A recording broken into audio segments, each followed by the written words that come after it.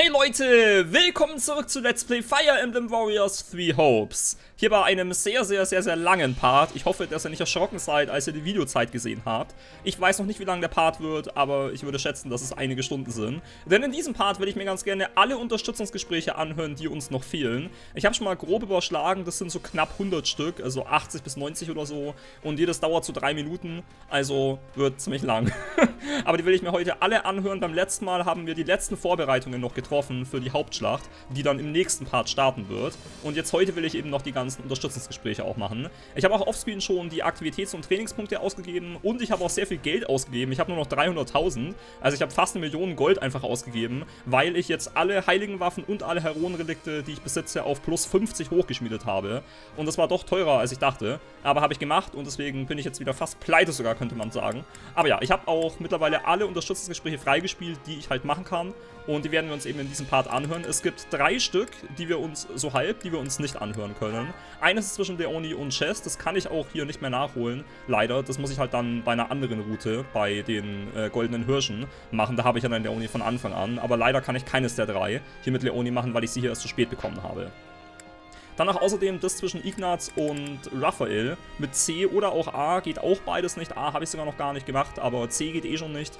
Ich denke mal, dass es an der Nebenquest liegt mit den beiden, die ich halt schon zu früh gemacht habe. Aber das ist auch kein Problem, das kann ich dann auch einfach bei den Golden Dias halt nachholen. Und es gibt noch ein anderes Gespräch, was auch nicht geht, nämlich zwischen Hubert und Shez auf dem A-Rang. Und das ist eher ein bisschen ein Problem, weil ich halt Hubert nur bei dieser Route hier habe, denke ich mal. Ich glaube nicht, dass Hubert sich bei einer anderen Route anschließen würde. Das wäre unwahrscheinlich und komisch. Und das ist ein bisschen blöd, deswegen, das will ich eigentlich schon ganz gerne machen. Und kann ich aber auch, das ist nicht so schlimm, denn ich habe noch einen älteren Spielstand von vor dem aktuellen Kapitel. Da im Prinzip bevor das mit Shez und Arvid alles passiert ist. Und da dürfte dann das Gespräch auch funktionieren, weil die werden halt wahrscheinlich darüber reden, davor, dass Hubert Shez immer noch nur so halb vertraut. Und jetzt, nachdem das alles passiert ist, würde halt das Gespräch keinen Sinn mehr ergeben. Und deswegen, ich werde kurz den alten Spielstand laden, damit wir uns dieses Gespräch im anderen Spielstand anhören können. Das wäre auch das erste, was ansteht. Und alle anderen Gespräche werden wir uns dann hier in meinem Hauptspielstand anhören. Okay, los geht's.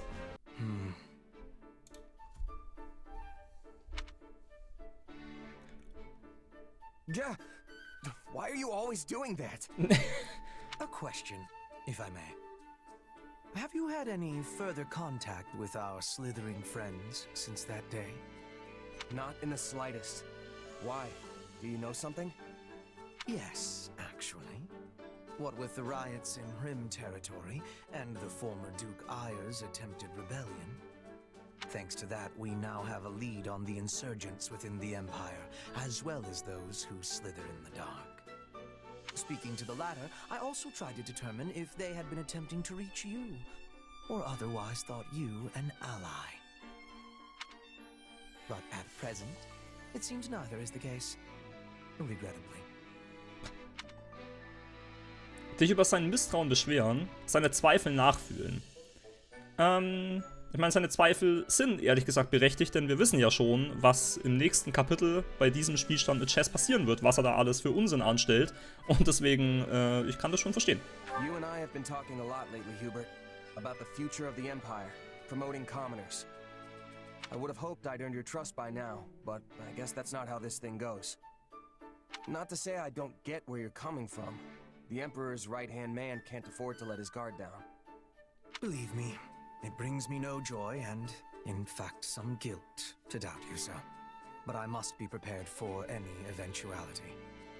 When needs must, I have made even my greatest enemy feel as though they are a trusted friend. Yet, at times, I have also shown extreme suspicion towards those who were, in all manners, undeserving of it. Yeah, I get it. Keep your cards close to the chest. Never let them know what you're actually thinking. You really are something, you know that? I'm just glad we're on the same side. I must admit, I only tell you all this because I do, in fact, consider you deserving of my trust. Even if you were once connected to those who slither in the dark, that is clearly behind you now. So believe me when I say, I have the utmost confidence in you. Dies anzweifeln, dich darüber freuen. Wir zweifeln. After what you just told me, I think I'm actually more worried now. I bet that's not how you really feel. I get the feeling that any attempt I make at explanation will only dig myself further into this hole. Enough on that, though. Our problem now is what lurks beneath your mind's veneer. What do you mean? I can sense another you, bubbling away behind the one you present to the world. Call it intuition. What really worries me is that you may one day shed this husk you bear now and become that someone else entirely. Hat nicht so Unrecht damit. Another me, huh? Well, I appreciate the concern, but even if that someone does exist, I won't let them overtake me. I mean, come on. Wirklich, Shez? I'd shove that other me right back where they came from and earn your trust once and for all. Though, just so we're clear, I don't think you have anything to worry about. Very well. I suppose I will have to take your word. For now. In any case, I hope that as we inscribe Fodlan's new future, we do so with you by our side. Das ist echt lustig, wenn man das Gespräch macht, wenn man schon das nächste Kapitel kennt, weil da hat es dann einen ganz anderen Kontext irgendwie. Aber gut, jetzt wieder zum eigentlichen Spielstand. So, dann weiter geht's mit den Gesprächen von Shez. Der hat noch 21 weitere übrig. Alleine die Gespräche mit Shez werden schon über eine Stunde dauern. Also, wie gesagt, es wird ein sehr, sehr langer Part. So, Shez und Ferdinand mit dem Aran-Gespräch. Los geht's. Perhaps I will ask Edelgard to handle this matter. As for this one, it seems as though I have no choice but to do it myself. If only I could spare the time.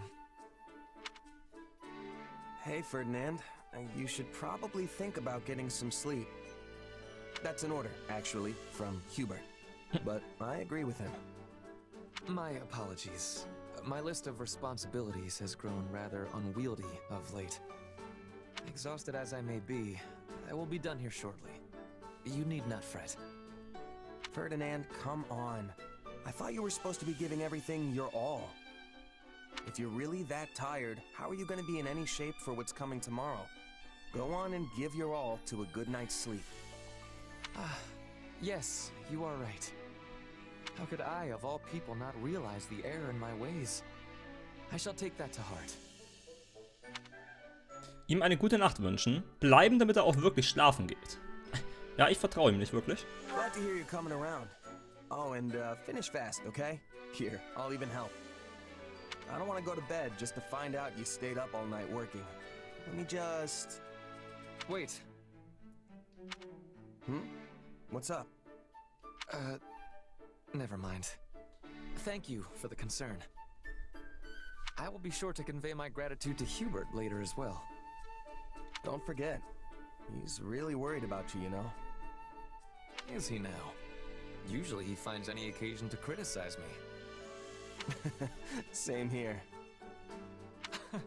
Is that so? And here I thought he had taken a shine to you. Geht so. If he has, he sure doesn't show it. Before I forget, what would you think about coordinating our schedules tomorrow?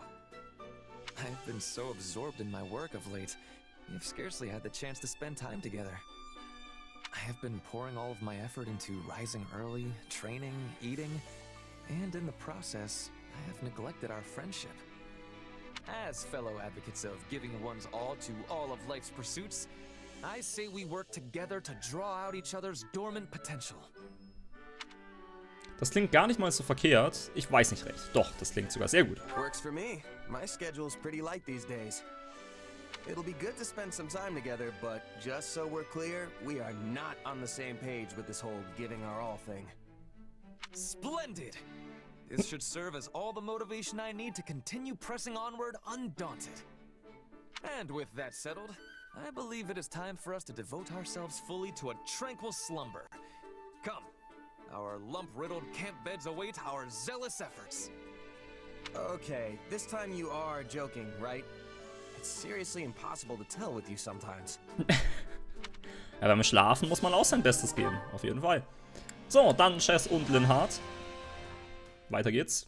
Apropos Schlafen. So in the end, it seems we're no closer to unveiling the truth about your powers. I suppose we can conclude that they're incredibly dangerous, considering all that has happened. Yet it still somehow feels like we're right back where we started without even the slightest clue. You can say that again. At this rate, the war will be over and done with by the time we make any headway. That would admittedly be cause for celebration, at least. Your power, like that of a crest, is undoubtedly meant to be wielded as an instrument of war.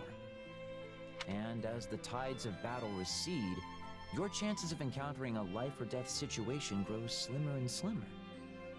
Therefore, you'll be forced to use your power less and less often.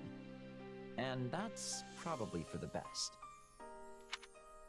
Seine Gewissheit hinterfragen, ihm zustimmen. Hinterfragen. Why is that such a good thing? Because we still don't know enough about its effects, both during and after its use. You know, they say even a hero's relic wielded by its corresponding crest bearer will still drain a portion of that person's life. It's reasonable to suspect your power could have a similar impact on both your body and mind. Hey, you're starting to scare me here. Honestly, I was just planning on going back to being a regular old mercenary after the war ends. Can't really imagine life without a blade in my hand, you know? I should have guessed. I imagine your expert services will be in high demand even once the conflict is over. In fact, Edelgard herself seemed keen on asking you to settle down in Embar to support the Empire. Really? Not that I'm not flattered, of course, but putting down roots isn't really my thing. No, I suppose not. Though I have to admit, it would put my mind at ease to have you by my side once this is all over. You want me by your side? Would you care to elaborate on that? Consider the possibilities. A seemingly unarmed attendant who's able to produce a sword in the blink of an eye. It would be a great crime deterrent, don't you think? You'd prove quite handy on my travels. Die Idee mit einem Lachen abtun, ihn schelten. Wir schelten ihn, das ist lustiger. Schimpfen. You should really pick your words more carefully, Linhardt. You almost gave a guy the wrong idea there. Perhaps that idea is exactly what I intended. Hold on. What? Oh, well, look at the time. It seems I've forgotten an urgent matter I need to attend to. Bye for now. Wait, Linhardt! Come back! Da ist Shez erstmal verwirrt. Wunderschön. So, dann Caspar als nächstes. Perfect timing, Caspar. I was just looking for you. You were? Oh, I get it. You want to go a few rounds, huh? Fine, we'll take you down without even breaking a sweat. Well, no, I mean, okay, yes, at some point, but that's not what I'm here for. Your dad's around, right? I was sort of hoping I could get a session in with him. You know, a little lesson from the Minister of Military Affairs himself. Yeah, you might not want to do that. Why not? You're training with him, aren't you? Well, sure, but I've been doing that since I could barely even talk. And it still knocks my backside into next month. A regular person like you wouldn't stand a chance. What about this looks regular to you? Come on, I'm serious. Don't say I didn't warn you. You want my advice? Don't eat anything beforehand if you don't want to be cleaning it off your armor later. Oh, and cancel all your plans for after, because I can guarantee you are not gonna make them. Just keep that in mind, okay? Dich gelassen geben, dich beunruhigt zeigen. Ja, gelassen, der kann doch nix. Come on, is it really that bad? I appreciate the advice, but I think I'll be fine. Hey, better to be ready than get blindsided by the pain. Trust me, I've lived it. Training with my father?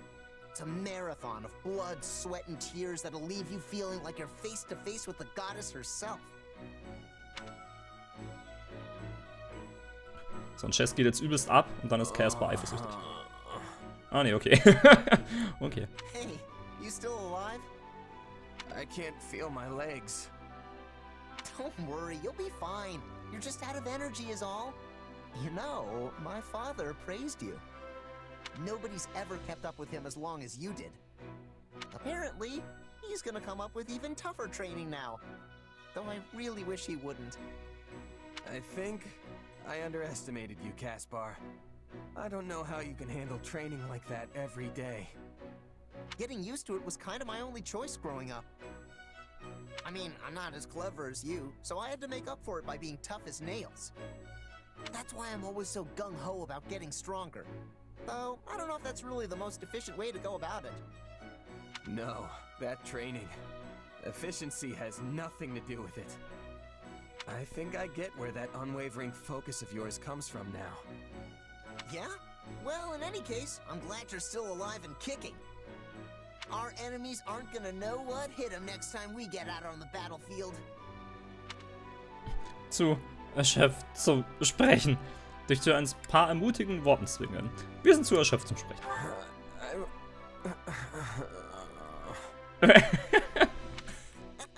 You know, it's a nice change of pace seeing you like this.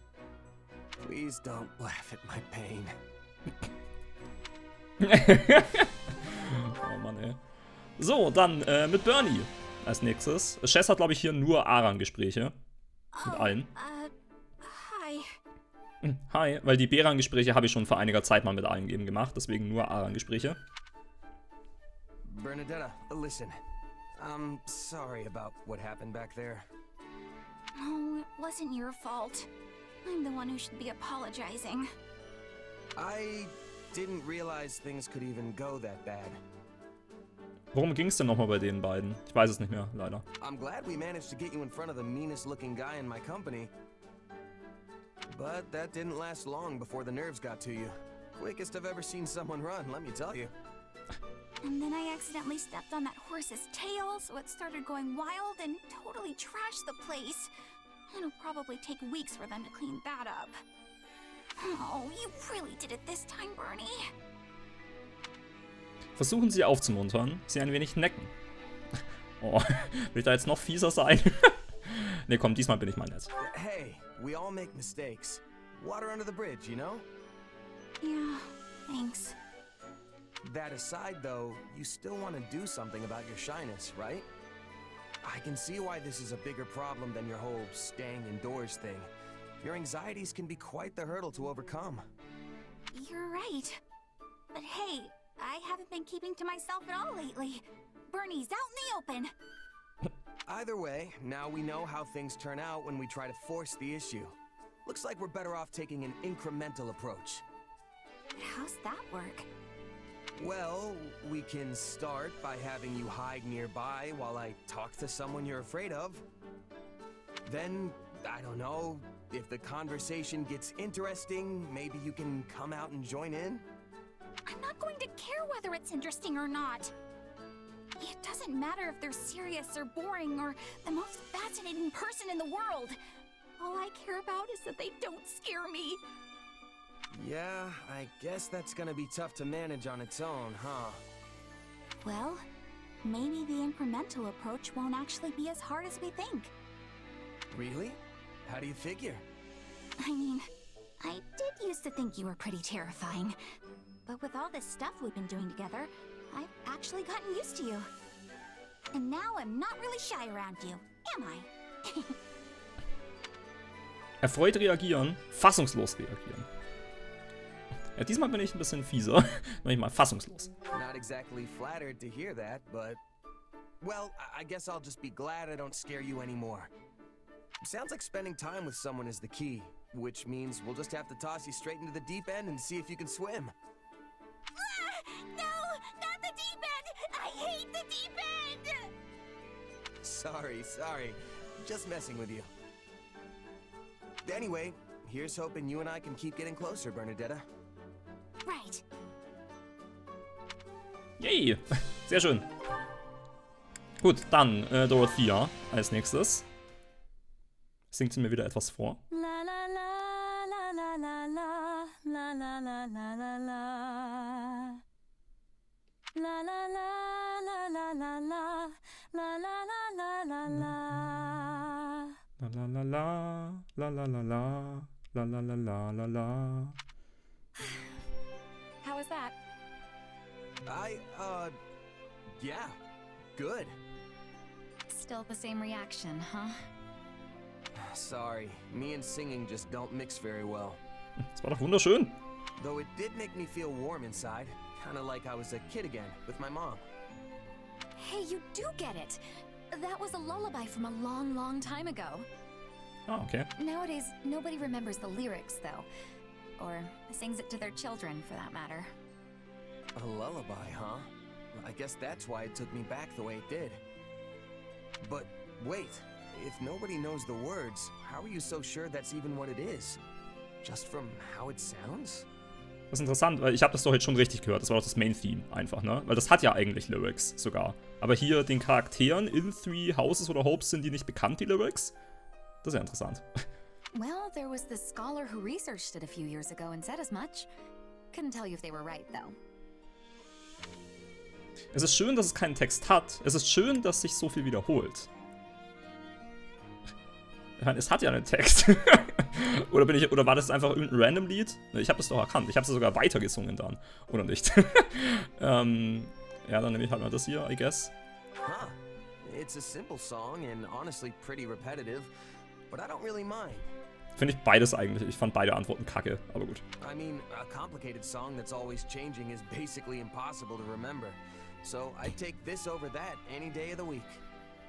I'm glad to hear you giving music a little more thought now. And I'm glad I've had so many chances to listen to you sing. Your voice touches people, Dorothea, even if they don't have the knowledge to really appreciate the high-level art of it. I mean, look at me. Bottom of the barrel, and you still practically move me to tears. Oh, come now, don't talk about yourself like that. It doesn't really bother me. And I'm not wrong, am I? No birth parents, no real background to speak of. The whole wandering merc gig, it is what it is. That's quite the positive attitude. I'll have to try a little bit of that myself sometime.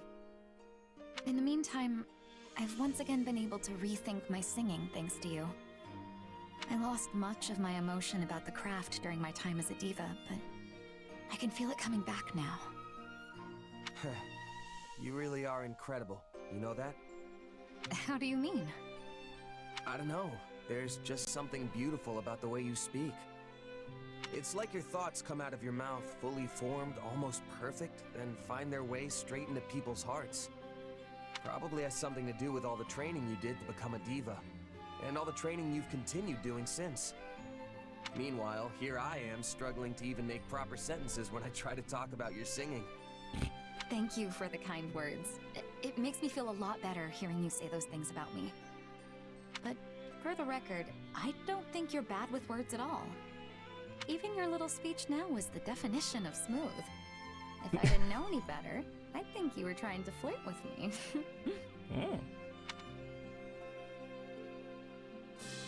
Oh, da kam jetzt noch nichts mehr von Shez hinterher. Einfach so geendet? Schade. Na gut, dann Monika. Da bin ich mal gespannt. Es geht bestimmt nicht um Edelgard, wie toll Edelgard ist, dass wir Edelgard beschützen.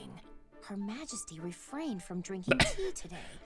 A bit unusual, don't you think? Der erste Satz. Und direkt ihre Majestät. I believe the last time that happened was 15 days ago. Ergo, we can conclude she tends to renounce the beverage when... Hey, remind me why I'm doing this again? What's the point of recording all this stuff? Why not just hang out with her? It is not stuff. These are Her Majesty's great exploits. They must be accurately recorded and preserved within the annals of Imperial history. Not sure I'd call her tea habits great exploits. No one's ever gonna need that information. And how do you remember this stuff? I couldn't even tell you what I had for breakfast this morning. I remember everything Her Majesty does. Every word she has ever spoken to me. Every morsel she has ever eaten. Not to mention where and when she ate it. Every sigh that has escaped her lips. Each and every one of her favorite... Yeah, let's stop there. This is all sorts of weird. Finde ich auch. Why do you say that? These are simply records that need to be kept. Sie davon überzeugen, dass es seltsam ist. Aufgeben. Es ist seltsam. Just think about it for a minute. Have you ever read a book on Adrestian history that lists the number of times an emperor sighed? There has never been a historian with a memory like mine, nor one who could keep such accurate records. Until now. The sole reason I have this excellent memory is to ensure that Her Majesty's great exploits are documented properly. But if your memory's so good, then there's no reason for me to help, is there? Oh, but there is. Her Majesty places a great deal of confidence in you. She often engages you in conversation, and the two of you spend an insufferable amount of time together. As such, you're able to obtain information I could not otherwise verify on my own. There is nobody more qualified than you to assist me in this undertaking. All right, fine. I get that you're serious about all this. I don't mind lending a hand when I'm not busy, and there doesn't seem to be much harm in it. For Edelgard, anyway. Spoken like a true confidant of Her Majesty. How dependable of you. It's no wonder she trusts you more and more each day, even if it is maddening. And so, the time has come for me to grant you a very special privilege. I will permit you to devote yourself to Her Majesty as a sign of your undying love. Dankend annehmen, ablehnen.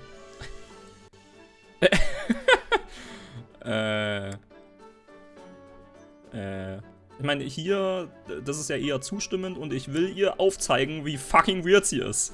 Why would I want permission to do that? The answer is simple. There is no greater pursuit in all of Fodlan than expressing one's undying love for Her Majesty. I don't know. I could think of a few things. So, yeah, I think I'm good on the whole devotion front. Very well. You clearly still fail to appreciate the full extent of Her Majesty's charm. However, I am confident you will come to your senses the more you assist me. I hope that one day you will ascend and become a true admirer of Her Majesty. Yeah, you do that. Monika ist von der Persönlichkeit her echt so ziemlich der schlimmste Charakter im Spiel, finde ich. Da gibt's also, oder von den spielbaren Charakteren zumindest. Da gibt alle anderen Einheiten, die ich habe, auch aus anderen Klassen, mag ich alle lieber als Monika. Aber gut. So, dann Ashe als nächstes. It's been a while since we sent that letter, but we still haven't received a response. Worum ging es da nochmal? Irgendein Brief, genau. Ich glaube, das war irgendwas mit Shez Vergangenheit, oder? Ein Brief an das Dorf, wo Shez herkam oder irgendwie sowas? War da nicht irgendwas? Yeah, we know the village chief got it though. And we know he read it. The soldier who delivered it confirmed as much. But he never wrote back. I wonder why. Hard to say. Maybe he just doesn't want to get involved, or maybe he doesn't remember us. Part of me almost wonders if my mom didn't make him promise not to tell me anything. Not that I have any proof she'd do that. Dich enttäuscht zeigen, es abtun. Wir sind ehrlich. Ich hätte auch gerne was über die Mutter von Shez erfahren. It's too bad, you know. We should probably assume we're never getting a response and just leave it at that. We don't have any other leads either, so there's not much point holding out hope. I mean, yeah, I want to know more about my mom, but it's not the end of the world if I can't. You had to give up learning about your parents too, right? I did, but... No matter what kind of past my mom had, she'll always be my mom, and I'll always be me. I know that she put every bit of herself into raising me, and that's what matters. There's nothing more important than that in my book. You're right. Whatever your parents did before they had you, and wherever they are now, they'll always be your parents. Glad you understand. And hey, not knowing the truth lets me make up all sorts of stories about her in my head. Oh, you mean like imagining she was actually a high-ranking noble, forced into obscurity? Not a bad idea, but not totally original either. I was thinking more along the lines of a legendary knight, known throughout every inch of Fodlan. Or maybe a mysterious adventurer who came from somewhere far beyond its borders. That would be incredible if it were true, and it would certainly explain why she was so knowledgeable. Still, I'm sorry I couldn't help you in the end. It's all good, Ashe. Without you, I never would have spent all this time thinking about my mom and who she really was. So even though we came up empty-handed, I'd say the journey itself was entirely worth it. Yeah. Anyway, I should probably get going. Just remembered I've got a huge to-do list and not nearly enough time to do it. See ya.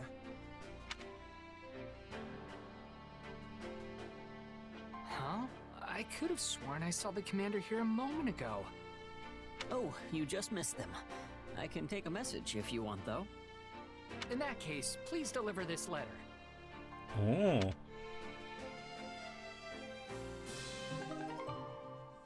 Ah, what? Was? So ein Cliffhanger? Und es gibt ja kein weiteres Gespräch mehr. Das wird einfach nicht verraten. Nein! Es gab doch einen Brief. Ich will was über Shez Mutter wissen. Ich meine, ist ja auch vielleicht besser so, wenn das Shez persönlich lesen kann, er als einziger. Aber ich will es trotzdem wissen. Mann, ey. Okay, aber es war trotzdem ein schönes Ende, ein unerwartetes Ende, aber deswegen auch schön. Today's training was a total mess. My feet are killing me. We need to stay in peak shape, though. You never know when we might get tossed into a battle. True. We've got to be ready for anything. Mercedes? You daydreaming again? I've gotta say, you've been acting all kinds of weird lately. Have I? I feel perfectly fine, I assure you. You sure? Back when we had that tea party, you looked so, I don't know, sad. I suppose I can't hide anything from you. Things like tea parties with dear friends, or seeing the trainees work so hard to improve. It reminds me of how things were before the war, if just for a moment. You mean back at the academy? Yes, and before that, when I lived with my mother and my little brother. It also reminds me of the time I spent studying with friends at the School of Sorcery in the capital. Things may not have been easy then, but I would give anything to return to those days. Huh. I don't think I've ever seen you get this sentimental about something. The feeling surprises even me. All my years, I've gone wherever the current of life chose to sweep me. In truth, I used to think nothing ever went precisely how I wanted it to. But looking back now, I realize just how joyous all those moments really were. And yes, I'm aware it isn't good to dwell so heavily on the past, but I can't seem to help myself. Sie zurechtweisen, sie beruhigen. Beruhigen. And that's totally fine. There's nothing wrong with getting sentimental. Nobody's gonna judge you for reliving one or two good memories every now and then. Thank you, truly. You're such a kind person. Still, you shouldn't keep all your emotions bottled up like that. We might not go back to the peace of the old days anytime soon, but we can still have tea parties. I'm always here to listen if you ever need to get something off your chest, Mercedes. You mean that? I'm so glad to hear it. In that case, why don't we have one right now? Sure, I don't mind. But why now? Because I used the money I'd been saving up to buy some more ingredients. Remember how we were talking about all those different kinds of delicious fruit desserts before? Well, I went ahead and whipped some up. I could never turn down an invitation like that. Can't wait to see what you came up with. Yay, sehr schön. Dann weiter geht's mit Lorenz als nächstes. Auch ein Charakter, den ich weniger mag, aber mehr als Monika zum Beispiel. There you are. Here to complain again, Lorenz? Do I look like a man who does nothing but complain? Simply preposterous. Okay, then what do you want? I'm not sure if you noticed, but I have grown remarkably stronger as of late. I've poured all my effort, nay, my very blood, into these results. And do you know why that is? Um den Krieg zu gewinnen, um Frauen zu beeindrucken. Auf jeden Fall antworte ich das. Because you wanna be more popular with women? Und das ist auch nicht ganz unwahr, würde ich sagen. I assure you, I have never lacked popularity with the ladies. Ach so. No, it is because you threw down the gauntlet. I don't remember doing anything like that. You surely could not have forgotten. Your words ring true in my ears even now. It was something like, if you don't want people running in to save you, then you just gotta get stronger than me. That does sound like me.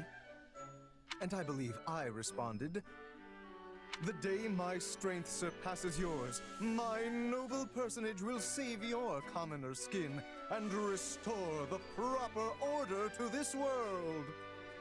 Did you? Yes, I most certainly did. And now that day has finally come. I am a man of my word, after all.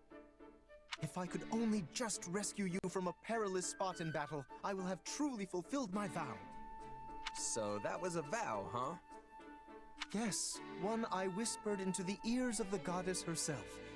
Yet you seem dead set on foiling my every opportunity to fulfill it. Somehow you never stumble, never falter on the battlefield. It's almost as if you're an army all on your own. And so, despite my every intention to rush in and rescue you, the opportunity never arises. Well, what do you plan to do about this? Okay, see what you're doing right now? You're complaining again, but you've got it all wrong. The reason I don't run into trouble in battle isn't because I'm all-powerful or something. It's because I have reliable allies like you fighting alongside me. So, you see, you've already fulfilled your vow. What? Well, I must say, I'm quite impressed with myself. It seems I've managed to save your life without even realizing it. Which means I, Lorenz Hellman Gloucester, have emerged victorious in our challenge. Die Niederlage akzeptieren, die Herausforderung anzweifeln. Ich mag ja selber auch sehr Herausforderungen, Challenges, deswegen ich zweifle das an. Challenge? What challenge? All of this was your idea. I never agreed to any of it. And besides, I don't think you've actually accomplished anything yet. I mean, you don't really think you're stronger than me, do you? Ah, throwing down another gauntlet. Very well then. How about a little sparring session, right here and now? Bring it. But no complaining if you lose, alright? Also ja, ich mag Lorenz lieber als Monika, um so viel vielleicht. Aber gut. Raphael als nächstes, den mag ich um einiges lieber. Den mag ich sehr gerne. Hey, you gotta hear this! What's up, Raphael? You're looking extra cheerful today. Have you seen the looks on all the soldiers' faces lately? Don't they seem way more motivated? Well, yeah. I was wondering what was going on with that. Well, I was curious too, so I asked. And you know what they said? Ihr Sold ist gestiegen. Der Krieg verläuft zu ihren Gunsten. Ich habe jetzt irgendwas mit Essen erwartet. Dass sie alle gute Mahlzeiten in letzter Zeit hatten. Ja, Geld interessiert Raphael nicht so wirklich, glaube ich. Ja, mal das. Is it because we're winning the war? Lots of victories always boost morale. Ich glaube, beides ist einfach falsch und Essen stimmt, oder? Makes sense. Anyway, that's not the reason this time. They all said it was because of the food. Oh, ich bin Hellseher. Es geht bei Raphael ums Essen. Sowas aber auch. You don't mean. Yep. They've all been eating the dishes we came up with. You know, with the smoked meat and the rotten food. Hey, didn't I tell you not to call it rotten? In any case, our hard work definitely paid off. And the food's great too, if I do say so myself. Bei mir ist Shez aber kein guter Koch, auf jeden Fall. Right? I could eat that stuff over and over again and never get sick of it. And it's a big hit with the soldiers too. They said they actually get excited for mealtime now. Plus, it's made them fight way harder in battle. I'm really glad everyone's so happy with it. Makes all our effort feel completely worthwhile. You bet. See, food's important no matter who, when, or where you are. Yeah, back in my mercenary days, I'd scarf down any old scraps so long as I was full at the end of it. But I've changed my outlook. Honestly, I feel like I can work even harder now that I can look forward to all my meals. And I never would have gotten here without you, Raphael. Thanks. Huh. I was just thinking the same thing about you. Guess we helped each other equally. You know, I scrounged up every last piece of gold I could find just so I could go to the Officers Academy and become a knight.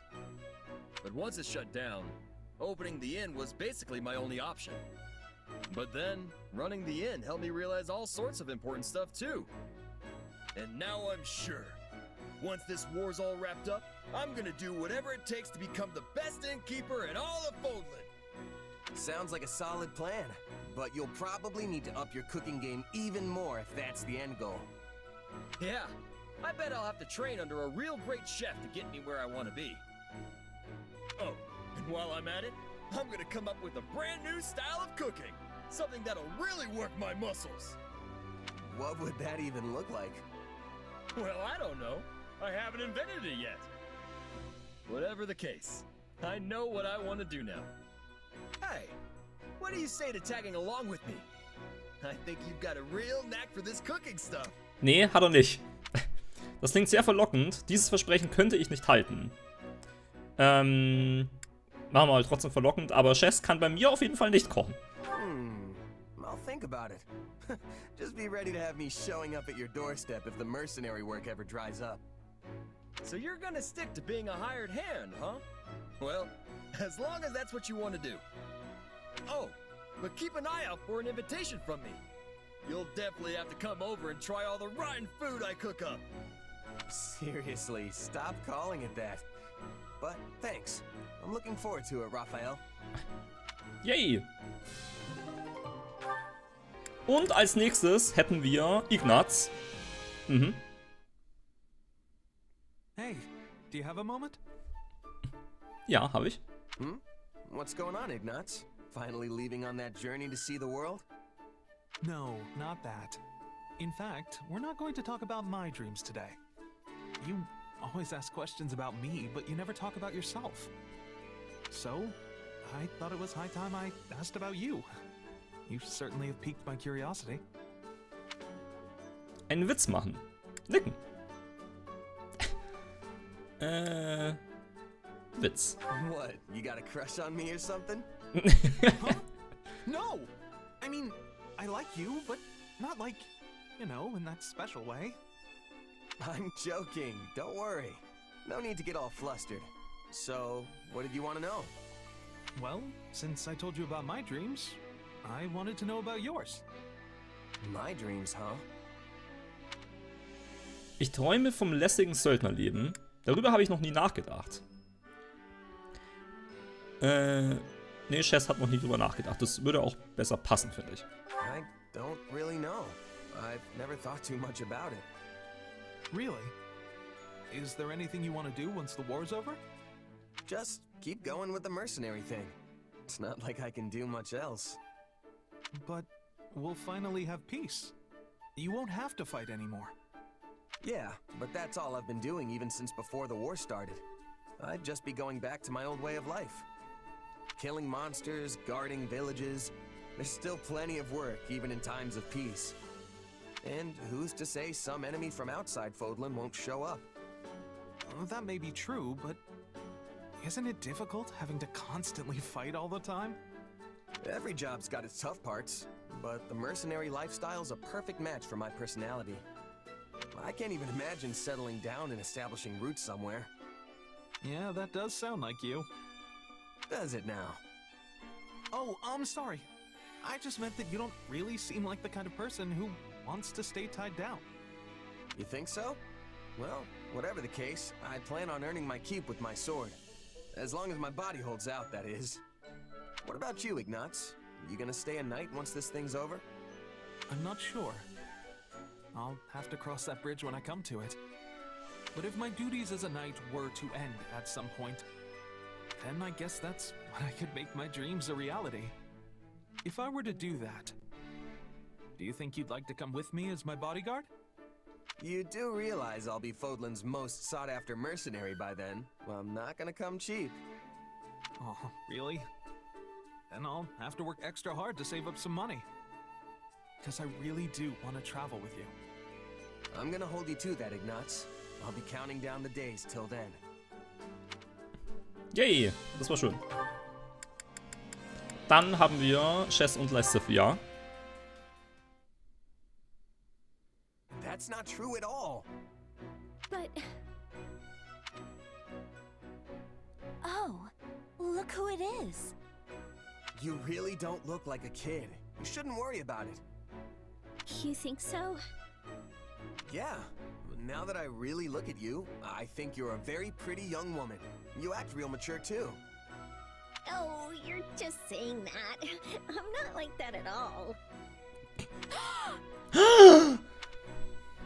Excuse me? Just what do you think you're doing? Whoa, what's wrong, Lysithea? You were speaking to a girl just now, correct? Just now? Oh, yeah, I was. What about it? Care to explain that line you fed her? What? Did I say something weird? Allow me to refresh your memory. Now that I really look at you, I think you're a very pretty young woman. You act real mature, too. You said the same exact thing to me, remember? I'm not a fool, you know. So what? You just go around spouting off the same lines to everyone? Whoa, wait, just calm down. I know that was wrong of me, but I do have an explanation. By all means, enlighten me. Just hear me out. You might have noticed, but giving advice isn't exactly my strong suit. And yet, for some reason, people always ask for my opinion on their problems. I never know what's best, or how to respond. So, I memorized a bunch of lines from some stories so that I'd at least have something to say. Das ist dumm. And it just so happens, one of those lines is complimenting a girl. So what you said didn't come from you, but rather some fictional character? Yeah, that about sums it up. I'm really sorry. And then when people have asked for your advice, you've just parroted back some meaningless words. I can't believe you! I thought it would be better than people getting mad at me for being honest. Hearing the truth is always more preferable. So tell me now, what do you honestly think of me? Eine Passage aus einer Geschichte zitieren, deine eigenen Worte benutzen. Das ist natürlich sehr verführerisch, jetzt das obere zu nehmen. Das ist schon viel, viel witziger. Natürlich, das untere ist natürlich an sich schöner, so. Will ich das Schönere oder das Lustigere nehmen? Lustig. It's extremely difficult for me to express what I feel in my heart. But I'll just say this. You don't have to try so hard to impress people. You're at your most attractive when you're just being you. Because you already are extraordinary. Oh. Is that so? Very well. I will endeavor to keep that in mind. I apologize for pressing you. I have matters I must attend to right now. So, Oh, man. I ended up using someone else's words again. That really is the way I feel, so she'd understand, right? Das war so ein dummes Gespräch. Ach Gott. So, dann Marianne als nächstes. Oh, hello. Are you on your way to get something to eat? Yeah. You? I am. Shall we go together then? The sure thing. I wonder what they've cooked up for us today. Ah, that was satisfying. Pretty nice getting such tasty meals all the time, huh? I agree. The meal was lovely. You didn't finish your meat again. It's kind of a waste, you know. I ate a lot of the vegetables, so you can have it. Hey, if you're offering... Wait a minute. Haven't we had this conversation before? I think we have. Did something happen to you, Marianne? You seem more relaxed today. In a good way, of course. Oh no, nothing in particular. But I made a decision. I'm not going to worry about whether I bring misfortune to others or not. I've been a part of this army for a while now, and I've worked closely with everyone in it. And nothing terrible has happened to anyone as a result of being around me. Well, of course nothing bad's happened.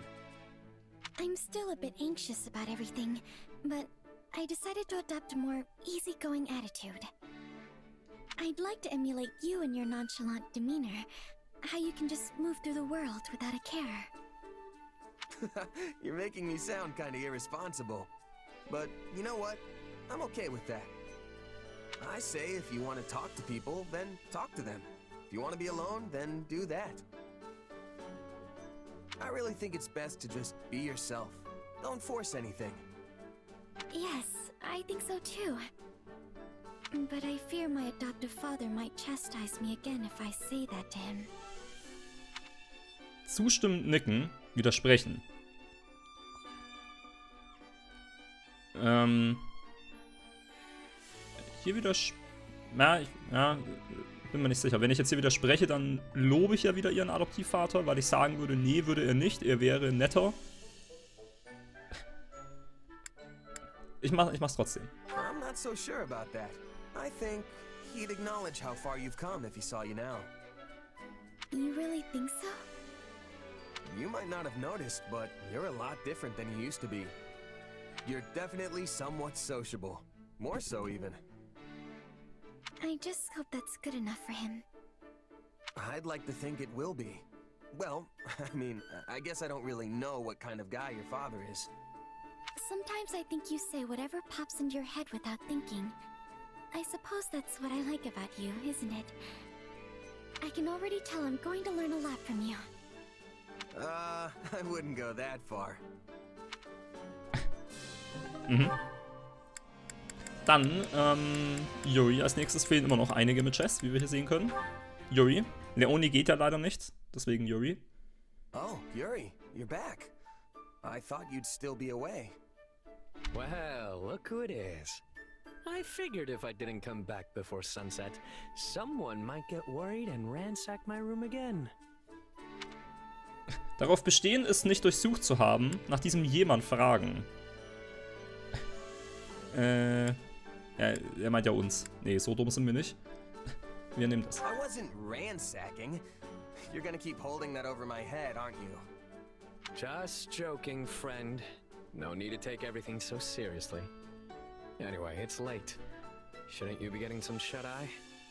Probably, but I just got my second wind. How is your mom, by the way? Well, it's not looking good, that's for sure. But she's still got some fight in her yet. I'd planned on staying longer, but she told me to do what I had to do and sent me on my way. One minute she wants to see me, the next she's telling me to go home. Honestly, she's all over the place. Reminds me of my mom, the one who raised me anyway. She passed away, didn't she? Judging by your expression, she must have been pretty special. She was. More than I can say. She took me in when I'd been abandoned, taught me how to live. We weren't blood related, but she was my mom. No doubt about it. I'm sure wherever she is now, she's very happy to hear you say that. Oh, that reminds me. I wanted to ask you something. It's been on my mind for a while now. About your real name? Your mom gave it to you, right? Where does it come from? I've never heard anything like it before. Look up. No, a little more to the left. See that bright star over there? Bright star to the left? Which one? There are thousands of stars up there, and they're all bright. Well, I guess it doesn't matter if you find it or not. Anyway, it's that star's ancient name. The white star that the goddess herself made into a disciple. My mother is a devout follower of Ceros. But I know it's a pretty ostentatious name for a penniless kid. I don't think so. It just shows how much you mean to her. Yeah. Well, I do like it. She gave it to me after all. I'm not sure how much of the scriptures she really understands, but knowing her, I'm certain she put a lot of consideration into my name. Then doesn't it seem like kind of a waste not to use it? What with how much thought she put into it?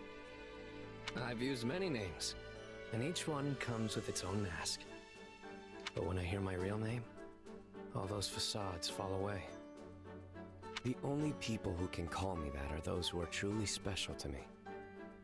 Immediate family, or someone just as important. Which means that if you're so intent on using my name, you'd better be willing to spend the rest of your life by my side. Es in Erwägung ziehen, in Gelächter ausbrechen. Ja, Yuri ist ja auch immer zu Scherzen aufgelegt. What are you even talking about, Yuri? That's all a bit much, don't you think? Obviously. To be honest, I would have been at a loss if you had said you were all for it. Regardless, it does make me happy to hear that you like my name. And if you ever decide you're up for it, let me know, okay? I'll think it over too, just in case. Okay, ziemlich cool.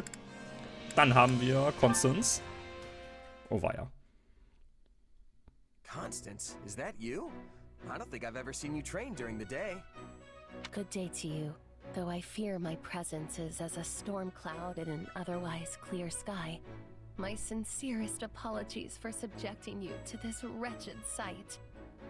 I shall vacate the premises at once to spare you any further distress. No, wait, don't go. Since you're here, why don't we train together?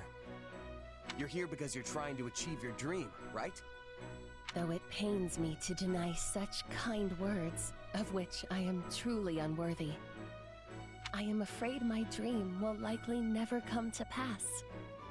This pathetic excuse for athleticism you see before you is nothing but a futile attempt to strengthen my frail body and stave off death. How could I possibly ask an exemplary warrior such as yourself to squander your time with one such as I? Training so you don't die is as good a reason as any. I'd say that's why I'm doing it too. See? Our goals are the same, so there's no reason not to work together. Well, since you have given it much more consideration than I deserve.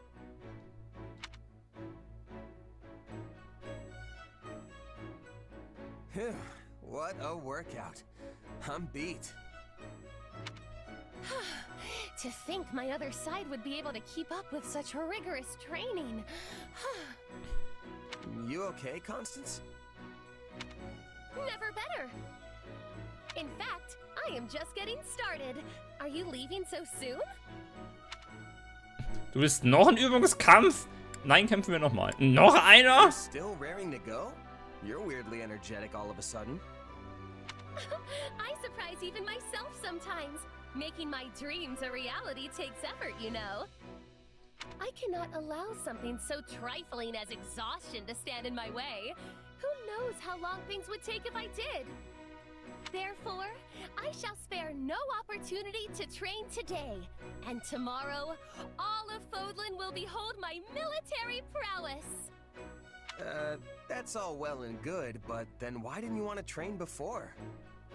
I told you there were extenuating circumstances. Had I known you would respond in such a manner, I would have asked for your assistance much earlier. Oh, I just had a brilliant idea! I've got a bad feeling about this. We can train together and conduct magical experiments at the same time! You see, I've invented this particular spell that imbues the palms with a suction power that makes dropping one's weapon a hindrance of the past. Ablehnen. Unbekümmert annehmen. Ja, würde ich schon gerne austesten wollen. Sure, why not? I'll try anything once. Go for it. Splendid! Let us begin, shall we? One side has an overabundance of confidence, while the other clearly has some deep-seated issues. Maybe the two balance each other out. What are you blathering on about? Let us be on with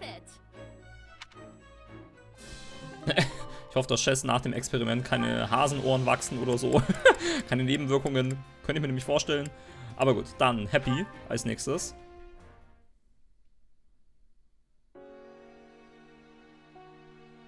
Hey, Hapi. You got a minute? I have several. Need something? So, I heard a little about your past, and I was wondering if you wouldn't mind telling me more about it. I see. So now you know, huh? Not the most pleasant story. What did you want to know? I was thinking about how you asked all those questions about my mom, and I realized you were probably worried I went through the same thing as you. Yeah, that about sums it up. You do have those mysterious powers after all. When I was little, some strange lady kidnapped me. I became a test subject for her twisted experiments. That's how I ended up with my condition, or whatever you want to call it. Not that it's life-threatening. Naja, so halb schon. Safe to say my mom never did anything like that. I'm pretty sure I'd remember it if she did. She didn't really talk much, but I don't think she had a deceitful bone in her body. Her life was kind of just what you'd expect out in a village like that. She did keep to herself, though. Thinking about it more, it's possible she was on the run from someone. That does sound a little worrying. But in any event, I'm glad you didn't go through what I did. And unlike me, it seems you've got a pretty good handle on your powers. Zustimmend nicken, verneinend den Kopf schütteln. Nee, hat Shez nicht. Das wissen wir ja mittlerweile schon. Nah, I don't really have full control of them yet. You never know when something might go wrong. Ich frage mich übrigens, das habe ich noch gar nicht ausgetestet, wie es ist, wenn ich jetzt mit Shez eine Erweckung mache. Weil ansonsten, wenn ich davor eine Erweckung gemacht habe, hat sich ja auch seine Optik verändert und hat sich ALLE oder Epimenides angepasst. Und ist es jetzt immer noch so? Weil ALLE ist ja jetzt nicht mehr in Shez drin. So, frage ich mich. One day that sword might overtake me, and I'll turn into a monster. Like something out of a fairy tale. Oder ist es zum Beispiel noch so, das habe ich auch noch nicht ausgetestet, dass Shez noch seine Teleportationsfähigkeit hat, weil die hatte er ja auch nur durch ALLE, soweit ich weiß. Und jetzt, wo ALLE weg ist, hat er die vielleicht auch nicht mehr? Das muss ich mal noch austesten. If that ever happens, I'll just sigh and you'll come running. Then me and all your old friends would put you out of your misery. Now that's a real fairy tale ending. Well, that won't give me nightmares at all. But if it ever came to it, I think that's how I'd like to go. Mercenaries need to use every weapon and tactic at their disposal. Maybe flinging these powers around isn't such a good idea, but right now I need to do whatever I can to stay alive. Though, honestly, I should probably take a page out of your book and only use them as a last resort. I think that's what makes you pretty incredible, Hapi. You've got this power right there, but choose not to use it. I think that means I just gave up. You're way more amazing because you're still trying. No doubt about it. Darauf bestehen, dass sie die Beeindruckende ist. Das Kompliment annehmen. Nee, Hapi ist auch beeindruckend. Finde ich auch. No, you're the amazing one. And you can't tell me otherwise. I don't even know what we're talking about anymore. Anyway, was that all? 'Cause I feel like I need to move. Yeah, thanks for talking with me. You going to train? Yep. Figure it couldn't hurt to put in a little effort. You should come too if you're free. I hope to see you there. Come to think of it, experiments, huh? What did that dream even mean? Arval. Ich meine, wir wissen ja jetzt eben schon ein bisschen mehr. Ich habe immer noch nicht mit ALLE und Epimenides das exakt verstanden. Aber die Schattenschleicher hatten ja schon irgendwas damit zu tun, vielleicht. Und könnte wirklich sein, dass Shez da eben auch per Experiment dann ALLE reinbekommen hat. Und dass er das nächste Gefäß dann dafür wurde. Das könnte schon sein. Nicht ganz sicher. Okay, dann Manuela als nächstes. Another rough night, Manuela? You could stand to learn some manners, you know. I had a little too much to drink yesterday, that's all. More importantly, you saw me perform, right? Yeah, I was at the inn. You really do have a beautiful voice. I was impressed. I told you so. But was it just my voice you were impressed with? Well, I mean, when you were singing in front of everyone, you looked stunning. Seriously. Is that how you always are when you perform for the people in town? Oh, please. In their dreams, maybe. Yesterday was a special occasion because you were there. We had a deal, remember? Ah, yes. The hush money. You haven't told anyone, right? About what I said in my sleep and such? Was hat sie da gesagt? Ich weiß schon gar nicht mehr. Kein Wort, glaube nicht. Oder glaube nicht. Glaube nicht, das ist lustiger. Let's see now. I don't think I said anything. You better not have. Because if you did, you'd have to deal with my not-so-nice side. You know, I don't think there's anything wrong with you, even when you are hungover. Really? It makes you seem like a laid-back, mature woman. Just another interesting side of you. One day you're a physician saving lives, and the next you're a warrior on the battlefield. I like all your sides. Like, you say? It's more like I can't take my eyes off you. All the more so now, since I've seen you sing and all. You have all these different sides that come together to form a complete person. Maybe that's what draws me in. It's like, which one is the real Manuela? Of course, the real me is the majestic diva shimmering in the spotlight. If only. I'm not that delusional. Those days are long gone. Apparently, I've reached the age where I must take comfort in the glories of yesteryear. Do you really think so? I think you're probably way more attractive now than when you were all famous. My word! Is it just me? Or are you trying to sweep me off my feet? Huh? Wait, no, I didn't mean it like that. I just meant that a person's attractiveness gets more, I don't know, refined as they get older. Like a fine wine or something. Now, no need to get embarrassed. How about we get together and talk about our future later tonight? Oh, I've got some stuff I gotta do tonight. Sorry, maybe another time. Oh, really? Fine, we'll save it for another day. It'll give us more time to talk anyway. Just don't blow me off, okay? Or you'll be sorry. That was a joke, right? Manuela? Right?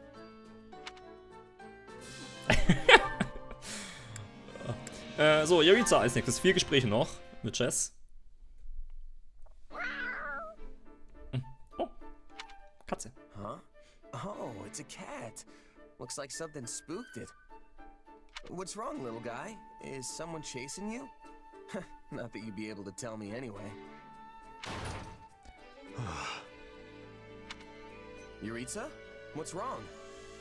Wait a sec. Why do I feel like this has happened before? There you are. Yeah. What's up? Not you. Her. The creature who raided the pantry. Wait, you mean the cat? She is swift. This is not the first time she has eluded my grasp. Not the first? Oh, so this is who you were chasing the last time. Yes, she was injured. I tried to tend to her, but she fled. Eventually, another soldier apprehended her.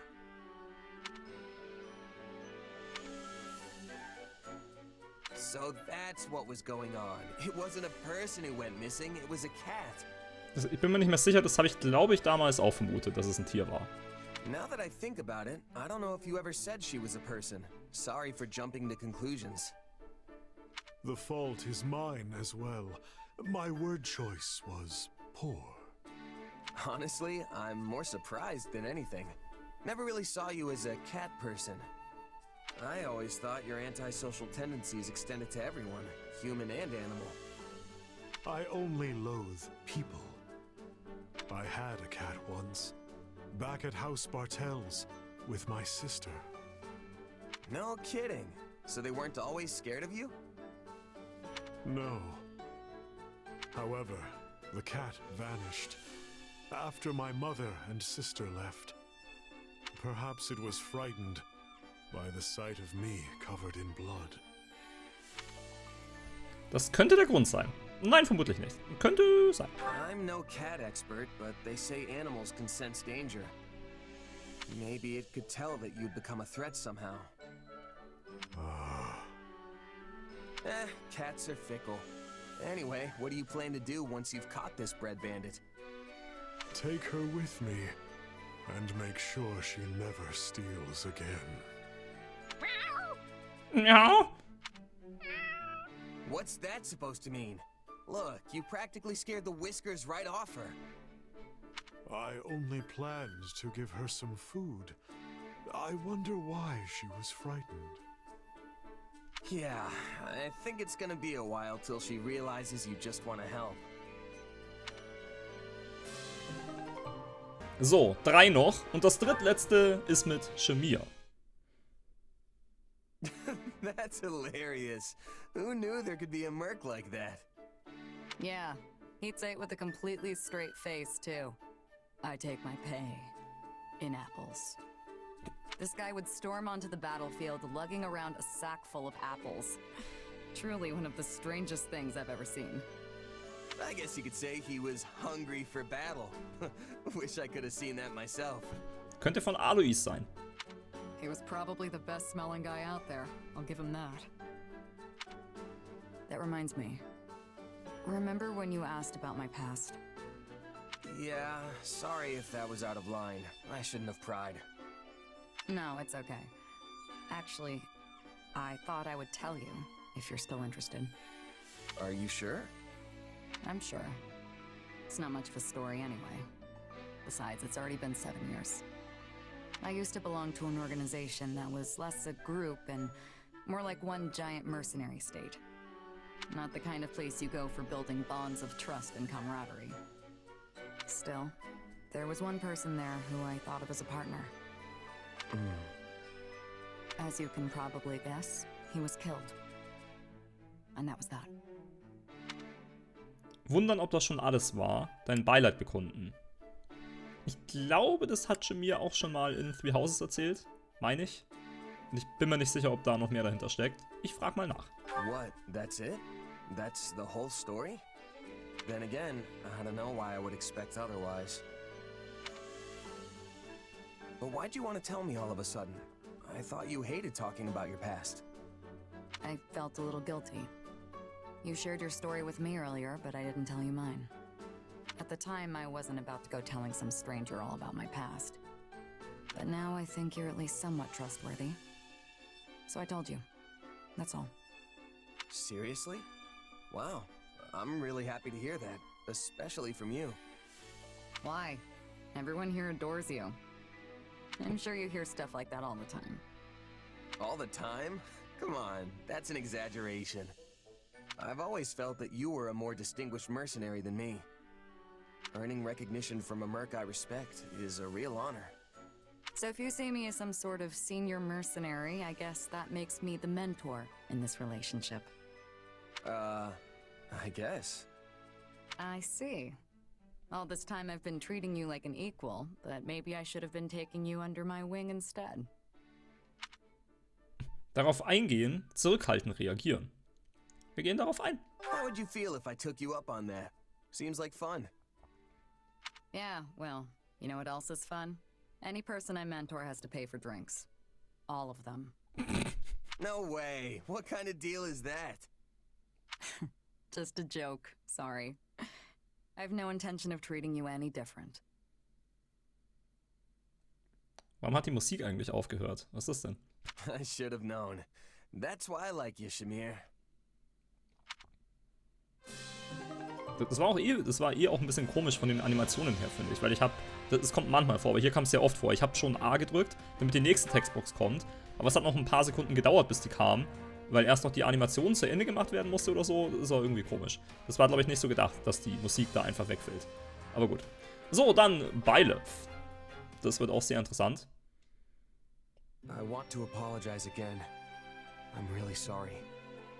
Can't believe I tried to kill you. It's all right. I know that wasn't really you.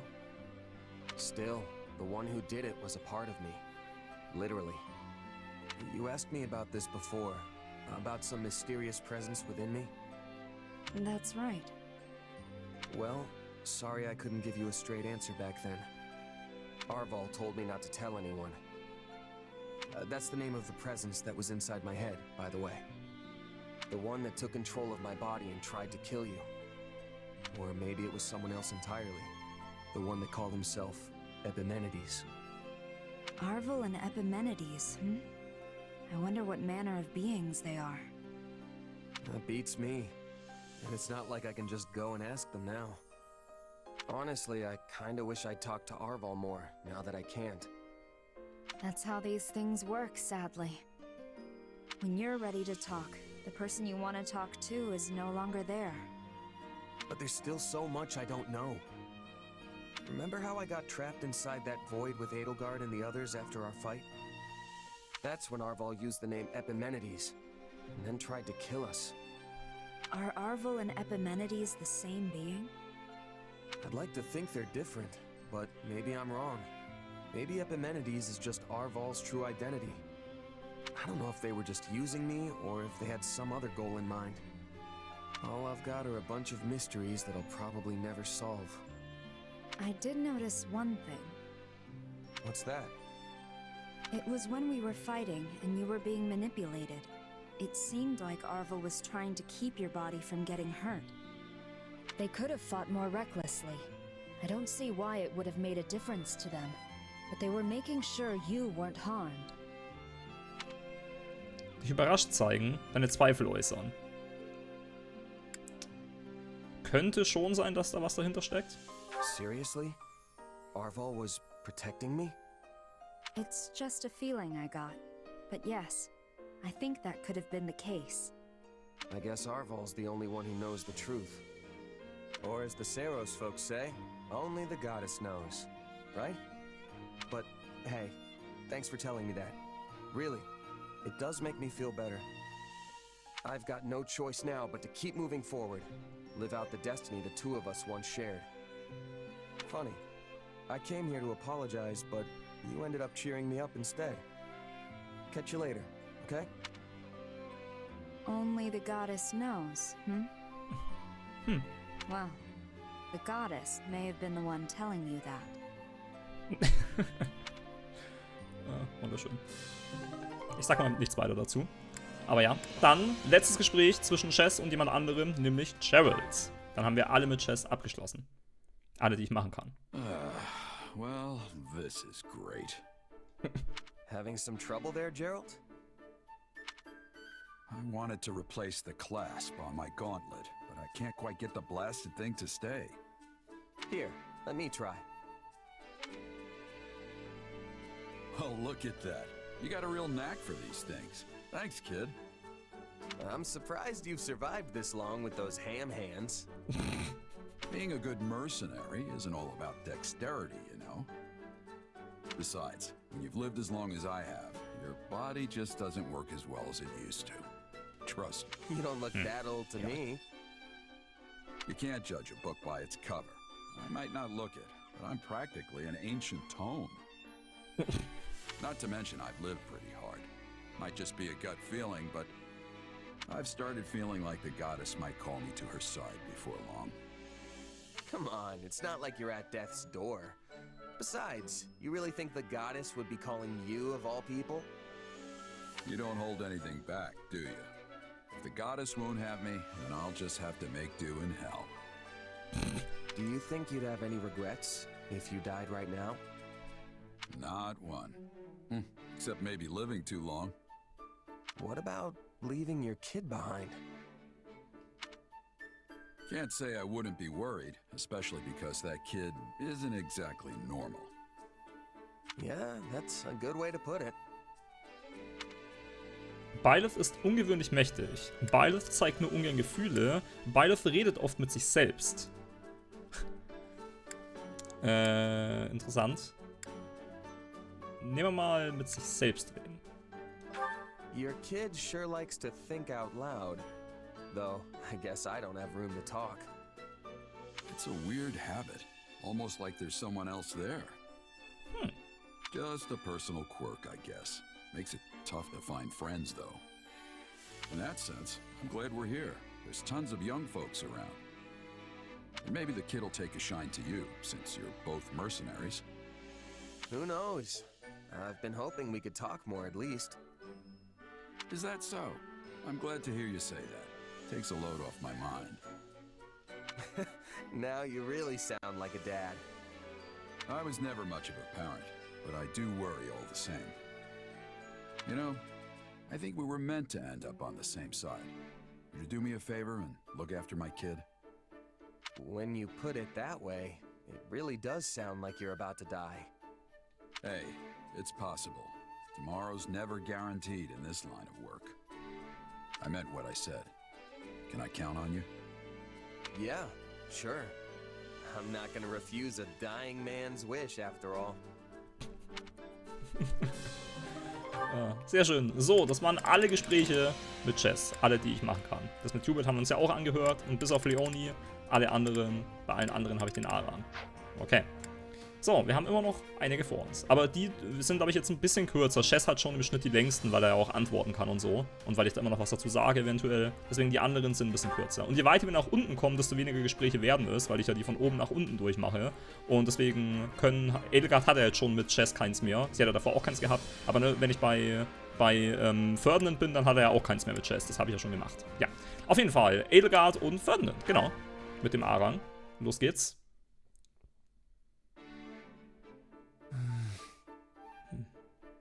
You're in better spirits than I expected.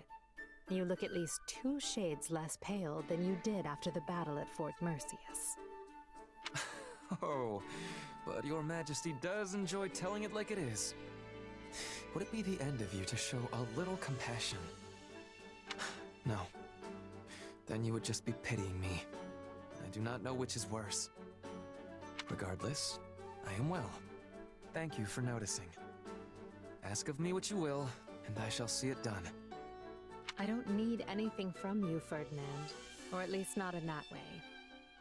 Just give me your usual effort, and that should be enough to get us through the upcoming battle. You can count on me. Point me at a foe, and I will dispatch them with all haste. I cannot afford to die now, or my page in the history books will end in a most horrid fashion. Plagued by the guilt of striking down his father, Ferdinand welcomed the cold embrace of death on the battlefield. Or some such hogwash. Yes, I killed my father. And I would be a liar if I said it did not wound me nearly beyond reckoning. But I will not hate myself for it. It was the correct choice. I did the right thing. Well, don't feel too bad. Imagine what they would write about me if we lose this war. Despite her futile attempts to wrest power from the Prime Minister, the Emperor's people turned against her and her life ended in abject failure. The end. I know exactly what the world would say of me, which is why I have no intention of losing. I will not permit such a thing to happen.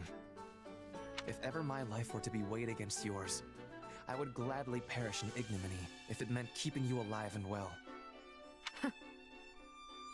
What? Did I say something amusing? No, it's just... You're so strong, so proud. If all the world's nobles were like you, there would be no need to dismantle the aristocracy. That's all. I know it's a futile thought. Nothing is futile. Though even I must admit it seems to be so, given the circumstances. Still, you vastly underestimate the potential of the aristocracy. For generations, our ancestors worked hand in hand, sharing knowledge and wisdom to administer our great land and ensure it was well protected. They acquired knowledge of the region and developed good policies to rule it, and in doing so, they earned the trust of the people. We cannot throw away everything they have built. It would be folly. Of course not. What do you take me for? I'm dismantling the aristocracy, not their legacy. The common folk will take up the torch and carry on. Do you believe they are ready? No matter how gifted they may be, they are only commoners. In order to replace the nobility, they need to be educated. Wait a moment. I see your plan now. You intend to establish a school. One that is not merely for nobles and wealthy merchant children, like the Officers' Academy once was. A school where anyone can enroll, regardless of wealth or standing, and get an education rivaling that of any noble. Ferdinand? I cannot begin to guess where that idea sprung from. But this is exactly why I need you beside me as we shape the future of Adrestia. You mean to say that you did not actually... So I was... Well, it is nice to be needed. Ist eine sehr schöne Idee, finde ich auch. So, dann Edelgard und Linhardt. Die haben das erste Gespräch zusammen auf dem B-Rang.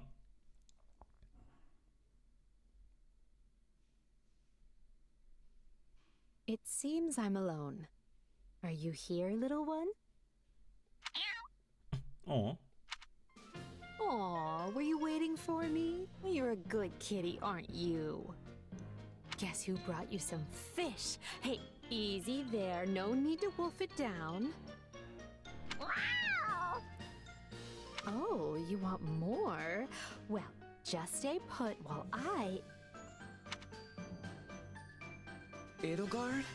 How fascinating. I never imagined I'd run into you in a place like this. Habe ich die Musik, die jetzt gerade spielt, eigentlich schon einmal im Spiel gehört zuvor? Bei irgendeinem Gespräch oder irgendwann anders? Ich kann mich gar nicht dran erinnern. Linhardt, this is a surprise. What are you even doing here? I was having a nap over there. Such is the price for pulling so many all-nighters, though I pay it gladly. Over there as in, right over there? Immediately so? Does that mean you saw... Meow. Well, well. A cat. Does it live here? How should I know? I've certainly never seen it before this very moment. Really? Because it seems quite used to you. Yes, it... Oh, come out with it already. If you have something to say, just speak and stop this interminable dance. No, no. In fact, I like cats as well. Especially ones that live near people. You, a cat person. I never thought I'd hear you say that. Why not? I find them charming. You have to admire the way they draw people in with their cuteness, only to be waited on hand and foot. Linhardt, people don't take care of cats just because they're cute. Cats rid us of rodents and other vermin. They are fine pets who bring much solace to their owners. As I see it, people and cats have a good relationship because we do things for each other. Well, I wonder how the cats see it. Because it appears to me that they're just doing things their way and don't really care about anyone else. Now there's a charmed existence. Live as selfishly as you like and have people lavish you with praise and affection for it. Not to mention they'll never run out of food. Which just shows how much people value them. What does it matter if they're being selfish? To be honest, I'm surprised you have an opinion about cats at all. Have you owned one previously? Because I could use your advice if so. Please, do I look like the sort of person to take on that kind of responsibility? You do not, hence my surprise. Ah, wait, now I get it. I was wondering why you were being so cross with me. You're thinking about keeping this cat. But the implication that cats and I both want to lead the same easy life spoils the idea for you. What? I mean... Yes, that's it. You've caught me. Linhardt, listen. If you aspire to be a pet, that is your decision and yours alone. However, if you expect people to bend over backward for you, the least you can do is work for it. The problem with you is that you always... Please, Your Majesty, let's not do this now. Look, the kitty cat wants you to snuggle-wuggle. No. Oh Mann, ey, ein komplettes Quatschgespräch, aber auch richtig lustig. So, Edelgard und Caspar A-Rang und auch das erste Gespräch zwischen den beiden. Okay.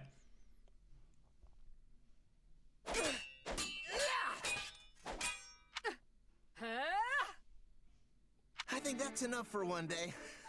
You really know how to make me work up a sweat.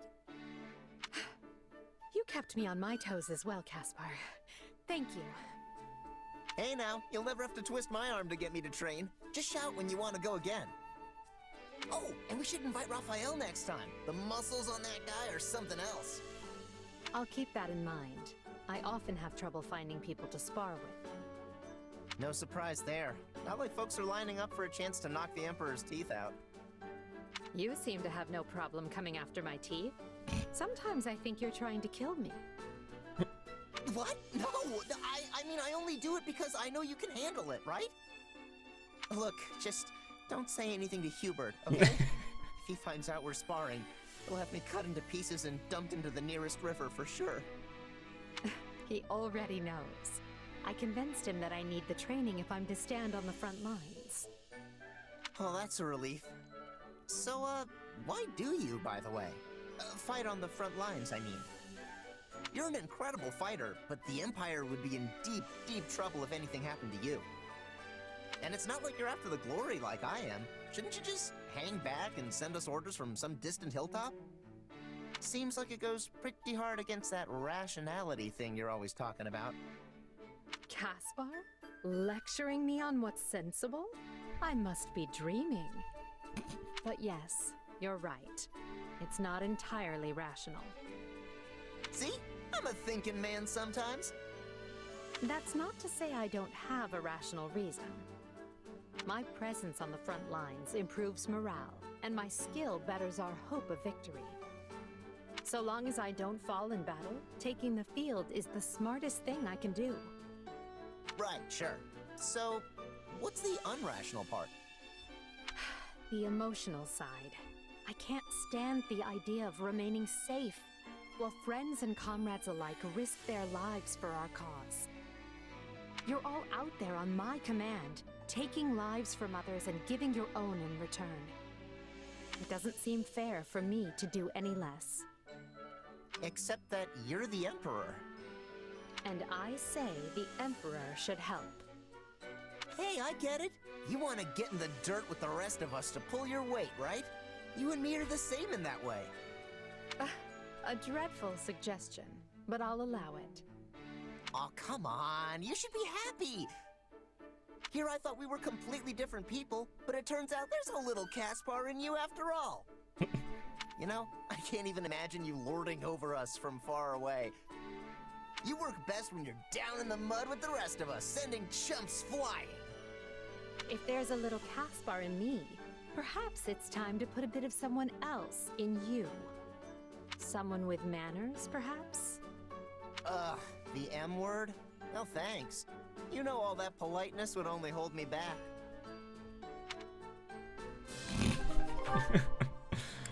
Auch wunderschön. Dann auch noch mit Bernie, das zweite Gespräch auf dem A-Rang. What is Talus plotting? Will the capital be all right? If another imposter... Who's there? Lady Edelgard? Is that you? Bernadetta? What are you doing here at this hour? Oh, well, I was maybe sort of hoping to hole up here for a while. This is one of my go-to spots when I want to be alone. In that case, I apologize for intruding. Oh, it's really not a big deal or anything. Lady Edelgard? Is everything alright? You seem, well, kind of down. If something's bothering you, I'd be happy to listen. If you don't mind talking to me, I mean. Thank you, but I wouldn't know where to begin. Once the Emperor starts rattling off her many woes, you're likely to be trapped here forever. Actually, that isn't what I meant. Then, what did you mean? Do you remember that time you told me how my curse was lifted? And then you started to say that yours was too? Well, I've been worried that curse has been eating away at you the way mine did with me. Is that why you're here all alone in the middle of the night?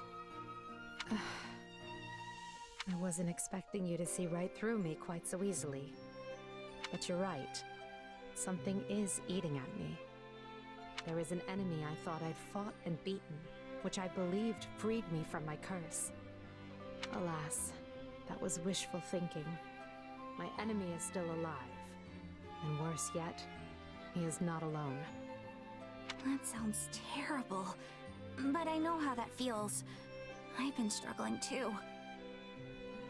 If I stay outside too long, I end up being seized by this panic that makes me want to hide away again. I guess I'm still learning how to deal with it. That's how life is, Bernadetta. We all bear our scars, but the only thing we can do is keep going. The idea that nestling up to someone and being kind will make all of their pain disappear is nothing more than fantasy. That's simply not how such things work. It's a mean old world, that's for sure. But that's no reason to despair. After all, what are we fighting for but a world in which people are no longer left with scars like yours and mine? A world in which the people who wish to stand out can do so, while those who remain on the sidelines have their choice honored as well. That is the future we're building together. Do you really think we can do it? Because if you do, I'm going to fight right alongside you, and then celebrate by locking myself in my room. I'd say that's perfectly acceptable, so long as you've taken care of the things you need to do. Aww, but doing things is the hard part. Stop being so difficult, world. So, dann auch noch zu Petra. Das erste Gespräch zwischen den beiden, direkt mit dem A-Rang.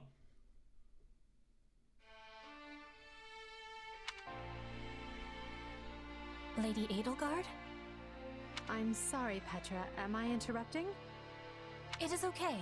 I will soon be finishing. I am offering prayers to the spirits, so they will be guiding us to victory in battle. Is this how you pray in Brigid? In Fodlan, we usually save such things for a chapel. Yes.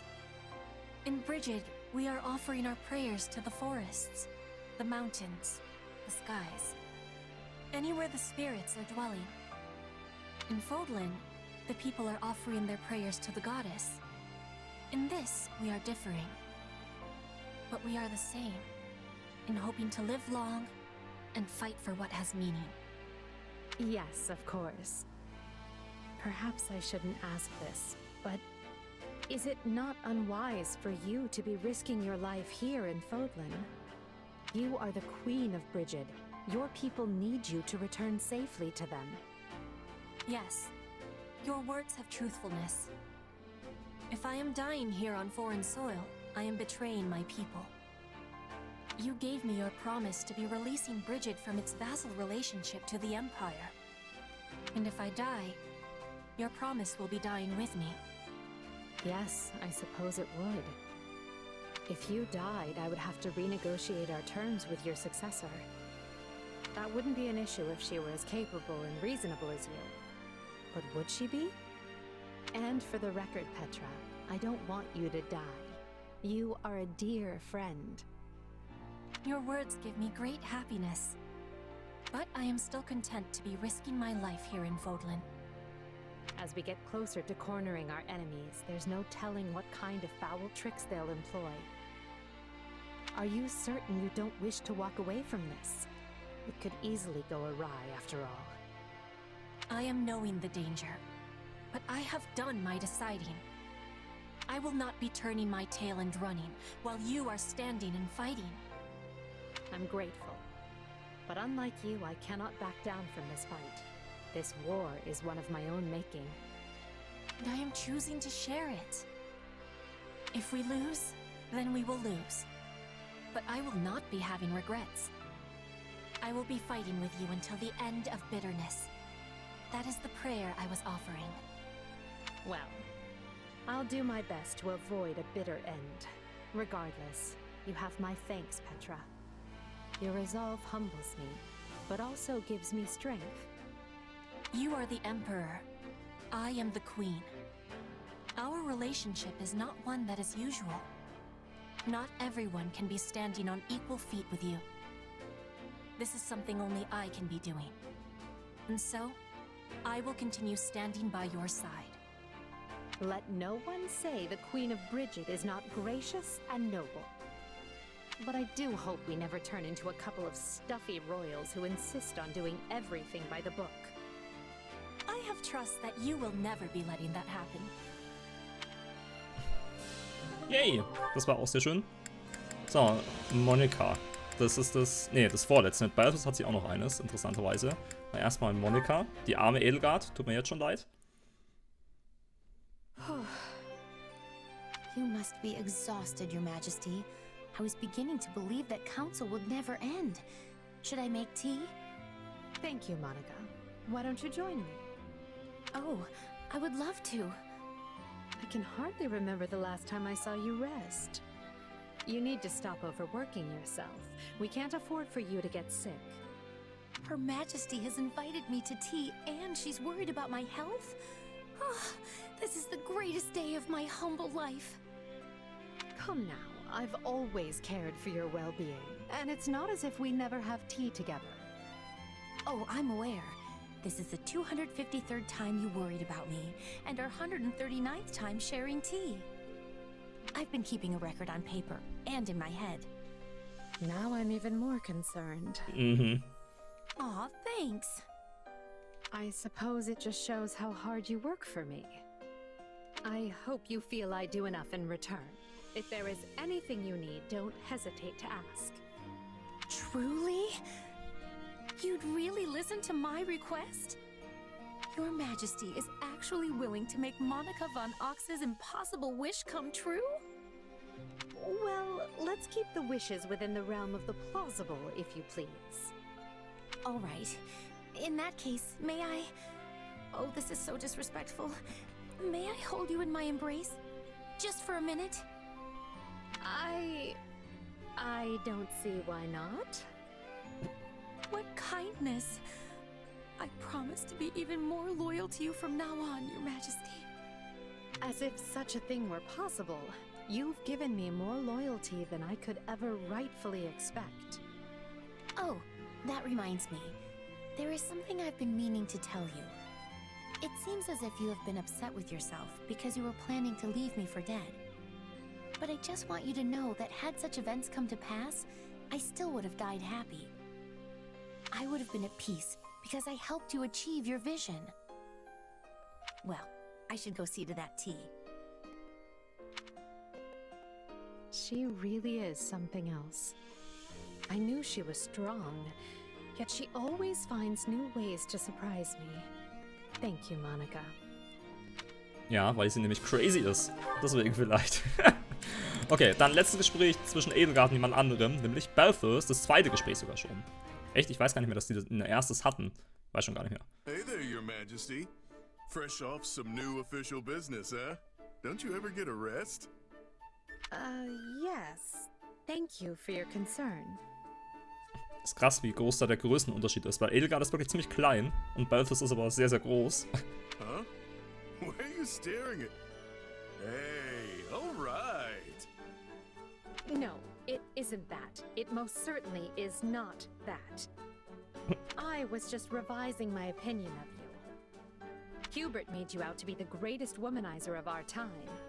But you've been surprisingly well behaved. I said I wouldn't hit on you, didn't I? Also, that could not sound more like Hubert. Anyway, you could have just taken my word for it. I apologize for doubting you. Still, just because you haven't attempted to woo me doesn't guarantee you won't do so in the future. Sure, but the thing is, you're not really my type. You're too smart, and dainty, and way too important. Wooing you would be like bringing a baguette to a sword fight. I know when I'm out of my league. I'm not quite sure how I'm supposed to take that. Look, the only thing I want from you is a job. You pay well, And frankly, I could really use an army between me and the folks trying to kill me. We have had to bolster the camp's defenses because of all the trouble you keep attracting. So, yes, thanks for that. Hey, if it bothers you, let him through. I can watch my own back well enough. Save the cleverness and compassion for some other lunkhead. I agree, my time could be better spent. Also, I'm not compassionate, merely hopelessly committed to my ideals. Oh yeah? I've set out to unite all of Bodlin. I've started a war over it. That means destroying any who oppose me and protecting all who stand with me. If you believe in me and share my ideals, I will never abandon you. Even if you do happen to be a philandering hireling up to his neck in debt. That was downright inspiring. Right up to the point where you insulted the stuffing out of me.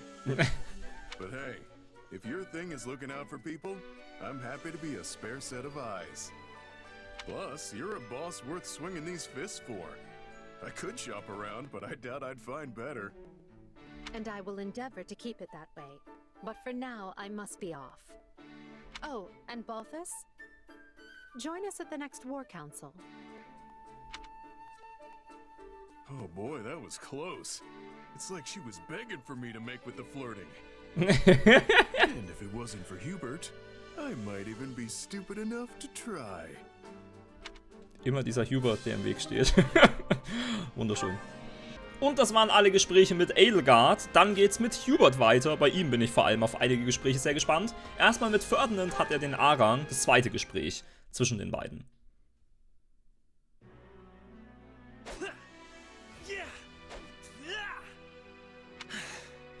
I suppose that will be enough for today. Splendid spearwork. You are every bit the ideal of a nobleman. One who wields both lance and pen with equal aplomb. Hubert, as ever, you manage to materialize when one least expects it. If you insist on showing up in the middle of training, do not complain if you find yourself mistakenly skewered. Yes. Accidents do so often happen during such exercises. Why, you could stab the life out of me here and now and still readily explain it away as a mere accident. Enough, Hubert. Even if you are joking. Although, I suppose it was I who first spoke flippantly. You have my apologies. I am ever at a loss to reply when you insist on apologizing so earnestly. In any event, your training has a certain ghastly quality about it of late. I found myself curious what it was that so impelled you, and came to check on the situation. I should think it obvious. The climax of this war is upon us.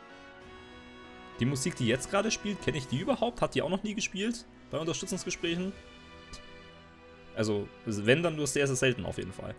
Thus, I have to focus myself all the more and work vigorously toward ultimate victory. I do this for my comrades, for the Empire, and for a better future. And perhaps for your departed father?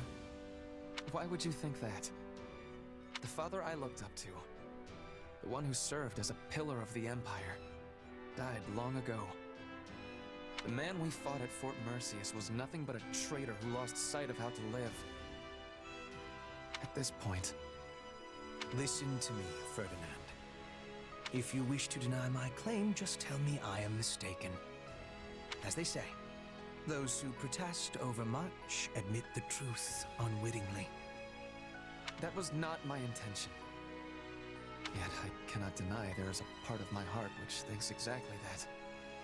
You have changed. Well, no. Your true nature has not changed a bit. You are stubborn as ever, but there now also exists a rather flexible side to your personality. And you never change.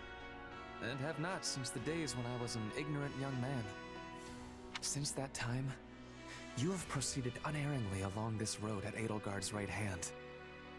But now all walk that same path. And it is the two of you who stand at the vanguard. If you have something to say, dispense with the flattery and speak plainly. Fine. I mean to join you both at the forefront, so our Emperor will have loyalty at both her right and left. We shall be Hubert and Ferdinand, the twin jewels of the Empire. The twin jewels of the Empire?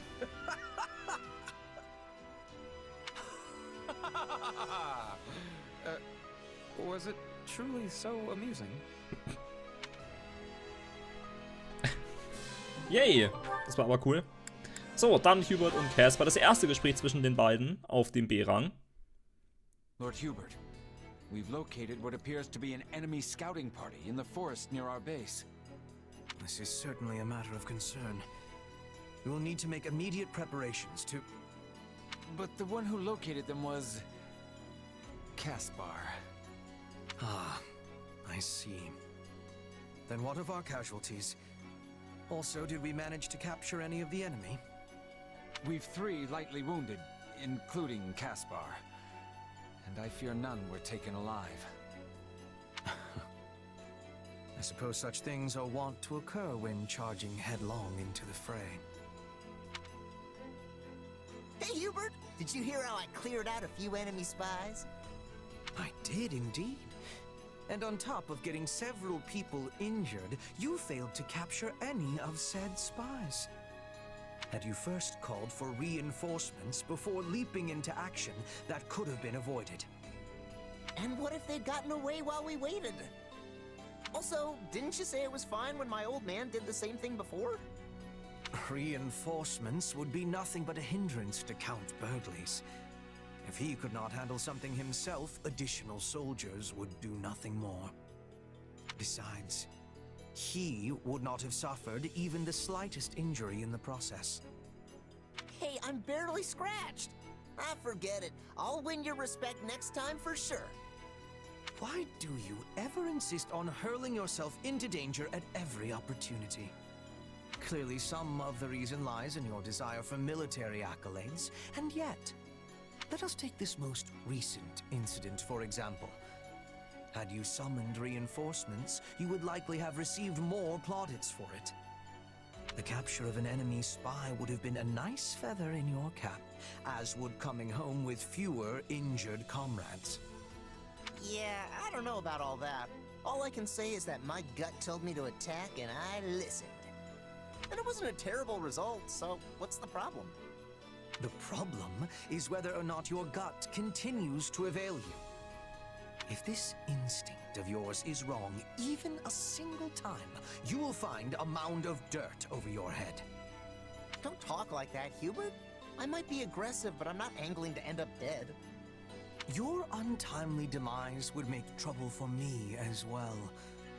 Why, just think of the critical military manpower I would be sacrificing. Yet, at the same time, you and your gut mucking up carefully laid plans is cause for no less chagrin. Ah, you think too much, you know that? I mean, if you want to make a name for yourself on the battlefield, you kinda have to accept the risk of death. I made the choice to distinguish myself in war in spite of that.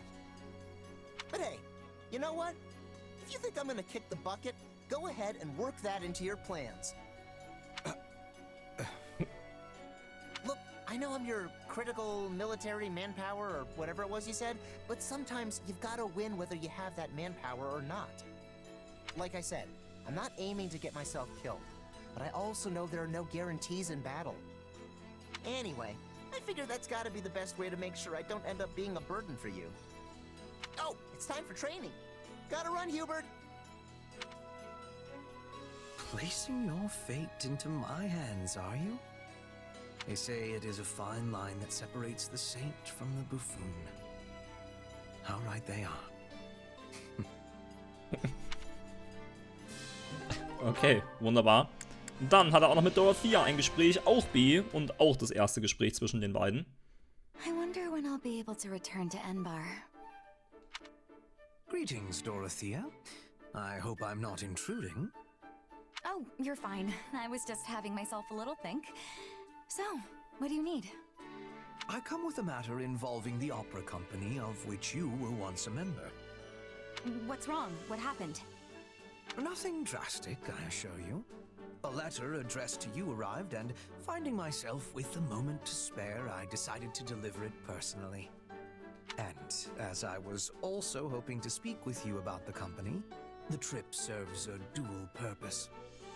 Okay, don't scare me like that, Hubert. I figured something awful had happened since you were coming here in person. My apologies. Let your heart be at ease. Now then, I wish to discuss the matter of your return to the opera company.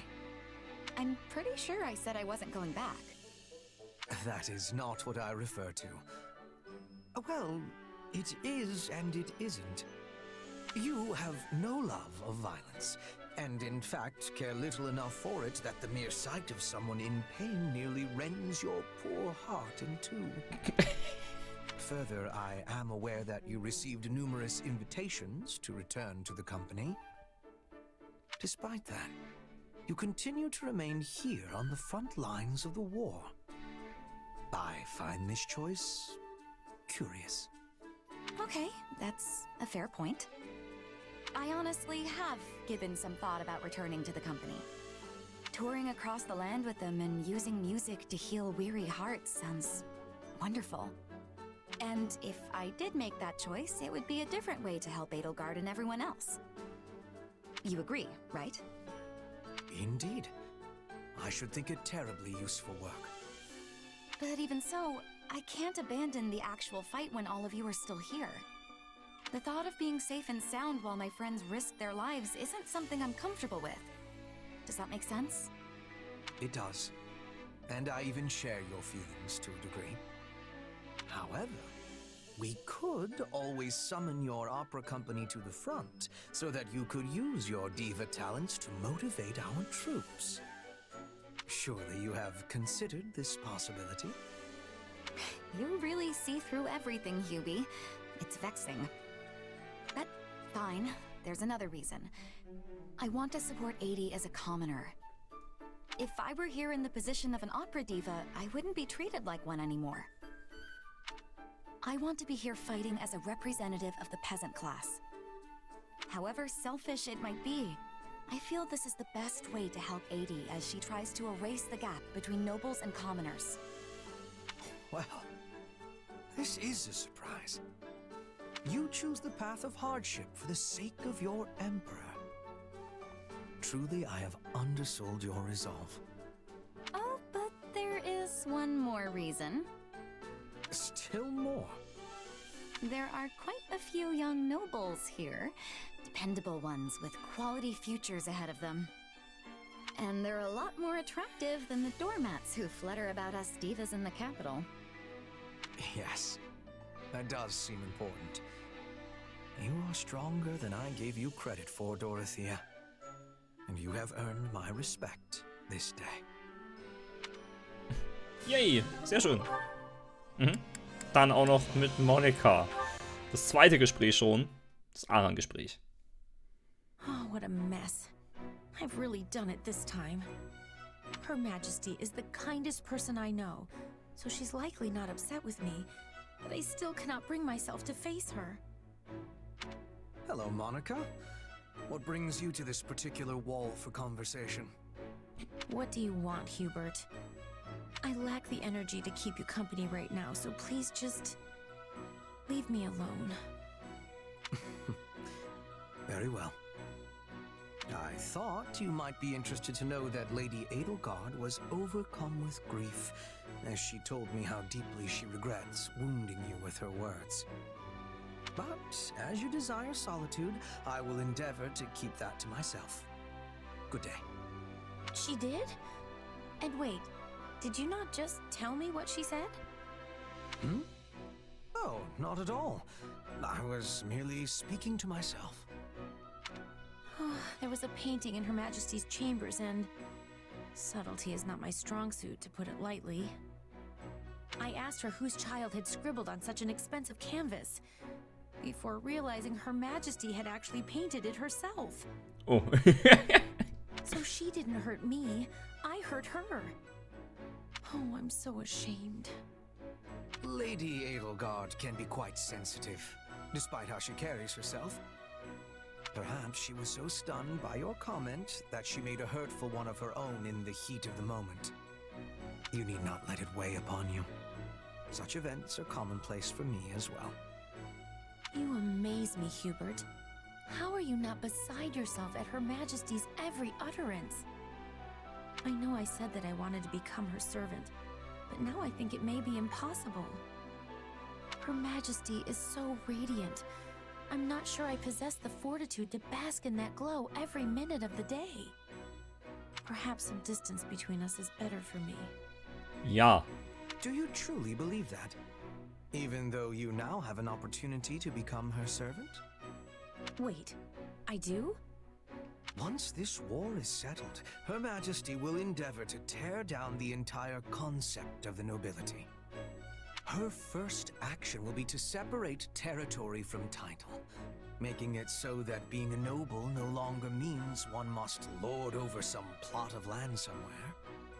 Once she does this, I rather suspect you could remain at her side, even if you do inherit your family's title. You're right. How could I have failed to realize that? I have heard her talk about her plans so many times before, but I never considered what an impact it would have on me. I am such a fool. Not at all. You simply illustrate what it is to be part of the established system. One is not easily shaken from its structure. This is why Her Majesty takes such drastic measures to rid us of the accepted practice of categorizing individuals as either noble or common. Honestly, I don't believe there's another more suited to serving Her Majesty than you. But I still will not give up. I'm going to become her servant too, and show everyone a new way of life for the nobility, and for whatever lies beyond. Which means I cannot simply stand here in this state of indecision. There is much work to do. I suspected she might be stopped in her tracks for but a moment. And indeed, she has gone and left me in the dust. Well, I cannot permit myself to be left behind in such a fashion. I must keep making progress of my own. Ja, die arme Edelgard, auf jeden Fall. So, Hubert hat noch eins mit Lysithea. Das ist das letzte. Das zweite Gespräch mit ihr auf dem Aran. The Empire sweets truly are a delight. Might I interest you in a cup of coffee? It cuts through the sweetness of the treats perfectly. No, I'm good.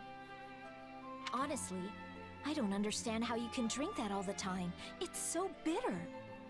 Well, I suppose one with a youthful tongue would not care for it. Yet the bitterness, the deep richness, the subtle acidity...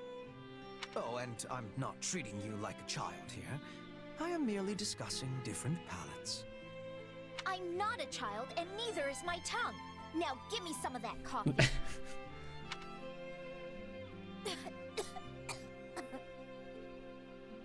Are you all right, Lysithea? Here, wipe your mouth. I fear that attempt was ill-advised. If you wish to enjoy coffee, you must first modify it to your liking. Perhaps we might try adding sugar and goat's milk. It would mellow the flavor and add sweetness. Yes, please. There's something I'm curious about, Hubert. And what might that be? Why are you being so kind and indulgent to me, and only me? Compared to how you treat other people, it's clearly strange. And what if I were doing so because Her Majesty had commanded me to pay particular attention to you? Huh? She did? I mean, even if she did do that, you're still being far nicer to me than you have to be. If I tell you, you must not breathe a word of it to anyone. I will erase you if this gets out. Permanently. You'll erase me? Well, all right. I promise to keep it a secret until the day I die. Is that good enough? It will do. I have a younger sister. One the same age as you.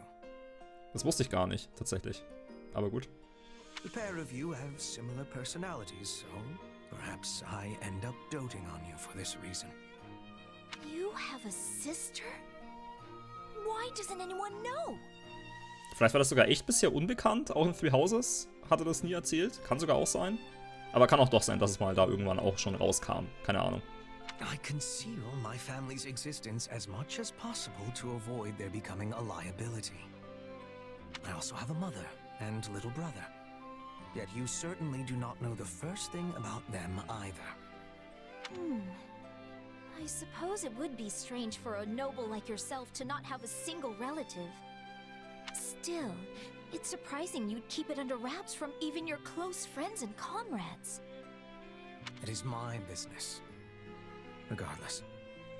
I imagine that is the reason I unconsciously end up favoring you as I do.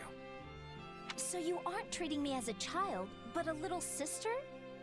Well, if that's the case, and considering how much older you are than me, I suppose I can allow it. Oh, but that will not do. My sister would be most indignant if I were to treat anyone other than her as such. Ergo, I will simply have to exercise more caution and refrain from treating you as anything other than a normal child. If it would make your sister upset, then... What do you mean, treat me like a child? Oh dear, I let it slip. It appears my tongue is the one that still has some maturing to do. Oh Mann, ey. So, das waren alle mit Hubert. Dann Ferdinand. Hat sein erstes, was noch hier fehlt, mit Caspar. Auch das erste Gespräch überhaupt mit Caspar auf dem Aran. Alright, now just... What's with the weird design on this piece here? That is no design, Caspar, but a fracture. And a perfectly straight one at that, which makes it rather hard to discern. Repairing it will likely not prove worth the bother. Best relegate the piece to life as training equipment. Wow, you really know your stuff, Ferdinand. I'm clueless when it comes to this kind of thing. Sometimes I think you know everything. Oh, I am not quite so impressive as that. But you seem troubled by something, Caspar. What is it? No, forgive my presumption. Perhaps I was merely imagining it. See? You do know everything. Something is kind of bothering me. I was talking to someone the other day about how I want to distinguish myself in battle, and they said that meant I wanted the war to go on forever. Of course, I told them they were nuts. Then I actually started thinking about it. About what I'll be doing when the war ends, I mean. About what I'll even be. I do not think you have cause to worry. You may not know what the future holds, but you are delivering great results as a leader. Surely you will be held in esteem for such. Sure, but doesn't that just mean my life is about nothing but fighting? I'm not a guy like you who's good at pretty much everything, so... Listen to me. I can't remember the last time I got in my own head like this. Nonsense. We all have our worries. Why, even I have one or two of my own. Oh yeah? Like what? Well, your earlier appraisal of my boundless talent, for one. Huh? But that's true. Also, why would you need to worry about being good at everything? Oh, there is no doubt I can handle most things without much difficulty. And there are few things I have strong preferences about. Hardly any, in fact. Right. Which means... But to me, that fact is nothing more than the flip side of having no prominent talents. I am a purveyor of all trades, but an expert in none. A man such as yourself, who possesses rare ability in a single field, is positively dazzling. What?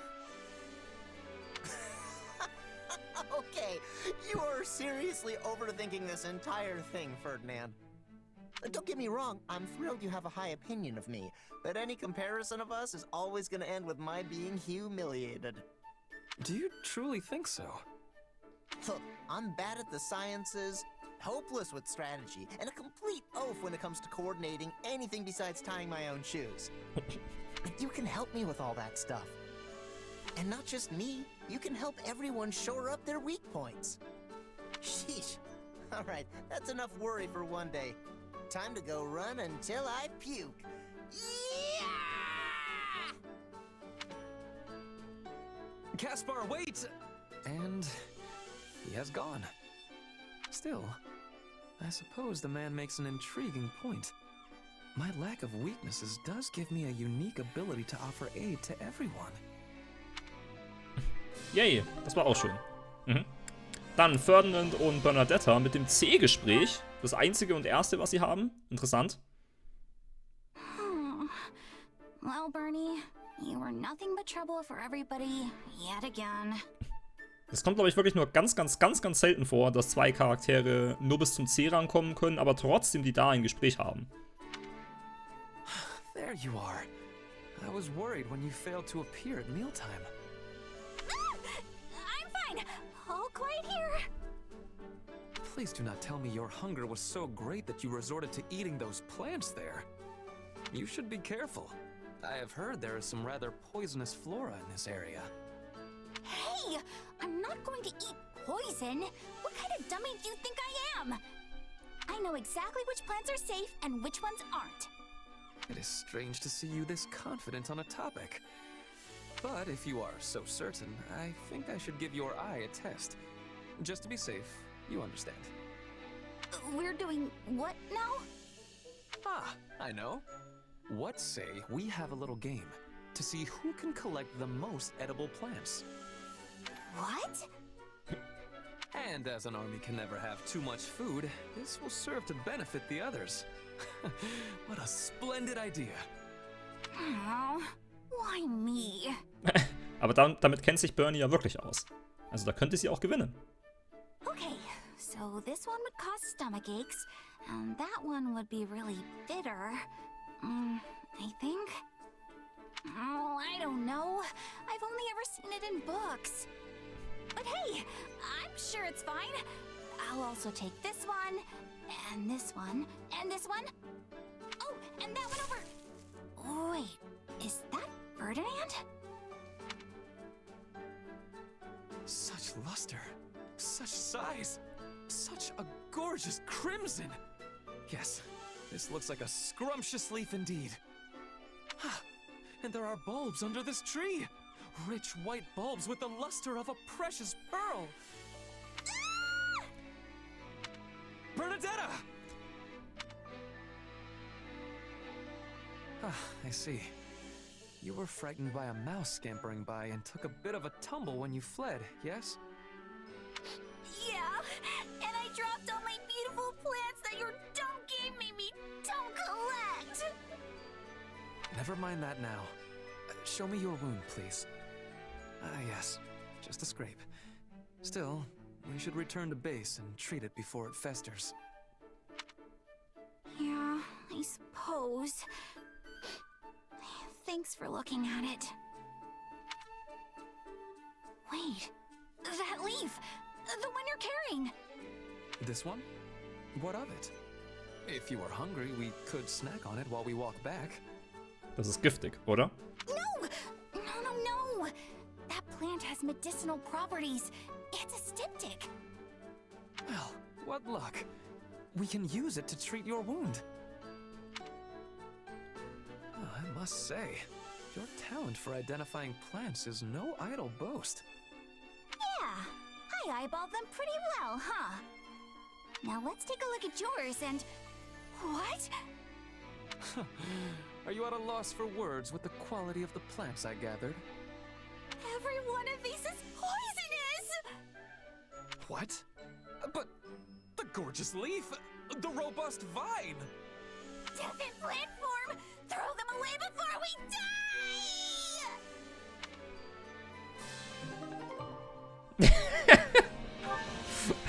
Aber es war super interessant, das Gespräch, weil das an verschiedenen Orten sogar war und viele verschiedene Szenarien, wenn man so will. Ziemlich cool.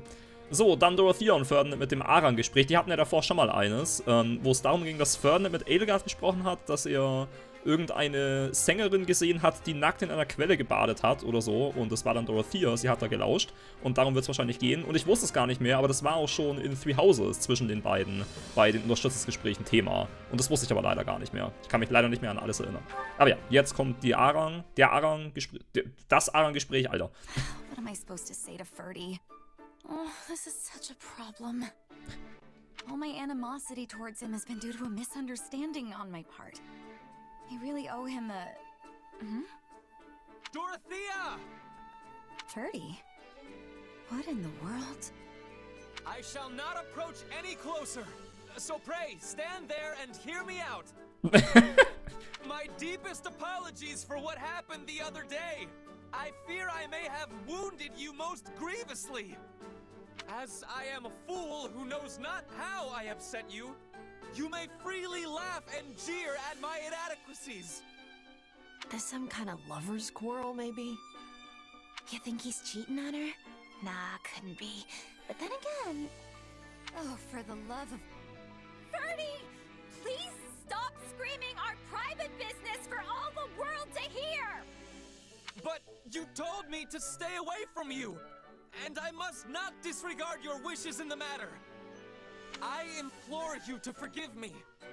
I have no wish for our relationship to end in such a horrid manner.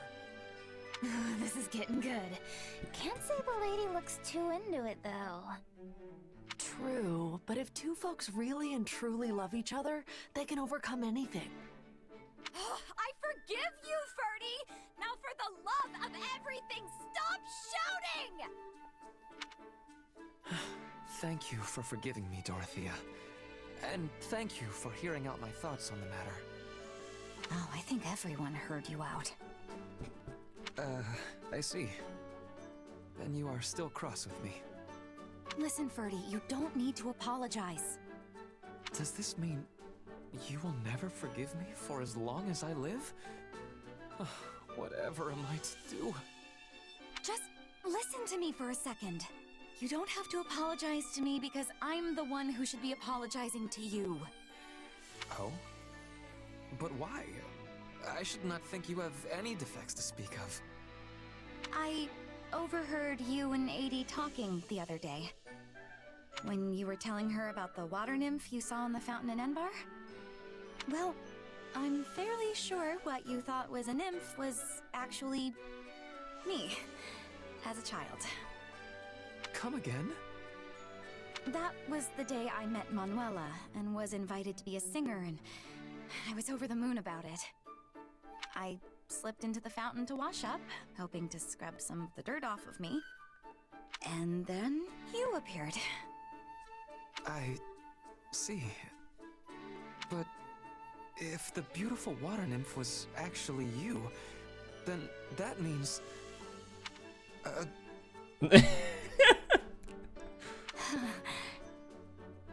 Yes, right. Anyway, I got embarrassed thinking about it, which is why I told you to stay away. That's all. Yes. Well, I am glad we were able to clear that up. Nehmt euch doch ein Zimmer, ihr zwei. Nice. Dann hat Ferdinand noch mit Petra ein Gespräch. Das erste Gespräch zwischen den beiden auf dem B-Rang. Ah, Petra. Just the lady I have been looking for. Are you needing something, Ferdinand? Why, yes. I do need something. Ravishing lady, princess from a foreign land, how sharp and true the swords you hold in your hand. What? Wilt thou not spar with me?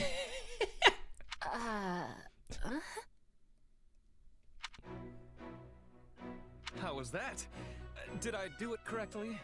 I want to be certain I understood the Brigid way. What? You see, I was perusing a book on your customs the other day. It was there that I came across a description of the proper way in which to make a request of members of the Brigid royal family. Apparently, one is supposed to improvise their need in the form of a song while performing a small jig or rondo. I find it to be a most lovely tradition. I am not knowing of this. tradition. You do not know it? But I am correct that song and dance are very important in your homeland, yes? Yes, that is a truth. We are often singing and dancing as tribute to the spirits. Then it has nothing to do with the royal family? Ah, now I have understanding. Something has gotten lost inside of the translation. The ruler of Bridget is often asking the spirits for protection. This involves singing and dancing both. The members of the royal family are not witnessing the performance, they are doing the performance. Also, it is for special occasions only. No one bursts into a song with suddenness. That is strange. Yes, I am discovering that for myself. I was convinced that Bridget must have some manner of odd custom that defies Fodlan convention. Ferdinand, what land of silliness are you thinking I am from? What? No, This is all going quite horribly. This is what I deserve for trusting that ridiculous book. Do not be worrying. Even books of greatness may contain mistakes. I once was reading that all Fodlan nobles are born in wells. Can you be imagining? That is a ridiculous notion. And it was even within the title. Fodlan's Nobility. A Day in the Life of the Wellborn. Da ist auch wieder was in der Übersetzung verloren gegangen bei Petra.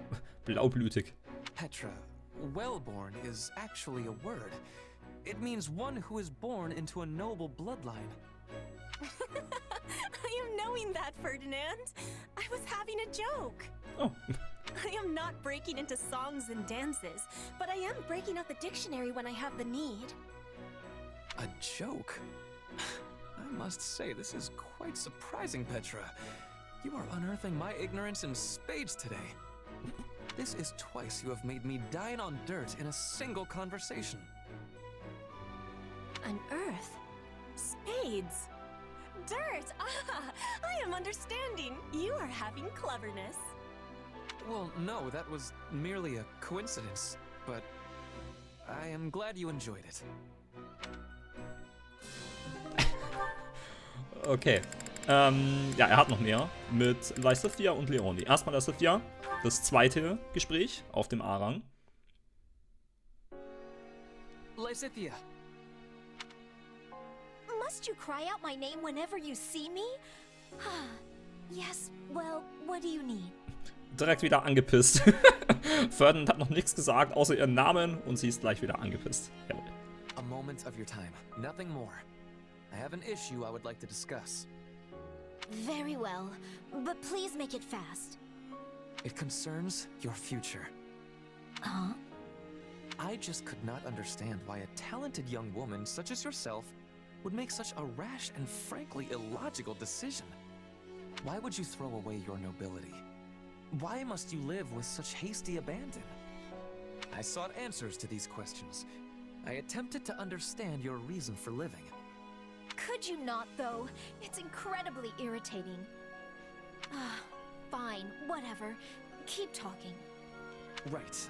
Well, in the end, I happened upon your secret and came here to talk to you. I know you have been condemned to a brief life. So you know the truth. Good for you.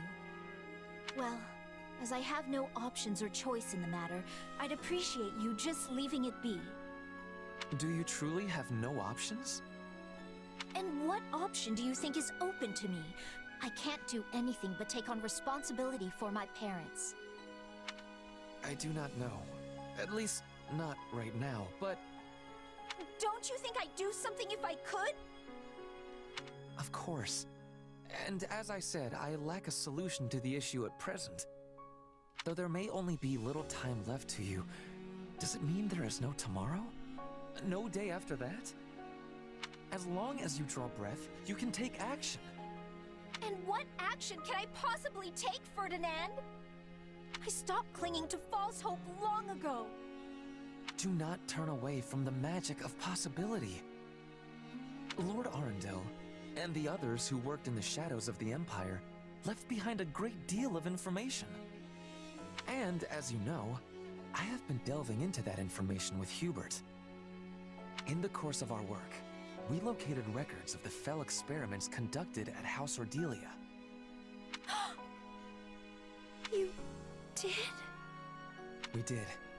Now, there is no guarantee we will stumble across a solution to your particular problem. But we have the wisest minds of the Empire, including Linhardt, Professor Hanneman, and many others, researching the matter as we speak.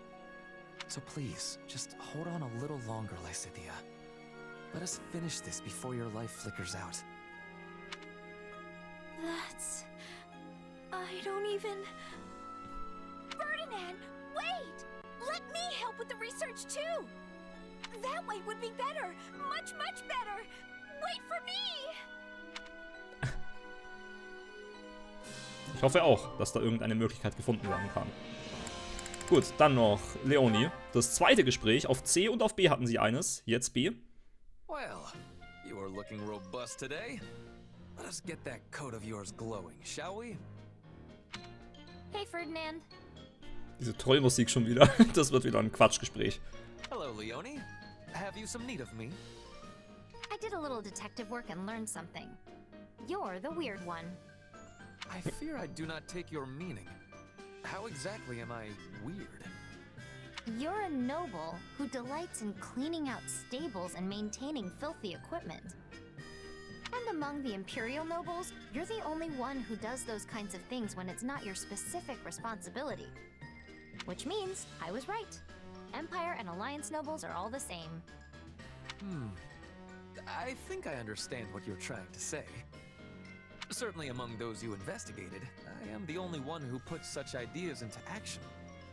But that is, if you would forgive me, a surface-level assessment.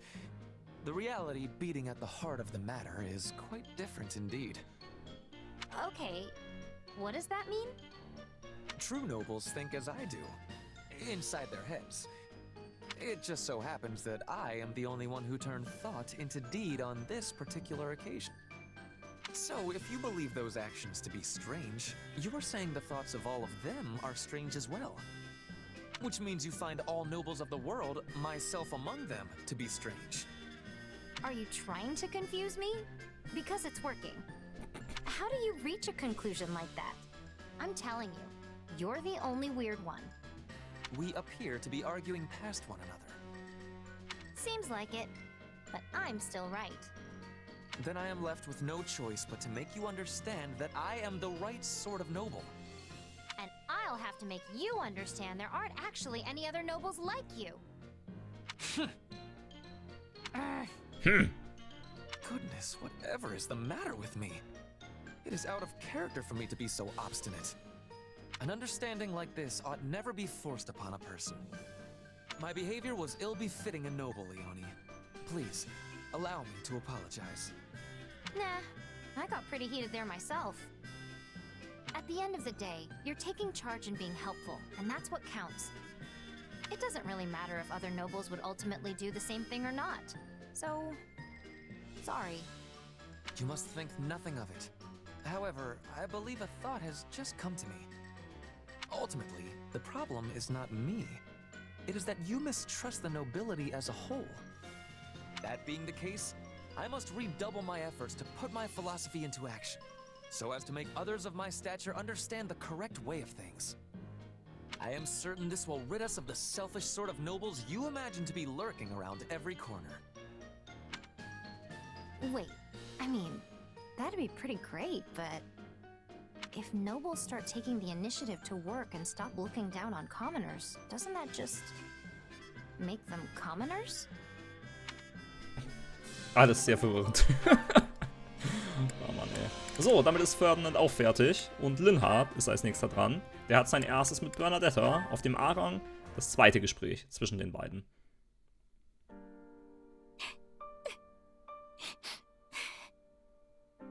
Bernadetta? What are you doing here? Uh-oh. Looks like I'm interrupting. I'll be going. Linhardt! Listen to me!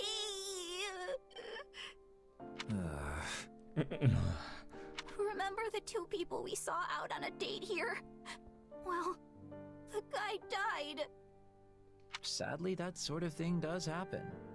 Another tragic love story for the books, I suppose. I really believed they'd live happily ever after, and I can't take it ending like this. It's so awful.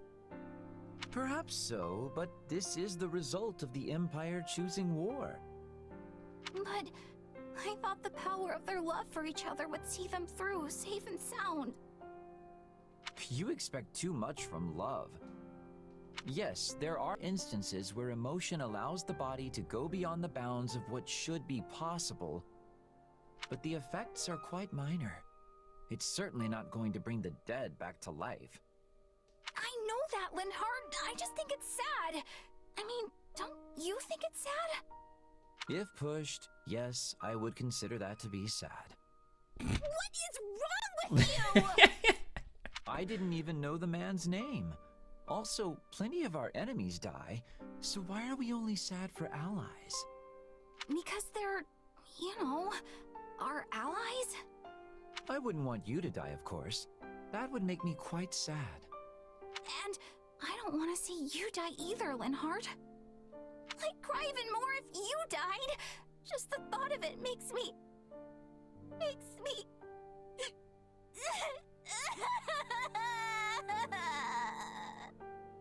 Oh dear. Please don't cry over things that haven't happened yet. Oh no! That's what I'm doing! I'm so sorry, Linhardt. It's fine. But to that point, let's just make sure you and I both survive this war together. If we can do that, what you said will have come true and I'll happily apologize.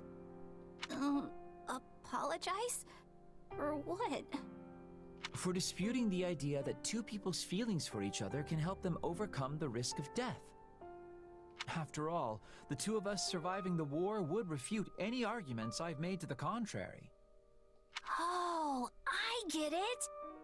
So you and me and the power of our feelings for each other could... wait, are what now? All of this earnest conversation has me exhausted. Time for some sleep. Again? No! Don't you dare fall asleep on me now! If you do that, I'm leaving you here!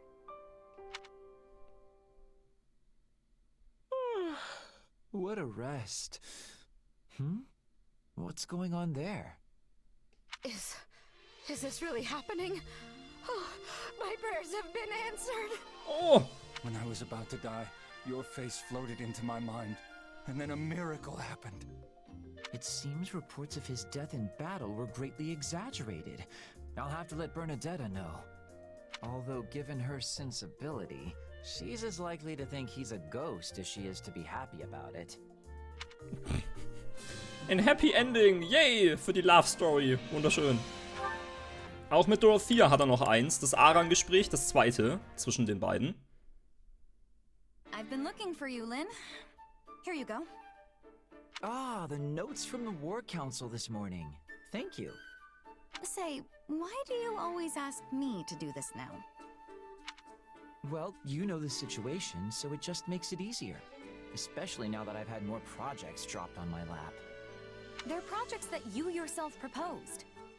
Besides, your handwriting is beautifully legible.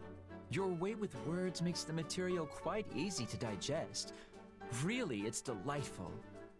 If you think I'm going to keep being your scribe just because you compliment me, think again. Hello, Dorothea. How good to see you recovered. Yes, I'm better now, thanks. The fever's all gone.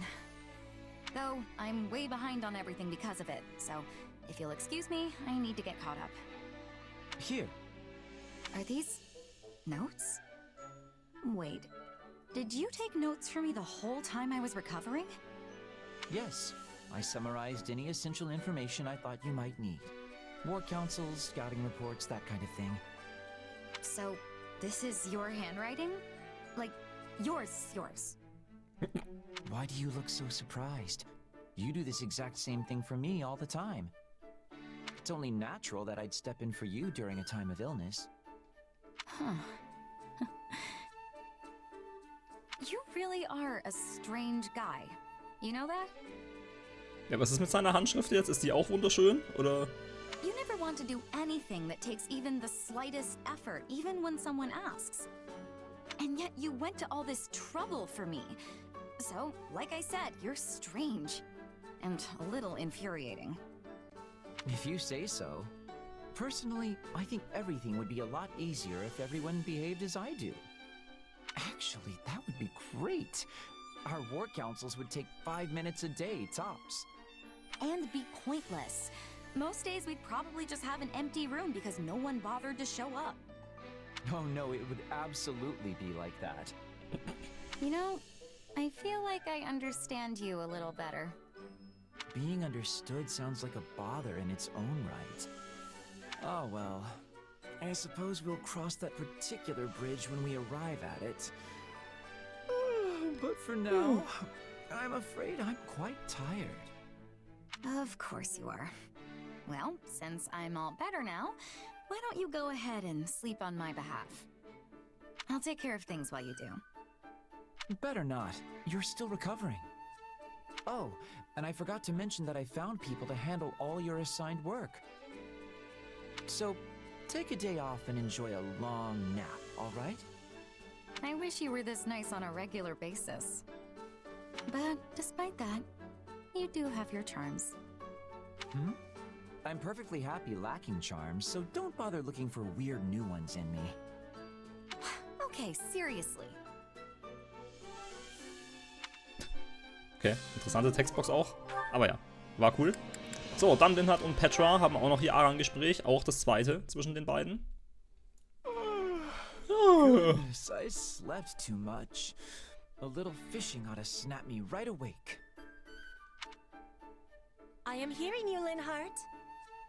Apparently so. Care to fish with me? Ah! Or what watery expanse whilst our hooked morsel fly? What Piscean denizen dost thou... Nay, thou! Dost thou be intending to make thy quarry? In days of yore, I oft partooketh of the angler's art. Yea, forsooth, I was being quite adept. But in this place, thou art knowing thy waters better. Mayhap thou art being my guide?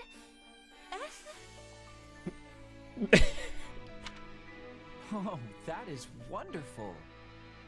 Is this about that love letter? You did say you were going to study up on the old speech. I was wondering why you were assaulting me with so many thees and thous. Fodlan's old tongue gives me much more difficulty than the young one.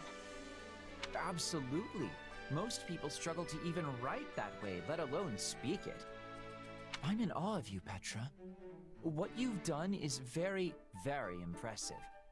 I bet you could scour the continent and only find a handful of people who can form such sentences. I mean, people haven't spoken that way since the goddess herself walked the land. So speakers of this style are rare? I have been trying with hardness to learn how to be speaking like everyone else in Fodlan. And now I am finding success, but in the wrong century. I think you should be proud. This only goes to show how much of an aptitude you have for languages. You're not even from Fodlan, and you can out-thou the best of us. That's fascinating. Thou art extremely fascinating, Petra. I am not understanding the funniness. Do the people of Fodlan truly never speak in this way? Usually only if they're a professional actor or trying to make a bit of a joke. But perhaps you're about to usher in a major comeback.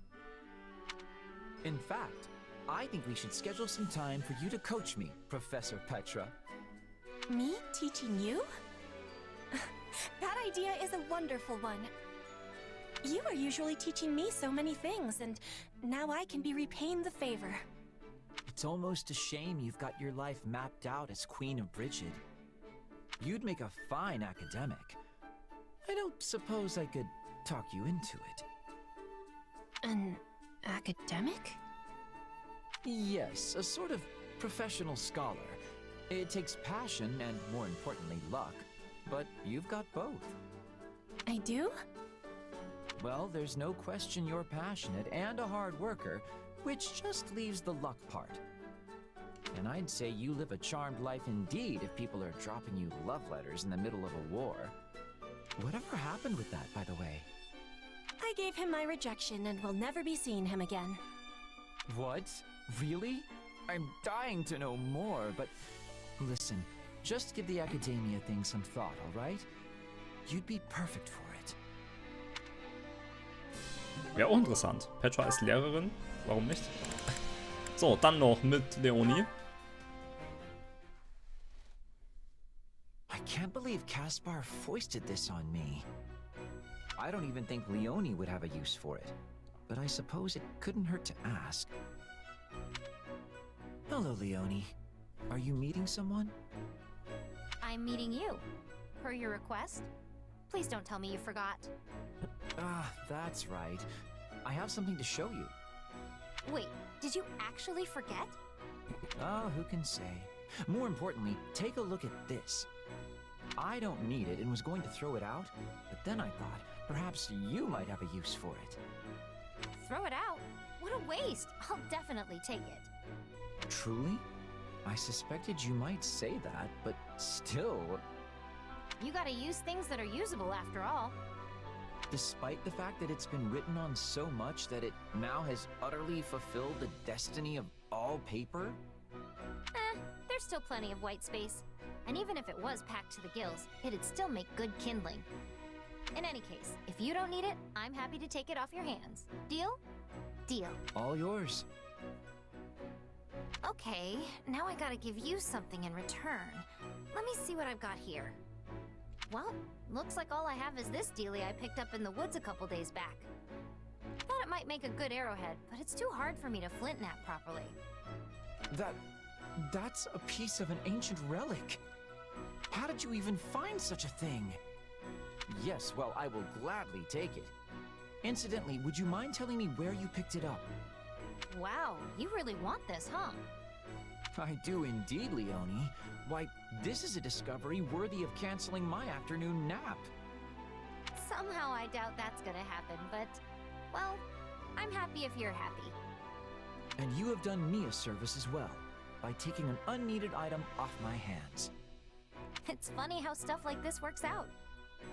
One person's trash really is another person's treasure. That is because you and I are what I would call a special pair. Care to explain that? One might say the things that matter to us are completely opposed. Even among all of our comrades, you'll not find a pair more... Well, except for... Oh, and then there's... Ja, es gibt sehr, sehr viele unterschiedliche Paare. Sehr, sehr viele. You know what? We aren't so special after all. You are a very strange man, Linhardt. But special or not, our relationship is perfect for disposing of unwanted items. So let's keep it up. Sure thing, buddy. Not that I have any idea what you're asking me for at this point. Leonie hat also ein paar alte Dokumente bekommen, die man quasi nur noch zum Feuermachen benutzen kann. Und Linhardt hat ein cooles Relikt, wo er irgendwas Nices studieren kann. Wer hat aber was Besseres bekommen? Aber na gut. Ich meine, Leonie kann damit nichts anfangen und deswegen, sie kann mit Dokumenten vielleicht mehr anfangen, die sie verbrennen kann. Aber gut, dann letztes Gespräch mit Linhardt zwischen Constance und Linhardt mit dem A-Rang, dem zweiten Gespräch. Ah, Constance. I have something I'd like to ask you. I can't imagine how a dullard like myself would be anything but a bother to one such as you. However, I'm happy to answer anything you need. Ah, perfect timing, Constance. I'd like to conduct a little experiment regarding the crest of Noah. If my useless body can somehow help, it is yours. Linhardt von Hevering, where are you? Something wrong, Constance? You seem quite upset. For crying out loud! There you are! I demand to know why you are always coming to my other side and engaging in all manner of questions and experiments. My secrets are being revealed one after another! Well, naturally, I prefer to deal with someone who's forthcoming with her answers. I am always forthcoming. Actually, I'm finding you a bit troublesome. Troublesome? What about me is troublesome? Explain yourself at once, you feckless cat of a man. It's, well, you know. No, I don't know. I'm answering whatever questions you throw at me, and that is the kind of mealy-mouthed, perfunctory response you deem fit to toss in my direction? I suppose that's a fair point. But do you really want me to dig into detail on the bothersome parts of your personality? Well, when you put it that way, it does sound like a discussion that would make me wroth. Which is why I think the world is better off with my mealy-mouthed response, as you so aptly put it. In that case, I shall let sleeping hounds lie. Good. And with that, farewell. Hold, cretin! My agreeing to drop that particular matter does not also apply to your digging about in my personal affairs via my other mood. We must discuss terms of exchange. Terms of exchange? Is it not obvious? My other side is cooperating with your research, so you shall cooperate with mine. There's always demand for new magical experimentation subjects, after all. And what sort of magic do you mean exactly? Magic that makes one's eyes emit a dazzling golden light. For the briefest of moments, I thought this might actually be interesting. Yes, well, all this talking has exhausted me, so perhaps we can take the matter up at a later date? Oh, I don't mind, but make sure you talk to me as I am now. Understand?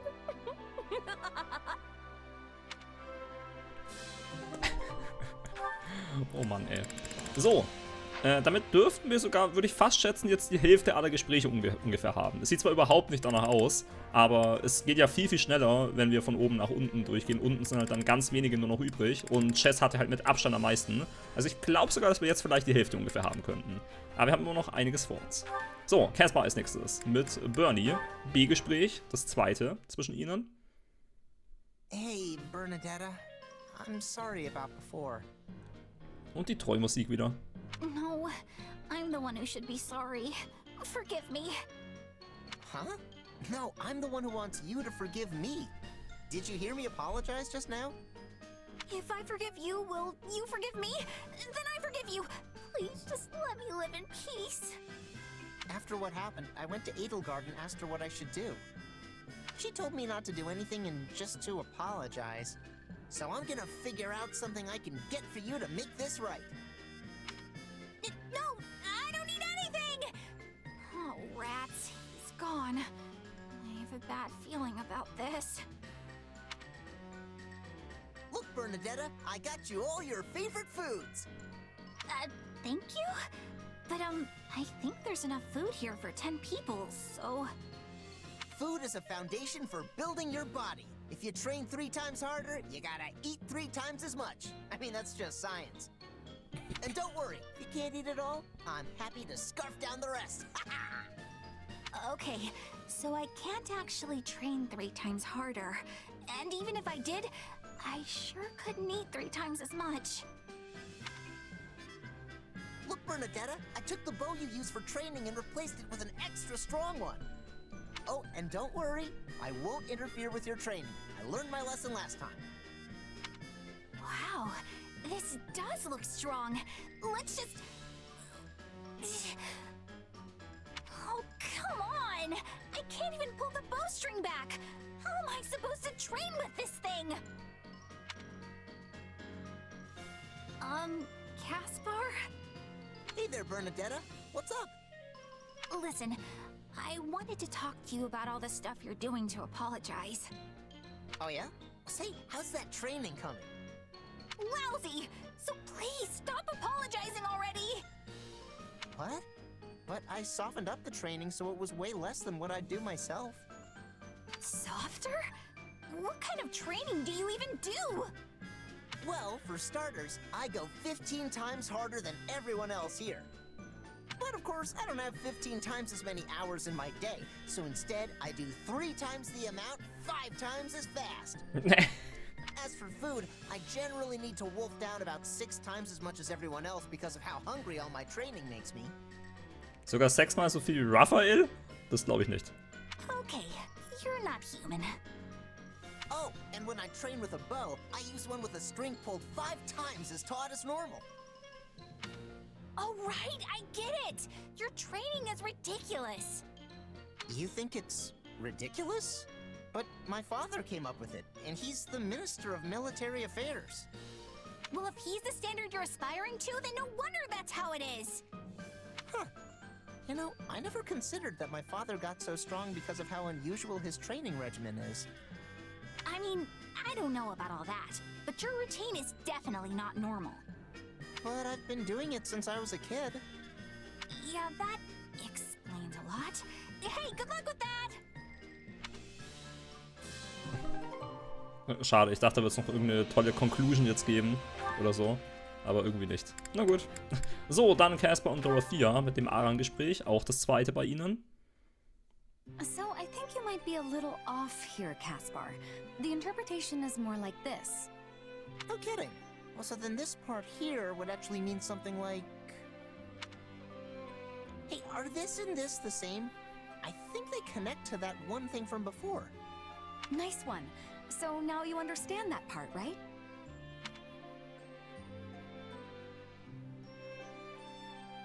Whew, I really made some progress today.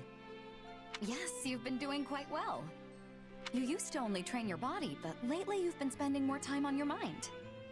Kinda got a better opinion of me now, huh? I mean, no way did I become a genius in just 5 days, but this still isn't bad. You've been hitting the books a lot yourself lately. Wouldn't you rather be out on dates or something? Not at all. I'm working very hard for the sake of our future. Also, studying together like this is sort of fun. War ja vielleicht eine Art von Date. I get it. It's kind of like training. The more you do, the more you get out of it.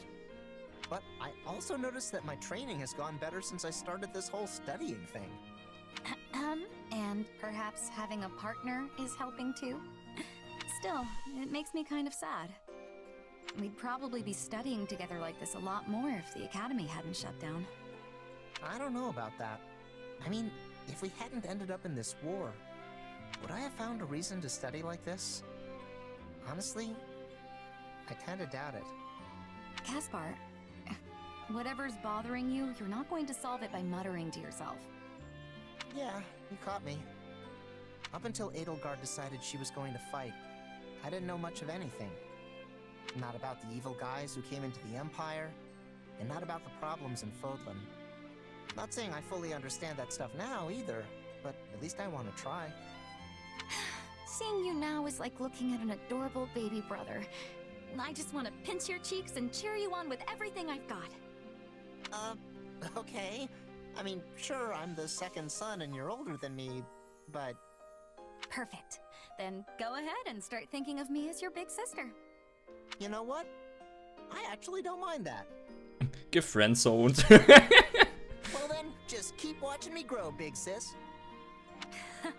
I thought you'd just laugh that off. With the passing of 5 sunrises and 5 sunsets, even a boy can burgeon into an impressive man. What? Is that another part of Francis's story?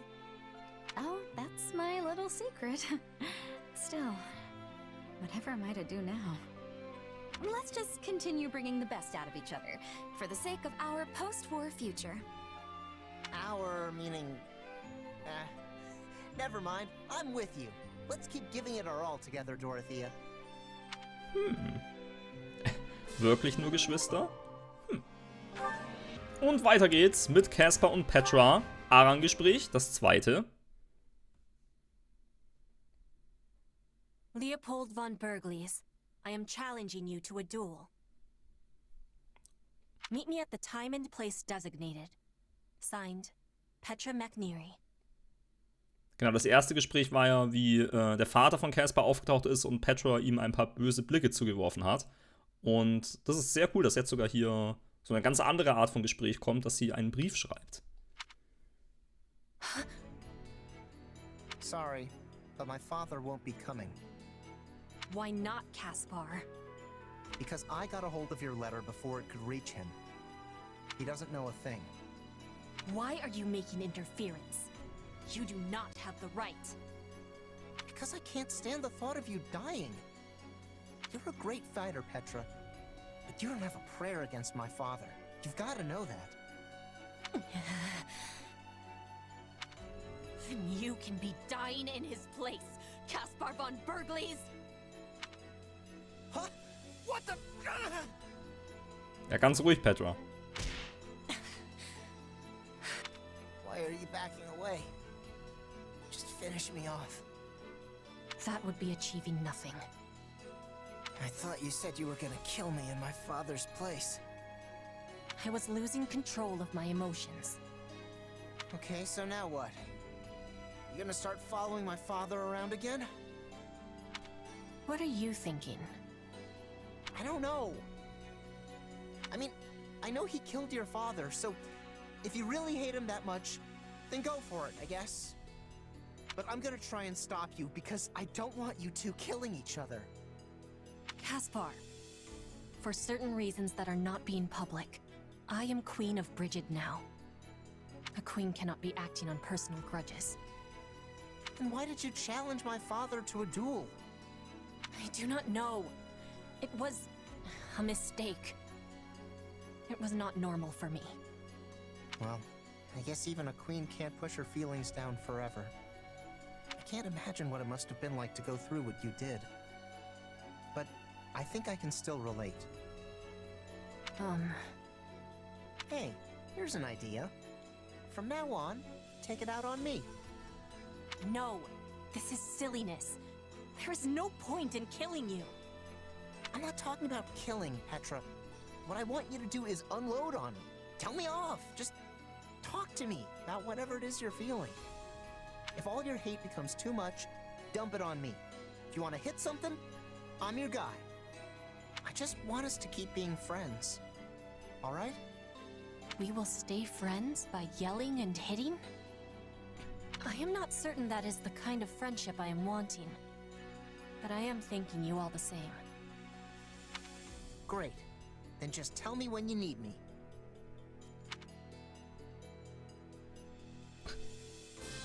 Interessant. War wirklich ein bisschen out of character für Petra, finde ich. Dass sie Caspar einfach fast getötet hätte. Ist ein bisschen extrem. Aber okay. Mercedes, da hat er auch noch eines. Das zweite Gespräch auf dem B-Rang. I lost to Jeritza again. How can I beat him? Let's see. What if you made all the cats in the base like you?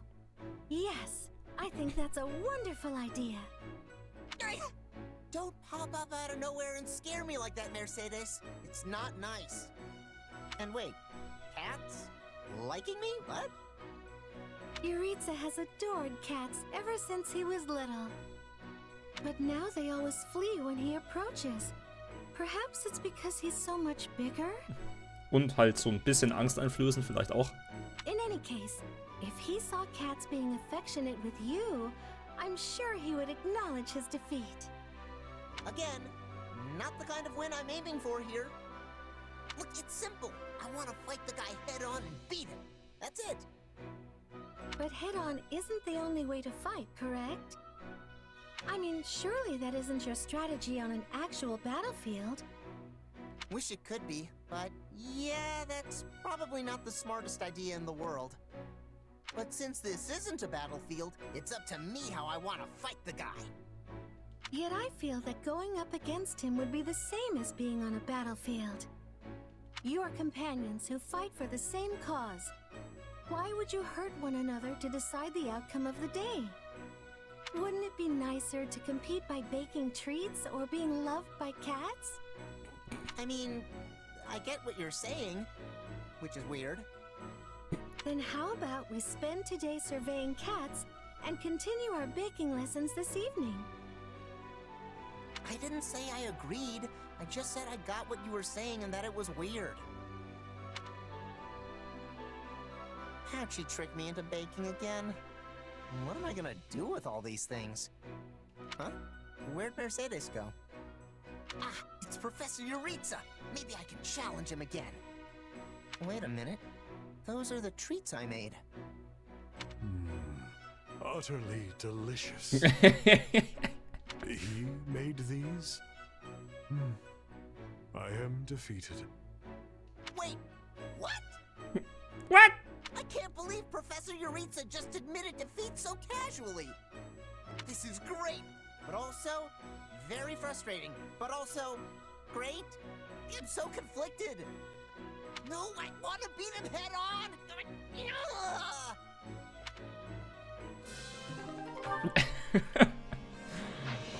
So, das waren auch alle für Caspar. Bernie kommt als nächstes dran.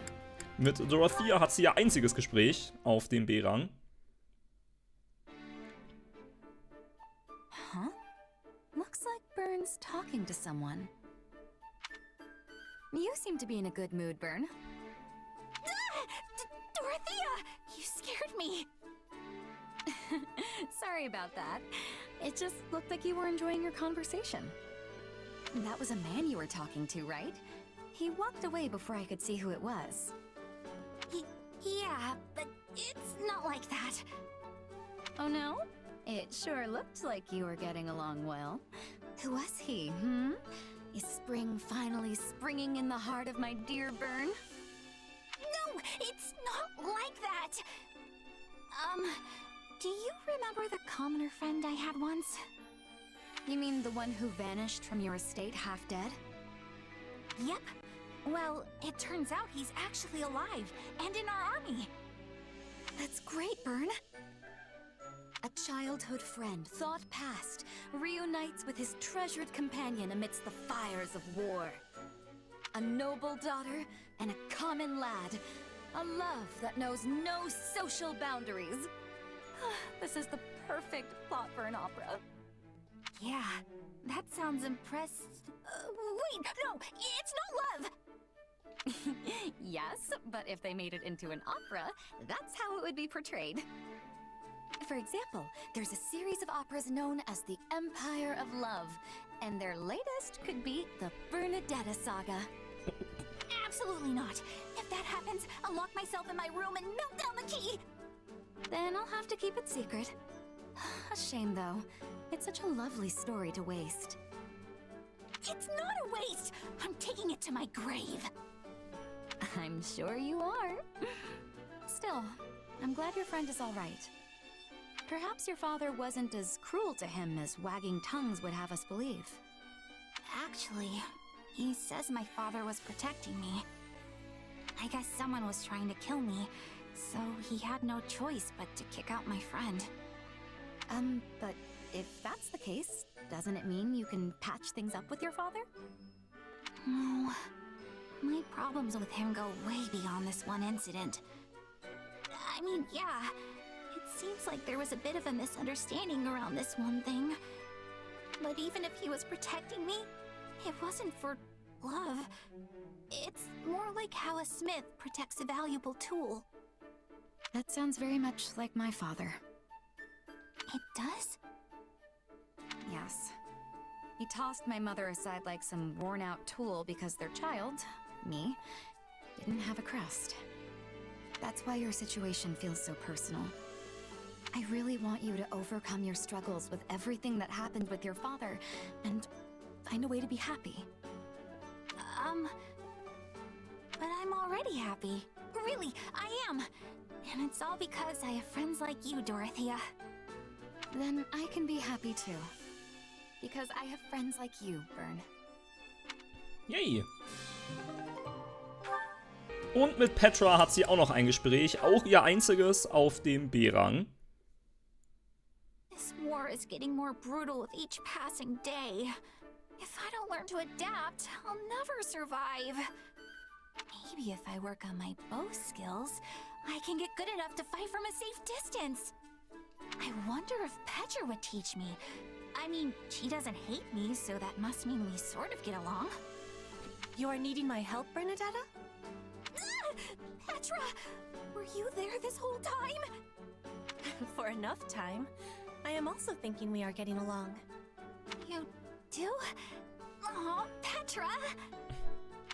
But I mean, I actually could use your help.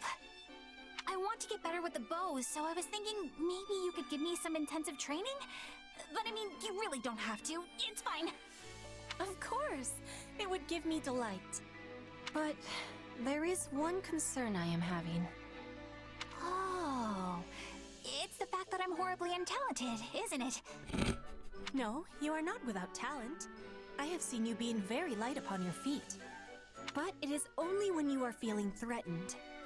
So, for you to have the greatest improvement, I must be giving you fear when I am training you. Okay. But maybe you could be threatening in a non-threatening way? That could be done, but then you would not be having improvement. Terror is what you are needing for this. I don't think I like the sound of that. Then we must be forgetting this idea. I do not want your heart to be giving out. Hey, come on! I'm not completely afraid of applying myself, you know? If we are doing this intensive training, you will have to be facing the trial of wind. I am thinking you lack the readiness you need. The trial of wind? You know what? Do your worst. My heart can take whatever you dish out and chew it into little tiny pieces. Very well. Once we have our beginning, I will not relent. I hope you have offered your prayers today. On second thought, maybe we should discuss this just a little more before we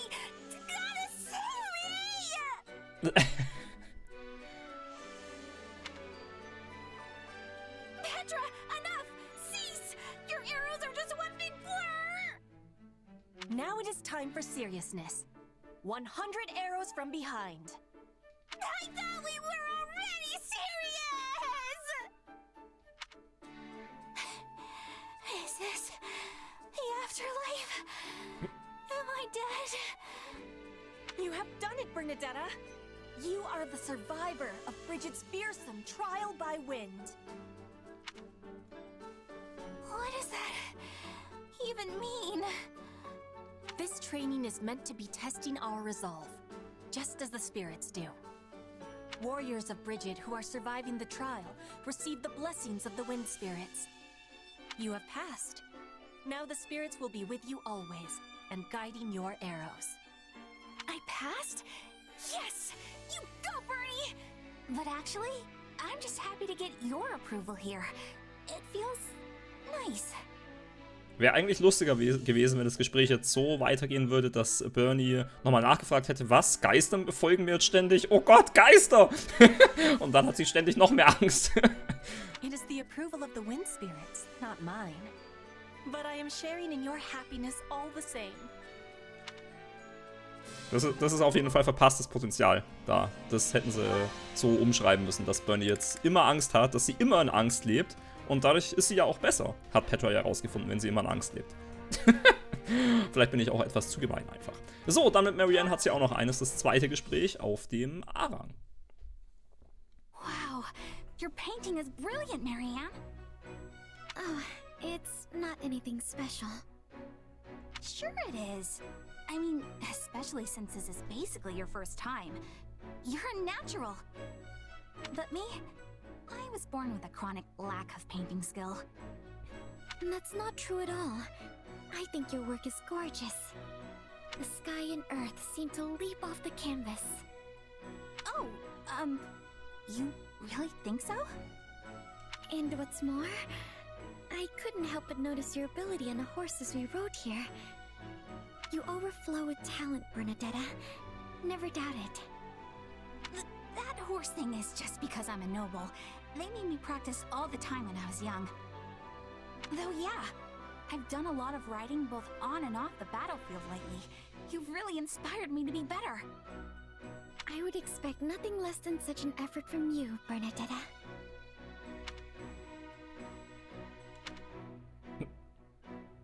Say, Marianne, what do you want to do when this war is over? Well, if it were allowed, I'd love to go to a forest where sunlight filters through the leaves and read a book while surrounded by small animals. Surrounded by animals? I mean, that's a lovely dream. What do you want to do, Bernadetta? I'll tell you, but it has to stay between us, okay? I'm, writing a story, and I'd like to finish it. You are so very full of talent. I have such respect for you. Oh, it's not so much. But hey, I just thought of a new story. Okay, so it's about a girl in a remote forest who talks to animals and makes friends with them. Wait, isn't that... yes. I totally plagiarized your life. I just thought it would be fun to turn your dream into a story. It is a book I would very much like to read. Please do let me see it if you ever finish. Okay, Bernie. Pressure's on now. I look forward to it. In that case, maybe you could actually teach me about the forest animals? You know so much, Marianne. Honestly, I'd love to just sit and talk about whatever with you. That sounds wonderful. And it's a promise. We'll talk each other's ears off. It is a promise indeed. Yay, kein peinliches Schweigen mehr. Sehr schön. Gut, Bernie hat nochmal jemanden. Ja, nämlich Hapi. Auf dem A-Rang. Das zweite Gespräch.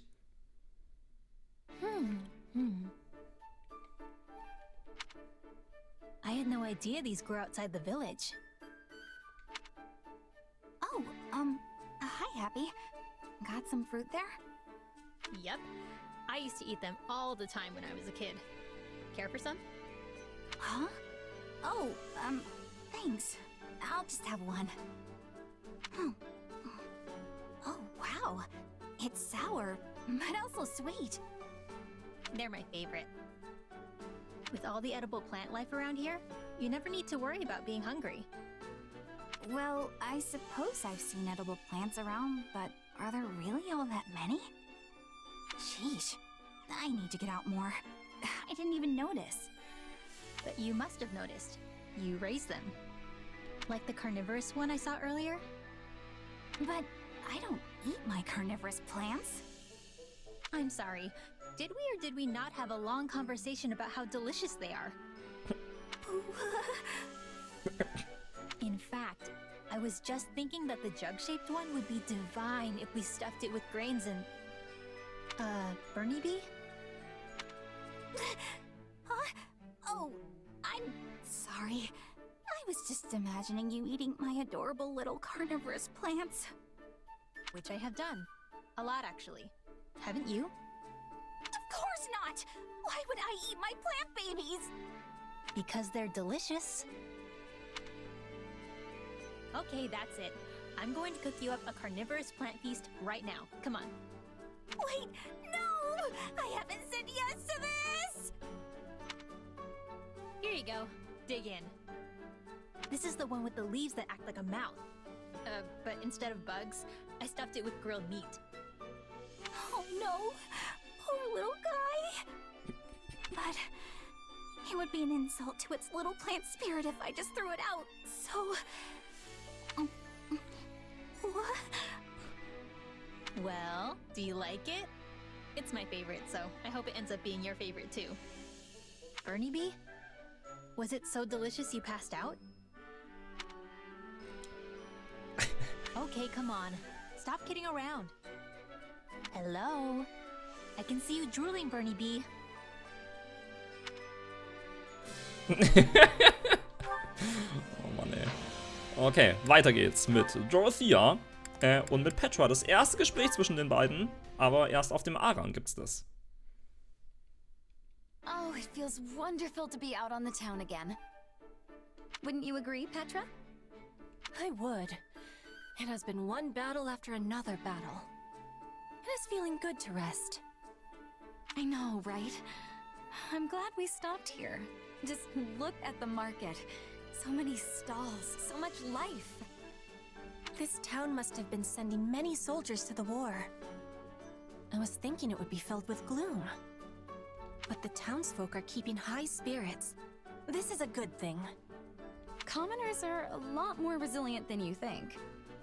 It doesn't matter if there are arrows whizzing by their shops or if there's a new lord to serve. They know how to adapt and carry on. Of course, it's different if they've lost family. Ah, yes. In Brigid, everyone is family. We fight as sisters and brothers, and are mourning each loss. One big family, huh? Can't say that for Fodlan. It's a beautiful idea, but it must be awful in wartime. I can't imagine feeling like I've lost a sibling every time a person dies. Yes. Times of war bring much sadness. But I am also thinking that war is less common. We are not squabbling over land or property, because it is already belonging to all. That sounds wonderful, Petra. We are only squabbling over who is sitting on the throne. Oh, and lovers. Oh, so that's where things get messy. Juicy. Juicy. Oi, ladies. Ain't safe for a couple of prim skirts to be out here alone. Why don't you come with us? Keep walking, boys. Not interested. Ah! Shut up and move, girlie. Ha! Whoa! What the? Watch out, Dorothea! This one has skill! Well, that was incredibly uncivil of them. Are you alright? You aren't hurt, are you? I am well. And you? Not a scratch. I'm so relieved those brutes didn't mess up that silky face of yours. But I am not wearing silk upon my face, Dorothea. No, I'm talking about your skin. It's lustrous and smooth, you know? This is a strange comparison. Silk is easily damaged. My skin has strength. Here, feel. That's alright. I can tell just by looking. Then you are knowing that my skin is like steel, not like silk. I am thinking we should be taking more care from now on. You are precious to me. I do not want to be losing you to thugs. One of them was a capable fighter. Please take my apologies for placing you in such danger. If anyone is trying such a thing again, I will be keeping you safe. Hey, you're special to me too, you know. And no one's gonna lay a finger on your head while I'm around. Yay, sehr schön. Dann zu Monika, Yippie. Mit dem A-Rang das zweite Gespräch zwischen den beiden. Dorothea, are you all right? I heard you were injured in our latest battle. Monika erwähnt in der ersten Textbox nicht Edelgard. Was ist da denn los? I'm fine. I can't say the same for my clothes, but at least my body will heal up quickly. Oh, what a relief. It would be terrible if you were wounded, but even a single scar marring your perfect skin would be a tragedy. No need to make such a fuss over it. I have plenty of scars already, Mommy. I'm aware, but a large one would present a different type of problem altogether. Wait, how do you know that I have scars? Actually, no, I'd rather not find out. By the way, Dorothea, there's something I was hoping to ask you. I heard you were hurt because you hesitated to kill an opponent and left yourself open to an attack. Is that true? It is. My enemy was a young child, and she was all skin and bones. I thought perhaps she was an orphan, and pity stayed my hand. So it is true. I'm sorry. I suppose my failure to act must have been something of a burden on everyone else. I don't consider you a burden. But still, why do you keep fighting if you have such a kind heart? How can you even stand it? Don't you want to run away? Don't you want to leave the army and return to your opera company? Oh, of course. The little voice inside my head is always telling me to pack up and go. But I have too much self-respect to do that. Or perhaps I'm simply too tied to my position. If I hadn't been given the opportunity to become a songstress, if I'd remained an orphan, I might well be in the same position as the child I face today. I might have been pressed into battle without being taught how to fight properly. I doubt I would have lasted long out on the battlefield. And when I think about that, I can't run away. I can't be the only one to flee to safety when everyone else is in danger. I had no idea. Plus, 80 matters a lot to me. Dorothea hat Edelgard zuerst erwähnt, vor Monika. Was ist da denn los? I want to stay by her side and support her. You know all about what that's like, right? Even though you have the option of working in the capital, you've chosen to stay here and fight. Well, you have me there. No matter what hardships might come, I can't imagine ever abandoning her. That makes two of us. Dorothea? My apologies. There's something I need to confess. I went to Her Majesty and asked her to reassign you to the rear guard. But after speaking to you, I now realize that was a great mistake. Even if it's difficult, and even if you get hurt, you still have a desire and a right to be on the front with Lady Edelgard. You don't have to apologize, Mommy. I understand. So, let's keep giving everything we've got to this fight. Yes! With the two of us at her side, Her Majesty will be flanked by beautiful flowers. Wait, Her Majesty is also a beautiful flower, so, Upon the stage of battle we shall bloom, an army of countless flowers bursting into full glory. Yay! Und das war gar nicht mal so weird und awkward, das Gespräch mit Monika. Okay, und das war's sogar schon. Also ab jetzt wird es wirklich viel, viel schneller gehen mit den Gesprächen. Wenn wir dann zu den Golden Deers kommen, da gibt es wieder ein paar mehr, weil die alle untereinander eins haben. Aber geht jetzt trotzdem wirklich schneller. Petra hat eins zu Raphael. Mit dem A-Rang, das zweite zwischen den beiden. Stimmt. There goes another one.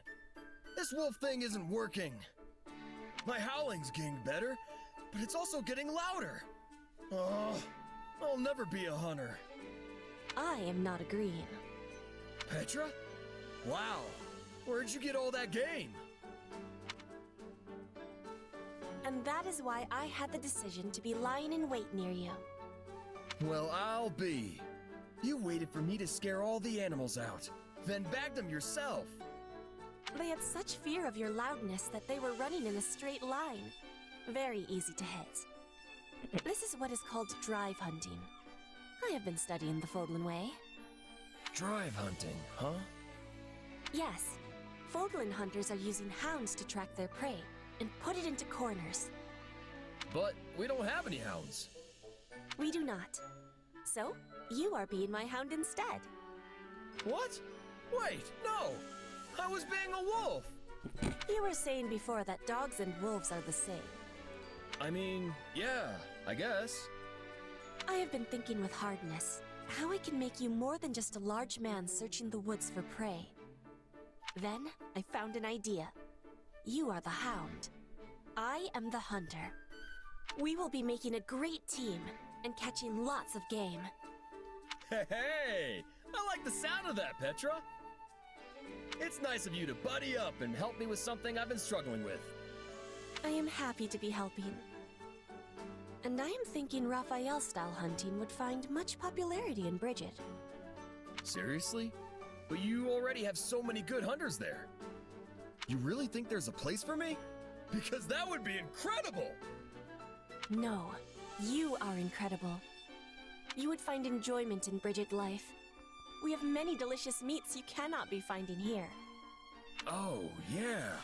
I bet it's a totally different kind of yummy. Guess I've got to try it and see for myself.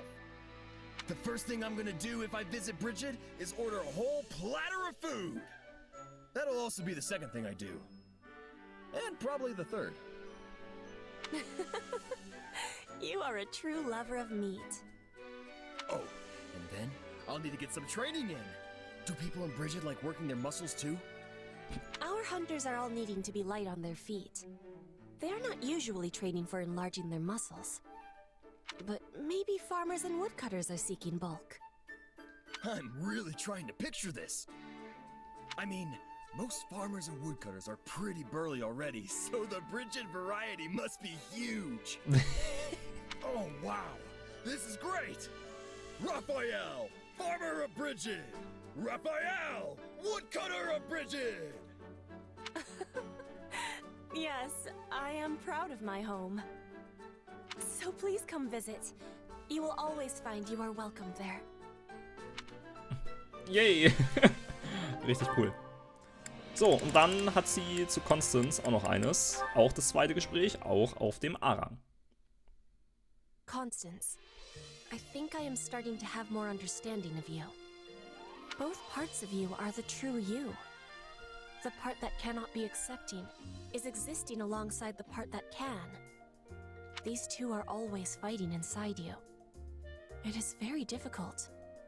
I would venture to say that you have described me most aptly. There is still much about myself I have yet to understand, but the idea that the two parts of me exist in a state of conflict is most intriguing. Before, you were telling me there was no point in having conflict over the past. You were letting go of the past to be living in the present. Your words were touching my heart. Yes, I do suppose I may have said something to that effect. How mortifying. But then you fled before I could be responding. That was showing me that you have difficult feelings for me after all. This is also one part of you battling with the other, I think. It is entirely possible that such is the case. As I could never hide the truth from you, I must admit I found you somewhat intimidating. Despite my springing the topic on you without warning, you stood strong and listened, and were even gracious enough to discuss it afterward. You dazzled me, and I do not respond well to dazzling. I am weak and pathetic as I am now. No, that is not weakness. It is balance. The weak part is existing, so the other part can be strong for you. Are you not agreeing? Why ever would you think that? Because I am the same. I am also having a weak part. Like you, I am always pretending that the past is not bothering to me. But my father is dead, as are many of my people. This gives me great sorrow, and I am unable to be accepting. The weak part of me is winning. Im Gespräch mit Caspar hat der schwache Teil gewonnen. Das stimmt. Why is it that I am still living, when so many others had to be dying? That is a thought that I ponder often myself. For what purpose am I even here? Why is it that I am the only one left to suffer? Is there anything left for me to live for? All I feel is the pain of the people I have lost. But I know now that someone like you, a person as dazzling as the other part of me, also shares that same pain. Of course. May I be so bold as to ask what it is that gives you solace? My brother and sister back home. They are still very small, but thinking of them always provides me with strength. If I am not able to be claiming the throne, they are likely to be killed. Bridget expects me to be a strong queen, a warrior. Only I can be improving our relations with Fodlan. I must be rising to the challenge. Where are you finding your solace? I take peace in the dream the other part of me still believes in. The dream that one day, House Nouvelle will be restored to its former glory. As unlikely as this seems, I find I am unable to discard it entirely. Then let us both be taking heart. We will be living and we will be fighting. We are sharing a past of sorrow. But together, we can be overcoming it and walking on towards tomorrow. You have my deepest thanks, Petra. Alone, I may never have found the courage I need, but with you beside me, there is hope. Wunderbar. Damit hat auch Petra alle ihre Gespräche gemacht. Und jetzt, Monica hat sogar auch schon alle ihre, weil die alle nur mit oberen Leuten waren. Jetzt haben wir die Black Eagles abgeschlossen. Jetzt kommen erstmal die Blue Lions. Ashe als nächstes. Der hat mit Mercedes unter anderem ein Gespräch. Das erste auf dem B-Rang. You saw one too. Glad it wasn't just me. you are, Ashe. I've been worried sick about you. You were white as a sheet during our training earlier, and I was concerned you had taken ill. No, I'm sure that was all just in your head. That's not your usual carefree smile. I guess I can't hide anything from you, huh?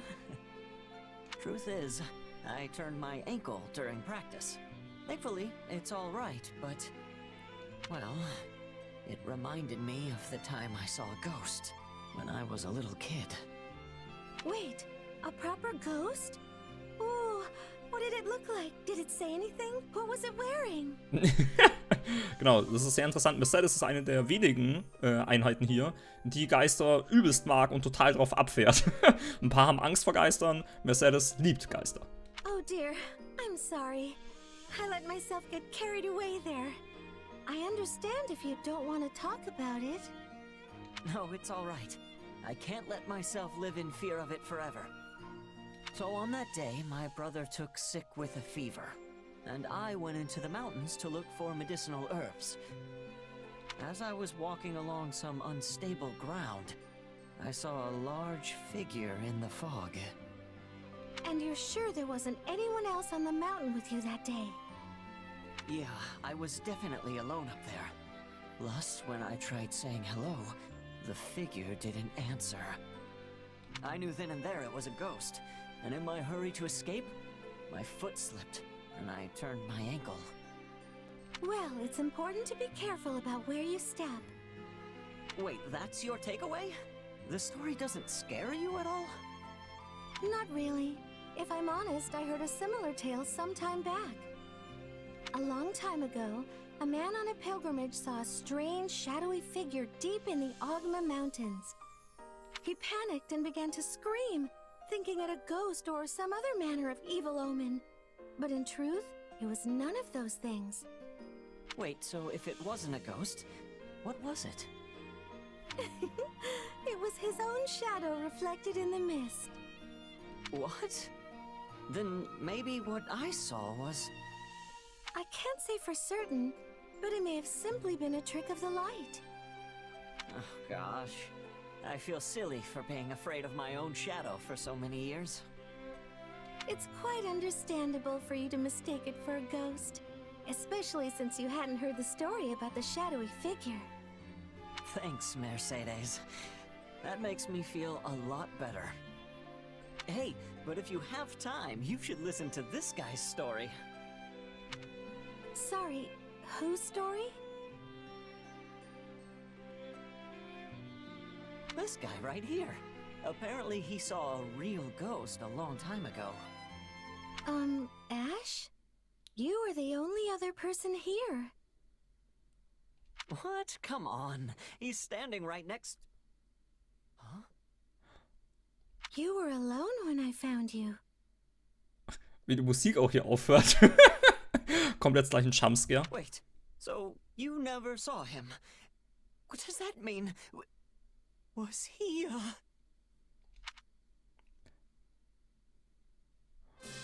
Oh, nice. Und als nächstes gibt's auch mit Raphael noch ein Gespräch, das zweite auf dem B-Rang. What's up, Raphael? There you are, Ashe. Here, sit down. Okay. Now, eat up. Das sieht lecker aus. Hey, this is the dish I was teaching you before. Raphael, did you make this yourself? I sure did. So grab a shovel and dig in, because it's all yours. I've got to say, it looks a lot more appetizing than before. Plus, it smells fantastic. All right, let's see what we've got. That was delicious. You used just the right amount of salt, which really brought out the flavor of the herbs. Hey, you were right. It really does feel great to hear someone say that. I practiced seasoning and putting things on the plate and all that stuff, just like you said. Oh, and I had some of the soldiers do a bit of taste testing for me. It sure was rough at first, but I think I've definitely improved. You certainly have. I had no idea you were working so hard on this. That's because I was sneaky. I only wanted you to try it once I knew it was perfect. You worked so hard to teach me. I just had to pay you back somehow. Raphael, You know my father used to run a restaurant, right? Well, this is the dish he was famous for. You're not talking about Lord Lenato, are you? No, my birth father. He took ill and died a long time ago.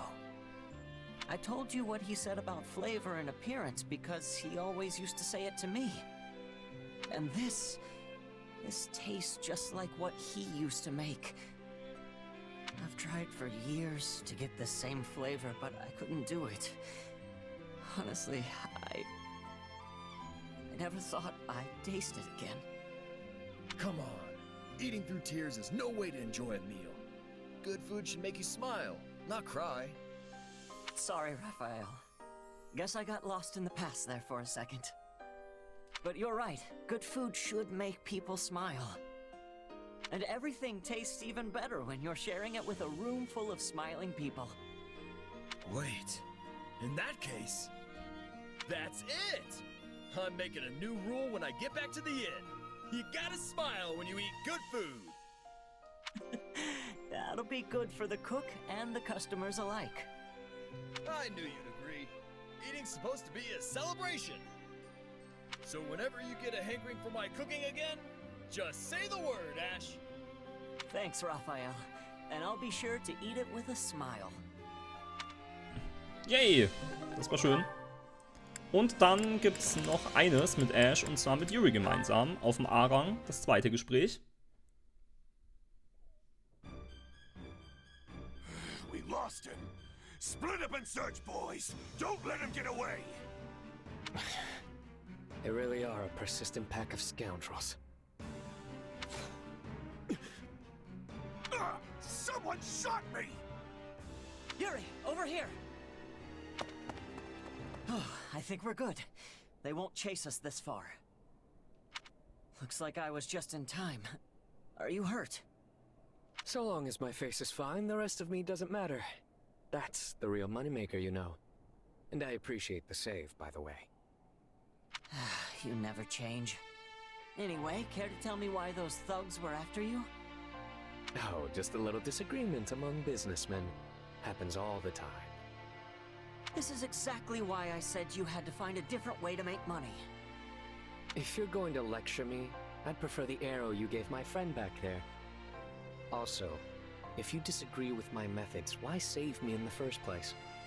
You could have left me to reap the consequences of my actions and had one less villain in the world. I'm not lecturing you because I think you're a villain. I've no right to call you evil anyway. I just don't want to see you endanger yourself. Sometimes the only way to get anything done is by putting yourself in harm's way. You should know. Or I suppose you've forgotten what it's like to wallow in the mud with the rest of us. Trust me, I know. I can't forget the past no matter how hard I try. But I still think what you're doing is wrong. Not only are you hurting other people, you're disregarding your own well-being. I chose this life of my own accord, and I take pride in what I do. If I get hurt in the process, that's just part of the deal. And if I'm caught and the townspeople hurl stones and fruit as I march to my execution, I'll still die with a smile on my face because... Okay, enough! This is the reason why I can't keep letting you do this! You want to protect the people important to you, right? Well, I want to make sure you don't end up dead and covered in rotting fruit! So if you still insist on being a reckless fool, I'm going to protect you anyway! Even though it means siding with a filthy villain? I'm not about to help you commit crimes. And if it looks like you're going to hurt someone, I'll do everything in my power to stop you. I just want to save my friend, okay? I truly don't get you sometimes. Also, can't believe I'm going to fall for a cornball line like that. Did you say something, Yuri? Nothing. Forget it. Okay. Gut, damit hat Ashe alle Gespräche abgeschlossen. Ja. Und weiter geht's mit Mercedes. Die hat nur 2 Stück. Eines mit Lysithea auf dem B-Rang, das zweite. Like this? No, it's more like that. Lysithea, it isn't often I find you in the kitchen. I could say the same. What are you doing here at this hour? Wirklich? Mercedes ist doch offen der Küche. Naja. Oh, I just wanted to bake some treats for everyone. Genau, das macht sie ja ständig. To improve morale, right? Und Lysithea ist auch offen der Küche, weil es da Süßigkeiten gibt, die sie sich snacken kann. In that case, I'll help. 4 hands are better than 2 and all that. That would be wonderful. If you could start by peeling this fruit and... Oh dear. What's wrong? These fruits have mostly spoiled. I was going to add them for the fragrance, but in this state... Well, it's not like we can go out and buy more. So we'll just have to leave them out. Just to take stock, what ingredients do we currently have on hand? Well, we have eggs, flour, sugar, and a very small amount of oil. Sounds like there's no good substitute for the fruit then. We'll have to get creative. Do you have something in mind? I do, actually. If we boil the sugar in a pot. Ja, vor allem da hinten im Hintergrund sind auch voll viele Früchte, die ich erkennen kann. Egal. Thank you, Lysithea. I think everyone will love them. And filling them with that sweet syrup you made was a marvelous idea. Yeah, it's one of my favorite go-to tricks. But still, I couldn't have done it without you. Really? I suppose I helped a little, but... I still dream about those rainbow cookies you made. Ever since I had them, I've spent all my free time researching how to be a better baker. That's actually where I got the idea to make that syrup. So you were more help than you thought. Oh, but you're always so busy training. Are you sure you're getting enough rest? Honestly, baking is a nice break. Plus, it's when I'm busy that I need sweets the most. Well, I'm glad you found your own way to relax. I still think exercising, studying magic, and daily training are important. But I realize taking breaks every now and then improves my productivity too. Goodness, you really have changed. You seem more mature now, like a responsible young woman. I've always been mature, thank you very much. Well then, maybe you're simply wiser. Like a wizened old grandmother. Not sure I'd call myself... You know what? Never mind. I'll take it as a compliment. Sie wird lieber als Oma als als Kind bezeichnet, Lysithea? Na gut. Lysithea, would you like to have another tea party with me sometime? I'd love to try some of your baking for myself. Sure. I suppose we could do that. Maybe then you'll finally teach me how to make those cookies. Yay! So, aber aufs zweite Gespräch, was Mercedes hat, bin ich sogar eher gespannt, nämlich mit Jeritza, das erste und einzige auf dem A-Rang. Dear son, I hope this letter finds you well, and that you and your sister aren't fighting too much. It's been some time since I left the church in the kingdom, but I'm making do. Once this war is over, I hope the 3 of us can live together again. She seems in good health. Yes, she sent me this letter as soon as I wrote her about being reunited with you. I know she was happy to hear that. She was always so worried about you, you know? We haven't seen you since we left House Bartels, so please go visit her when you have a chance. As you read, we were thinking that after the war is over, we could perhaps reunite. No. Why not? I cannot face her. I killed my father, slaughtered everyone in the house. Our mother shouldn't meet a murderer. Yes, I heard about that. But I'm certain you took those actions because you felt you had to, right? Just explain it to her. She'll listen to you. You do not understand. There is a murderous demon in my heart. The Death Knight inside me would cut you and our mother down without hesitation. If that happened, I would lose myself.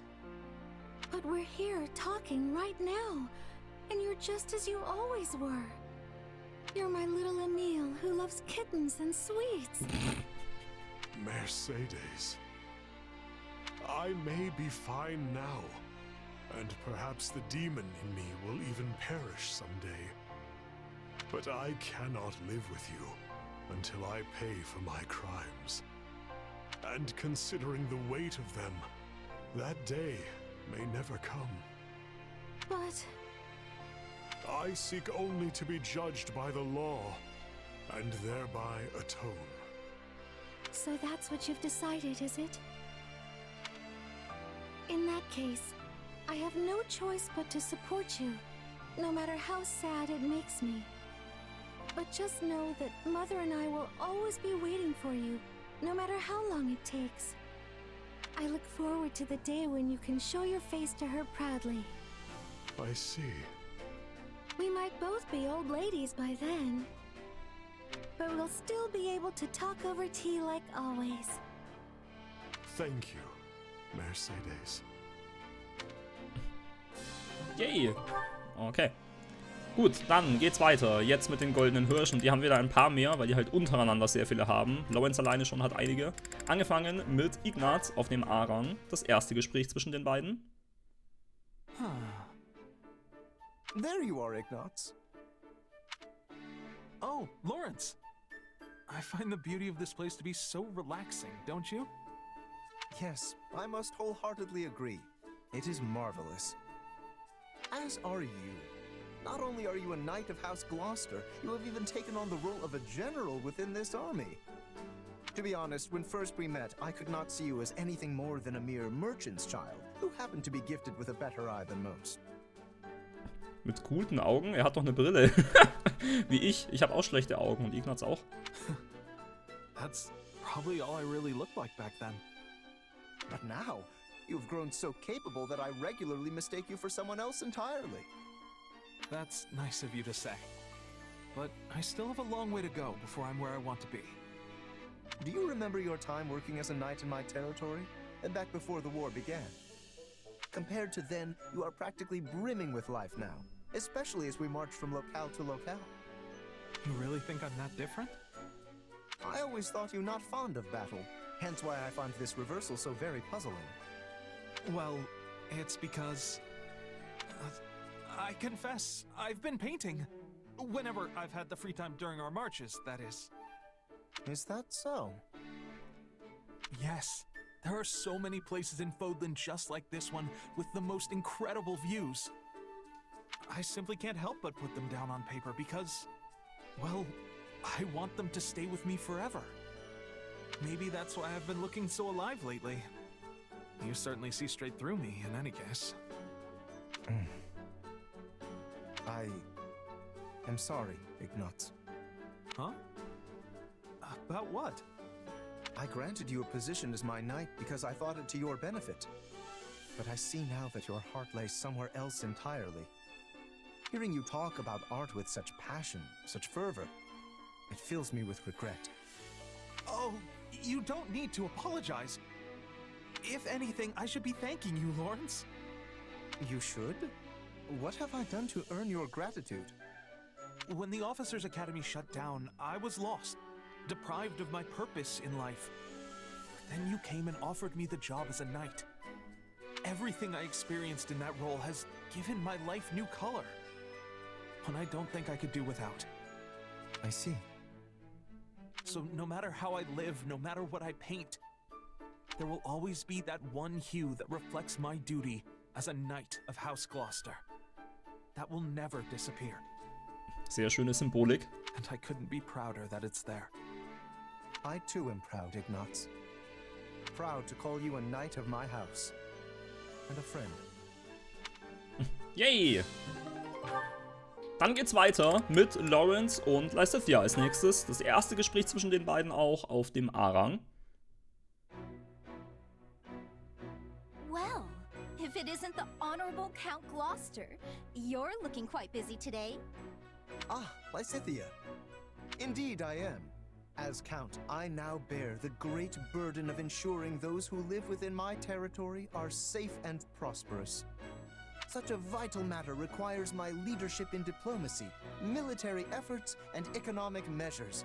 Yet I will gladly handle them all to protect my people. Your burden as a count, huh? Precisely.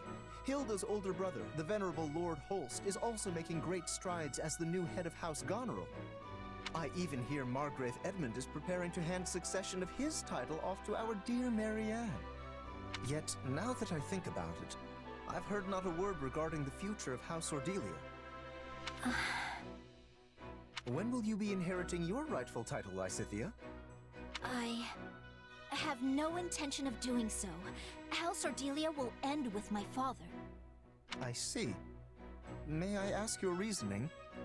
My parents have been subject to one horrible experience after another for decades now, precisely because they are nobility. So I want them to be able to live out their golden years at least, in a little bit of peace, without the responsibilities of the house tying them down. Yet, they would lose everything were the territory to fall into chaos after they vacated the leadership. I'm doing everything I can at present to make sure our people continue to be safe and fulfilled, even once my parents are gone. You needn't keep all your worries to yourself, Lysithea. I am always here to extend my aid. Please, come to me if you ever need anything at all. You must not be afraid to rely on others, you know. There is no shame in asking for help, especially when it comes to such important matters as one's family. It's not like I'm ashamed or anything. Lysithea, if you ask me, I believe you should take the title of Count Ordelia for yourself. You act now for the well-being of your parents, yet you do not let that cloud your concern for the common folk of your territory. Is there anyone better suited for the role than you? In my eyes, no. Something tells me there is another reason, your parents aside, that you refuse to inherit the title. Which is exactly why you must turn to your companions for advice. We are deserving of that much trust, at least, yes? After all, we are all working together to unite Fodlan under one flag. Relying on us is the first step to solving your problems. More than anything, I, Lorenz Hellman Gloucester, will do everything in my power to assist you. Fine, fine. But can we leave this discussion until after the war? In the meantime, I'll just have to keep an eye on you to see if you're really as dependable as you say. Very well. You may witness my dependable nature to your heart's content. I hope I have the time to. Okay. Will sie natürlich wieder ein Geheimnis lassen. Es gab ja nur wenige Gespräche, wo sie es verraten hat, wie es mit ihrer Lebenssituation aussieht. Und dabei Lorenz hat sie es nicht verraten. Okay. So, dann mit Marianne. Da hat sie schon mal davor ein Gespräch gehabt auf C und jetzt auch noch auf A. Eher, Lorenz ist ja. Ich dachte, wir wären bei das ist ja. Lorenz ist ja dran. Okay. Lorenz, I'm so glad you're awake. This is the infirmary. I see you have been taking care of... Please, you mustn't get up. Professor Manuela said your wounds aren't too deep. Apparently the blow to your head was the worst of it. I see. My apologies for all the trouble. To think my outing on the battlefield would end not in glory, but merely in losing consciousness. What is it, Marianne? I am perfectly all right. You needn't worry yourself over me. No. It's my fault you ended up like this. You shouldn't have saved me, Lorenz. If only I had been injured in your place. I must have been hallucinating during the battle. What? All was well one moment, and the next I felt a sharp gaze piercing my soul. Help me, it beckoned. No sooner had I turned around then I saw you there. The very same words seeming to float across your lips. But it seems my eyes were deceiving me. So you see, the blame for my injuries lies entirely with me. I simply assumed you were asking for my help, and thrust myself into danger to provide it. No, it's not your fault. Please. To be honest, I truly was asking for help. My apologies for teasing you so, Marianne. But I know now how you actually feel, and I'm glad to know it was not just a hallucination after all. For so much of my life, I didn't care if I lived or died, and yet when I saw you there beside me, I realized I did care. I wanted to live. And that is good enough. Such instincts are only natural. You needn't try to justify it to yourself or anyone else. Lawrence. I thank you for opening up to me, Marianne. We will survive this war. Together. We will. And thank you. Okay, sehr schön. Auch interessant, wie alleine mit Kameramovement es so wirken kann, als wäre Lorenz da gesessen, weil sein Character-Model stand bestimmt einfach trotzdem. Aber dadurch, dass die Kamera halt so oberhalb war, wirkte es, als wäre er gesessen. Und Marianne stand halt vor ihm. Ziemlich cool. So, dann mit Leonie hat Lorenz sogar 2 Gespräche auf C und B und wir haben beide noch nicht angehört. Also gibt es jetzt gleich 2 am Stück zwischen Lorenz und Leonie. Erstmal das erste auf dem C-Rang. Guess that's good enough for today. Leonie, I should have known it was you making all this racket so deep into the night. Oh, hey Lorenz. Yeah, I usually get an extra session or 2 in by myself after everyone else finishes their drills. A good mercenary is always ready for battle, you know.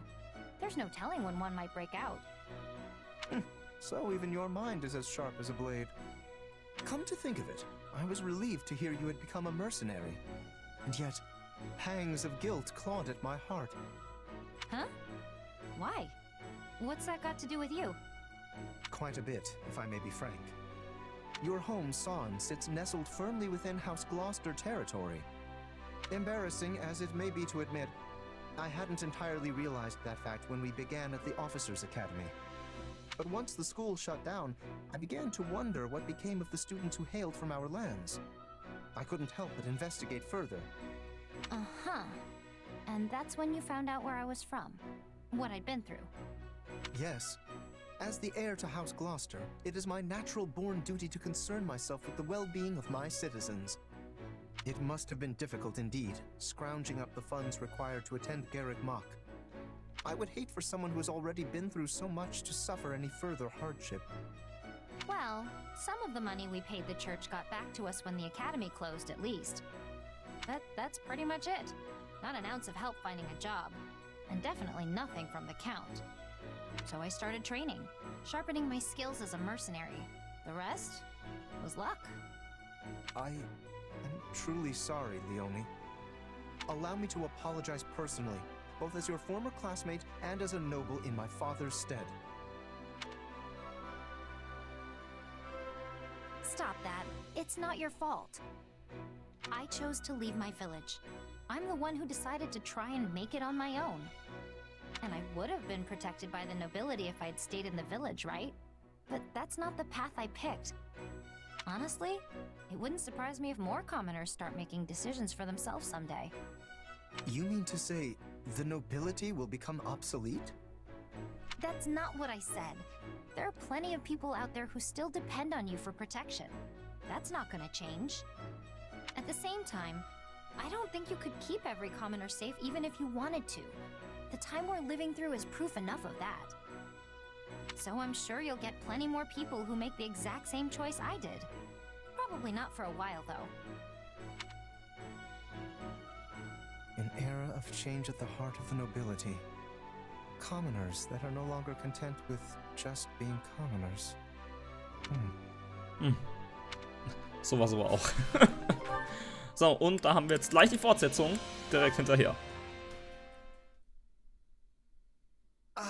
The simple joys of a refreshing morning's exercise. Oh, hey Lorenz. Kinda early for you, isn't it? What are you doing here? In truth, I was waiting for you, Leone.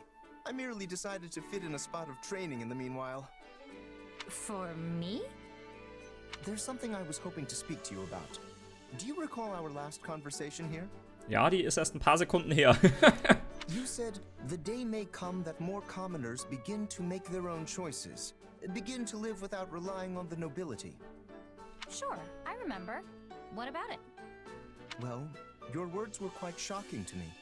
I've spent no small amount of time turning them over in my mind since. If you speak true, I wonder how I, as a noble, should proceed. Huh. And? You reach any grand conclusions? Well, it is an ironclad rule of the nobility that the commoners living on our land fall under our protection. And yet, some still slip through our fingers.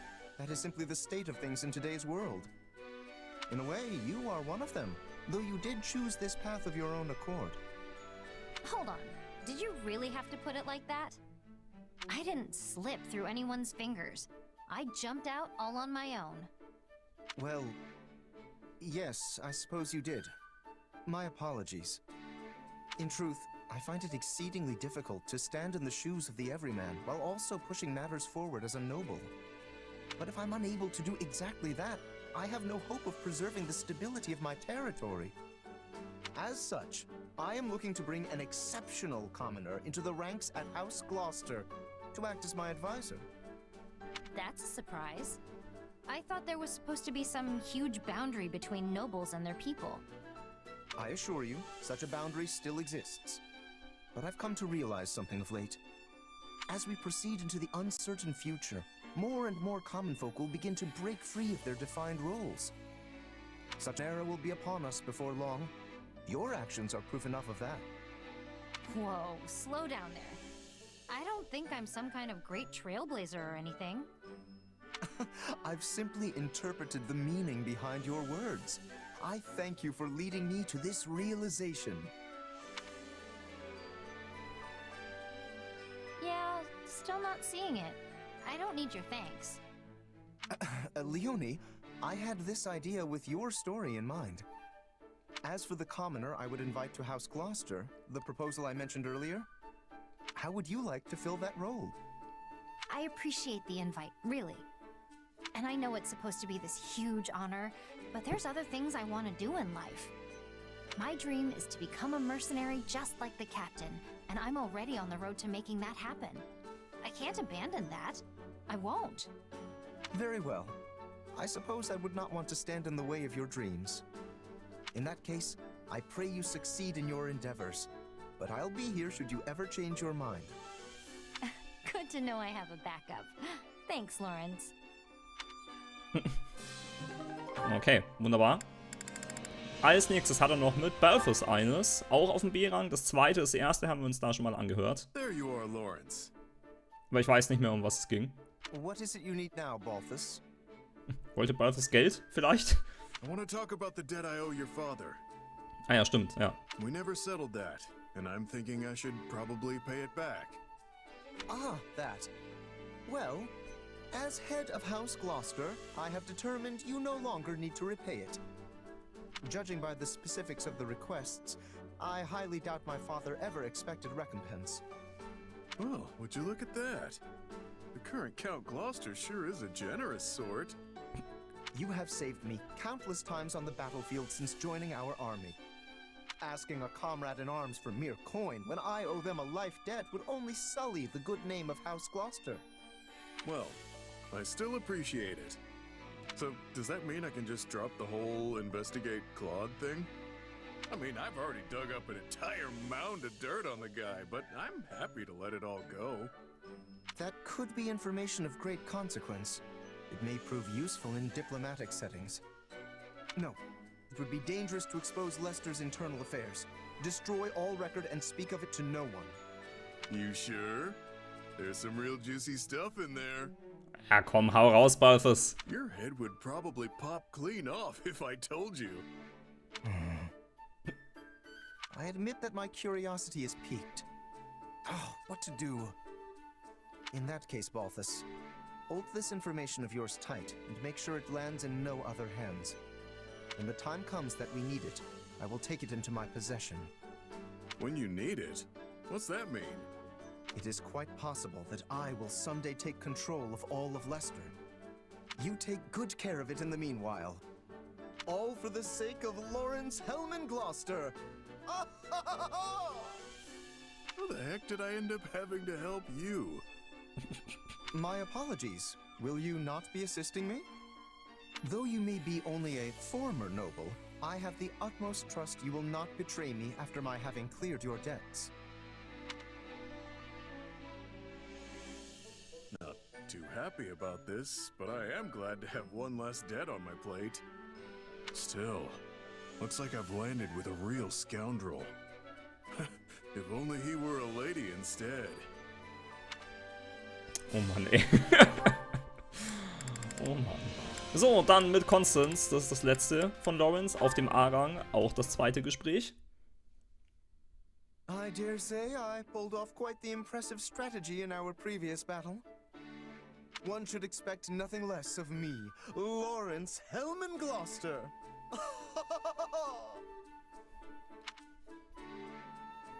It's a delightful surprise to see you here, sir. What wonderful peals of laughter you have. There is truly none other quite so suited for such splendid displays as yourself. Constance? Is something the matter? No, not at all. I just feel awful that someone as wonderful as you must turn their attention on a wretch such as I. All right, what is the matter here? This is all quite unlike you. You almost always announce yourself to me with an exultant smile and some cutting jibe. This... Oh, now that I think of it, I believe the same thing happened to her before. I thought she might be ill, but perhaps it is not so simple as all that? I fear my words and actions, totally unsuited as they were to one of my status, have incurred your ire. Please inform me of what my punishment is to be, and I shall humbly accept whatever is to come. What is this nonsense you speak of, Constance? You yourself said you were a noble woman at heart, did you not? I must ask you to refrain from taunting me so. I am but a simple commoner now. A mere foolish being whose only calling is to obediently follow any order you give me. Enough! Return yourself to normal at once. You sought to re-establish House Nouvelle.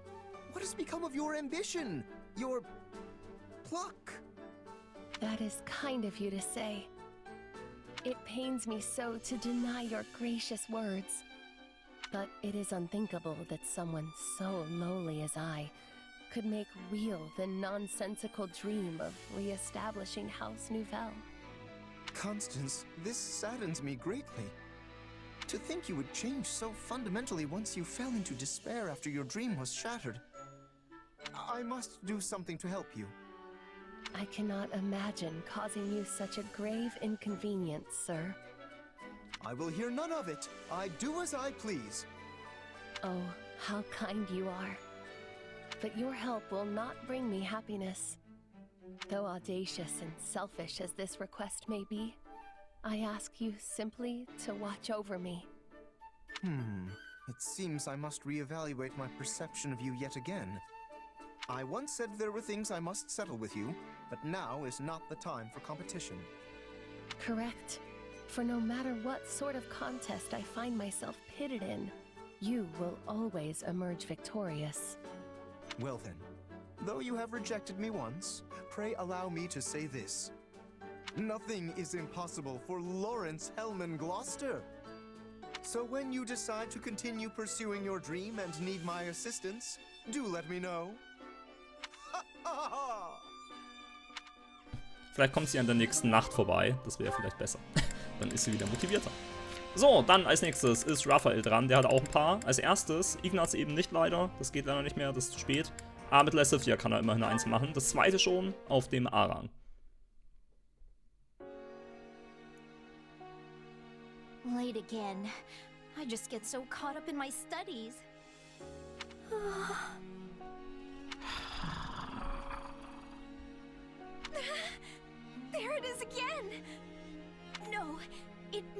Raphael today.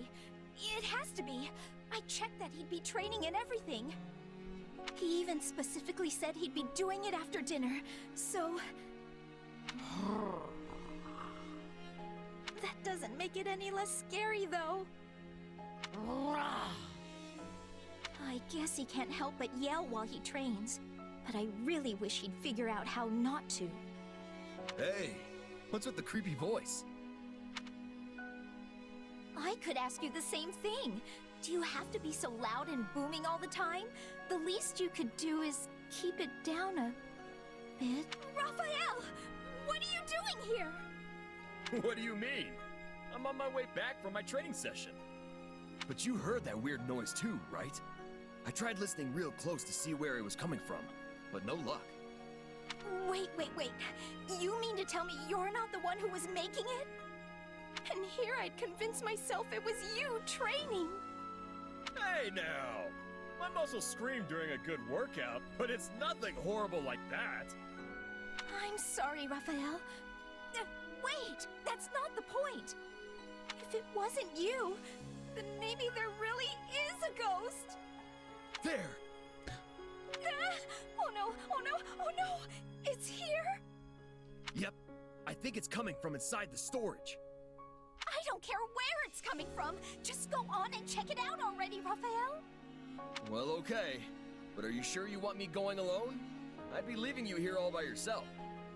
Yeah, I don't want that.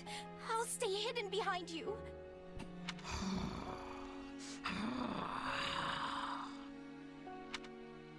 This is the place. Come on, Lysithea. We're going in. Oh, Hündchen. Wait, it's a puppy? Und die Trollmusik wieder. Oh, hey there, little guy. You hungry again? You're a big eater, just like me. The minute you finish one meal, it's straight on to seconds. Raphael, do you know this dog? Oh, yeah, he's my eating buddy. Little guy can chomp down 10 times his body weight in food. Wow, and he stayed so small. Oh, wait just a minute. Shouldn't you have realized it was him earlier? I got all spooked for nothing.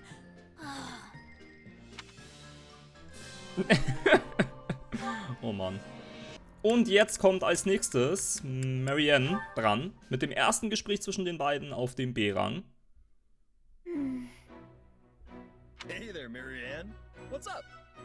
I can't get this poor thing to return to the stable.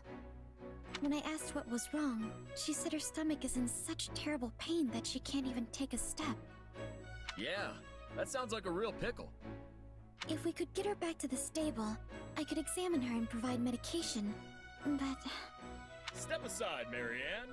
It's Raphael's time to shine. I'll get your horsey back to the stable in no time. Yes, but, how exactly? Easy. I'll get her onto that cart over there and push her back home. Ich dachte, er trägt sie nach Hause. Das wäre noch besser. But I highly doubt she'll be willing to get into the cart given her current state. Ah, it's fine. Just leave it to me. Good horsey. Good horsey. Just like that. See? It's not such a bad cart. And here we go.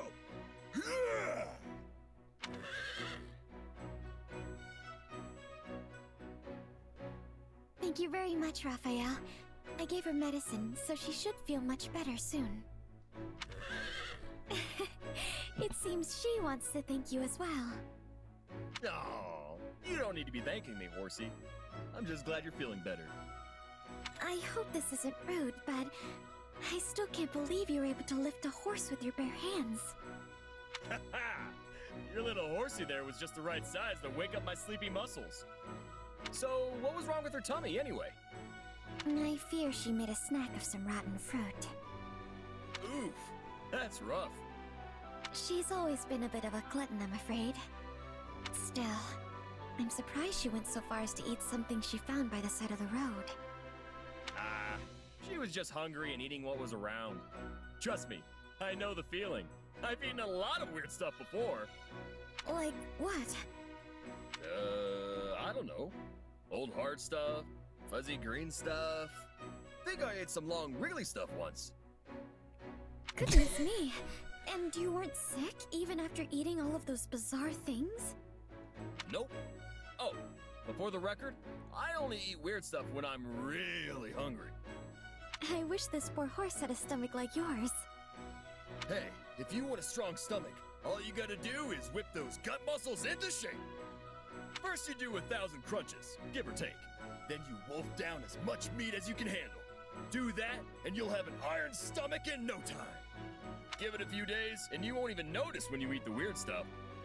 I'm sorry, but I really don't think that's a proper training regimen for a horse.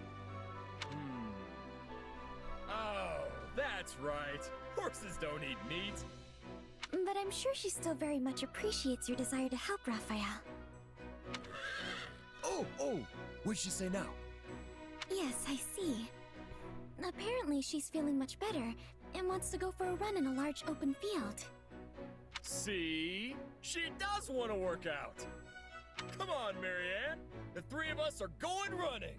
50 wind sprints around the field. Let's go!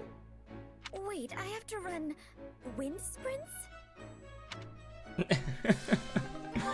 Eieiei. Okay, dann letztes Gespräch mit Raphael zu Leonie, aber es sind sogar auch zwei. Auch B und A. Mhm. Und da haben wir noch keins gemacht von denen. Oh boy.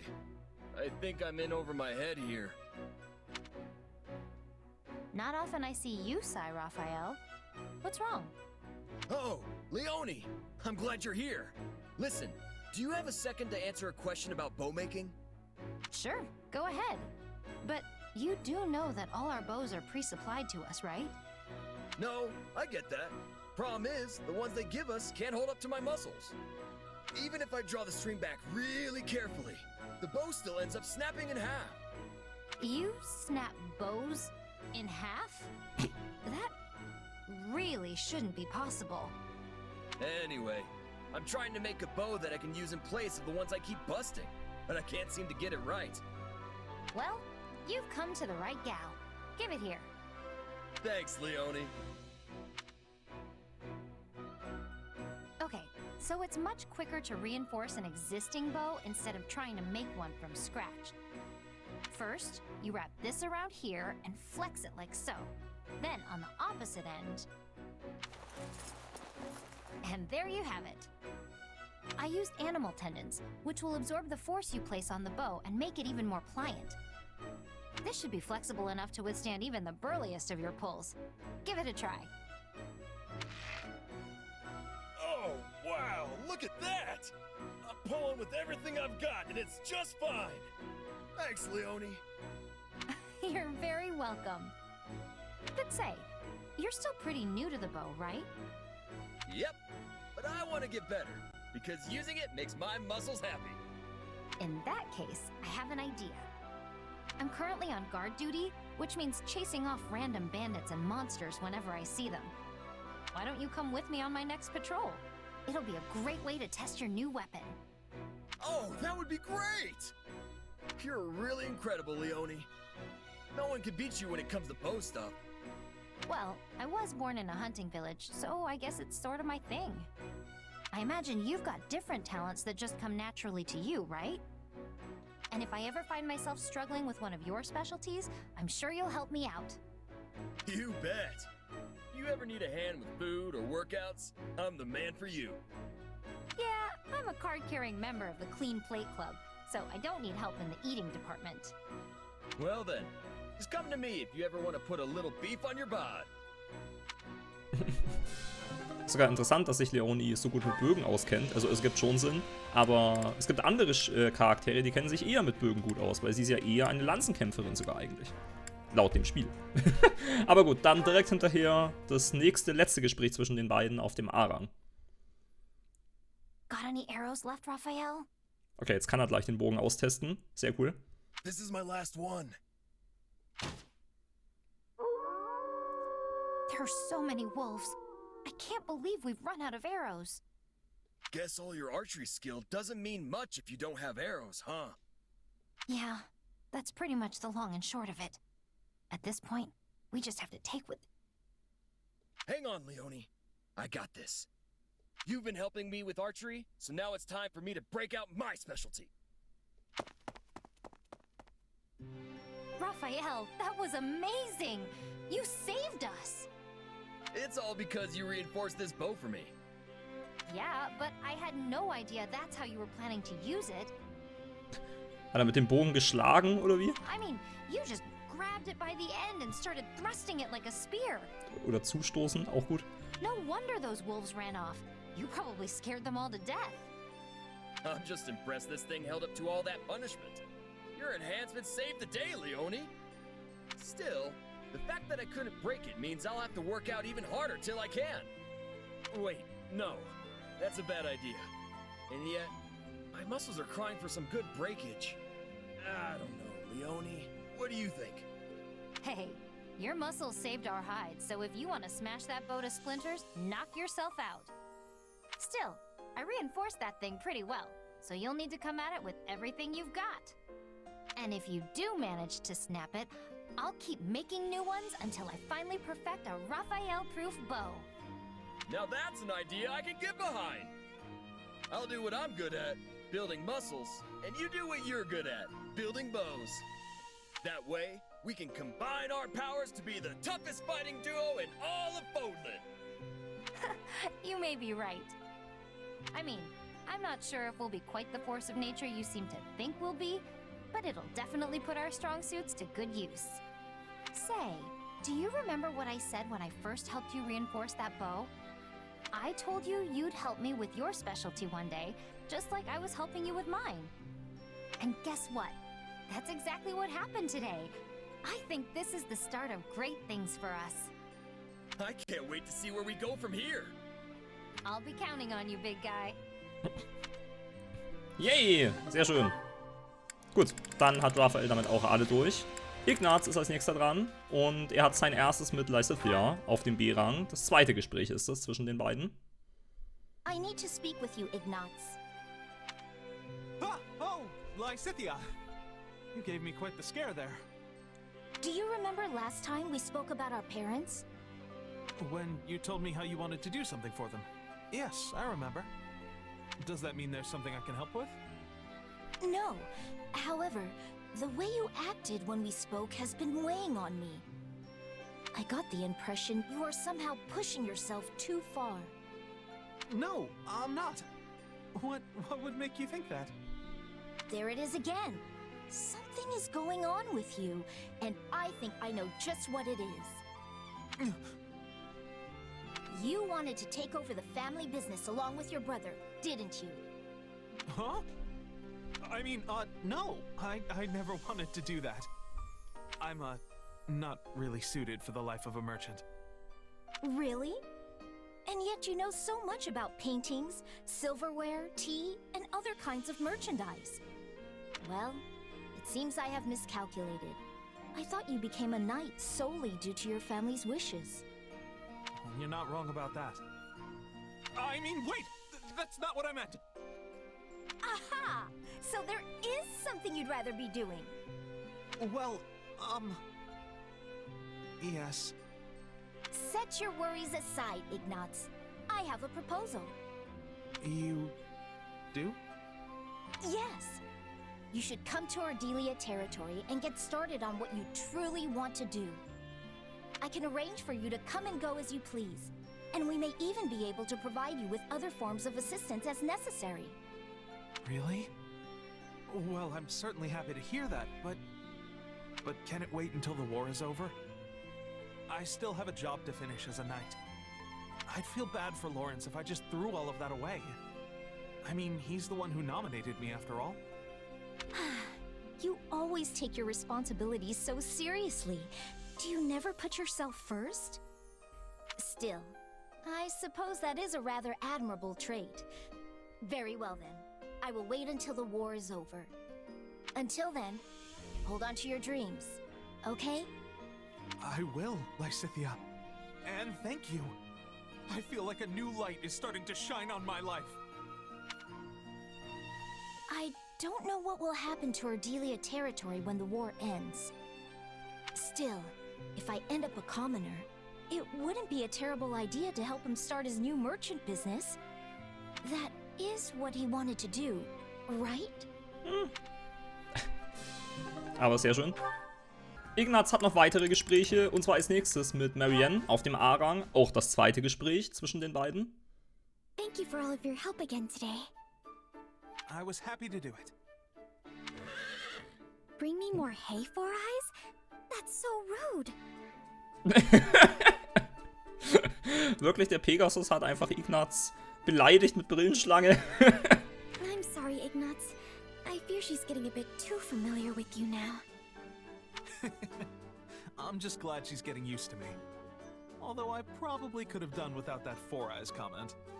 Ignatz, why have you continued helping me care for these Pegasi? Surely you have enough to paint your picture now, yet you continue fetching hay and mucking out stalls. You're probably right, but this is for my dreams. You remember the painting you picked up before? Well, I created it to resemble the Pegasus I once rode with my mother when I was... You rode a Pegasus with your mother? Sorry. You remember the painting you picked up before? Well, I created it to resemble the Pegasus I once rode with my mother when I was small.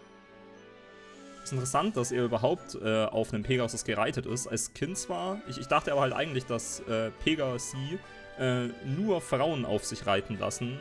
Und auch bei Kindern, dass auch männliche Kinder, also Jungen, dass die auch nicht auf Pegasi reiten könnten. Ich dachte, nur Frauen würden das können, sowohl jung als auch alt. Aber vielleicht ist es bei Kindern eine Ausnahme, oder Ignatz war eine große Ausnahme. Nicht sicher. Yes. I heard she was a Pegasus Knight a long time ago, and when I showed interest, she took me for a ride. The moment we took off, I got so scared I buried myself in her sleeve and missed the whole first part. But once I finally managed to pry open my eyes, the view was breathtaking. I saw the whole of Leicester spread out before me. It stirred something in my heart, and I wanted... You wanted to become a painter? I wanted to become a Pegasus Knight. But that was just one of my many silly childhood dreams. Plus, after we landed, my mother told me that Pegasi don't allow adult men to ride them. So that pretty much nipped my dream in the bud. Okay, also Kinder sind eine Ausnahme. Bei Kindern ist das Geschlecht egal. Da ist es für Pegasi in Ordnung, wenn Kinder auf ihnen reiten. Okay. I see. But while I may have been forced to give up that dream, I can be anything I want in my imagination. And by interacting with Pegasi like this, it's easier to imagine myself soaring through the sky. You clearly still hold dear the desire to ride one. Even if we weren't speaking of it now, your passionate feelings resonate throughout your paintings. What? You can sense my feelings? Yes. I can easily tell how precious you consider Pegasi. Oh, that's what you meant. And if this one understands how you feel, then maybe, just maybe, she will permit you to ride her. But isn't that impossible? Normally, yes. But she's very used to you now, and honestly, I'd really like to see it. I would dearly love to see your dream finally come true. Well, if you put it like that, I can't very well say no. Hello, Pegasus. Will you please deign to carry your new friend Four Eyes up into the sky? No? I take it back! I take it all back! I wanted to fly, but not like this! Oh dear, I thought she'd let him climb on her back, but grab his clothing in her teeth. Goodness, I hope they don't rip. It would be a very long way down. I can't enjoy the scenery like this! Marianne! Help me!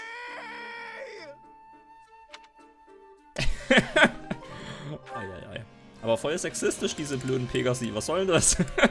So, dann Leonie. Da gibt es auch noch ein Gespräch. Das erste und einzige auf dem B-Rang.